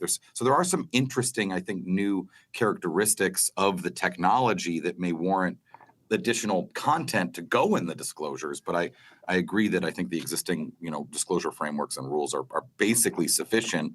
And it's more of a matter of educating shareholders about what they're using and what this new format might mean if there are changes. And not all, by the way, we envision that our tokenized shares on Solana, say if like a broker dealer were to be allowed to hold tokenized securities, a shareholder might eventually send the tokens to a custodian or a broker dealer, in which case. Alex? Yeah. Yeah, I'd just like to intervene and try and sort of simplify the question, take a step back and ask the panel for a sort of very basic fundamental question when it comes to the issuance of tokenized equities. Like, the way I understand things today, like we are in like, if it's a 365-day year, we're in day 4, day 3 maybe of this, right? Like there's a few tokenized equity options out there, but it's really not widespread. That's not where the vast majority of the liquidity is.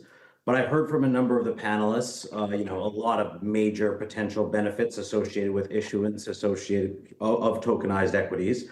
And I guess my question is, in the view of the panel, are we looking at a future 5 years from now, 10 years from now, where in your view, the benefits are so substantial that they've resulted in the vast majority of equities now being tokenized, now being traded in with blockchains? And so that's a basic question. But another basic question is, does the SEC have to make important policy changes in order to allow for that future, if you think that's where we're going? So that's a question for the panel in general. Yeah, John, if I can jump in. So, by the way, I think what Galaxy are doing is the end state. It's exactly what we want to see is digitally native issued securities on chain. We do need the SEC to do certain things. We need to have an environment to trade those in DeFi on a decentralized exchange and know what the rules of the road for that are. We do need clarity on which models will have same security status. The end result is all you should know is whether or not your share is tokenized. Unless it's a derivative, you don't have all the same rights as the regular way security, there shouldn't be additional disclosures. You should just know whether or not you're in a tokenized state.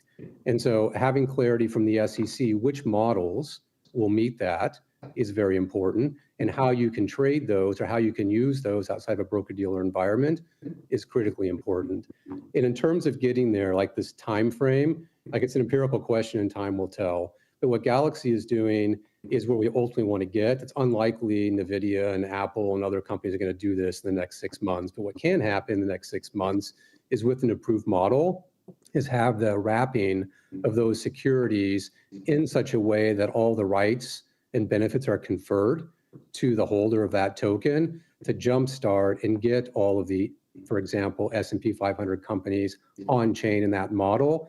And ultimately, we will graduate, hopefully, to where Galaxy is. And the time frame will be determined on how useful investors think that is. So that makes some sense to me, right? Like, it's hard for me to imagine this being an issuer-driven process by the largest companies in the world pushing to have their equities, tokenized in the next 6 months to a year. But if this can be a broker-driven process, which I understand perhaps it can be, then you could imagine a transition happening more quickly. I think maybe just to add some nuanced thoughts there. I mean, I think it's kind of driven by a variety of market participants, right? It's who are going to be the first movers of the issuers, the brokers, the corporate action providers. It requires a little bit of everybody to really realize that the technology is going to bring incredible cost reduction and efficiencies, and make the decision to really push forward. Because I think, in all fairness to the SEC, they're doing a great job of facilitating requests they're coming in, but industry needs to come to the SEC and say, these are the specific rules that are standing in our way right now, and this is why we want relief, or this is why we need a rule change, right? I think I used the term chicken and an egg problem before, and I think, as that plays out, I think the market will take care of that. The proper role of the SEC over the next set of years is to allow for the different experimentation, to allow it in a transparent way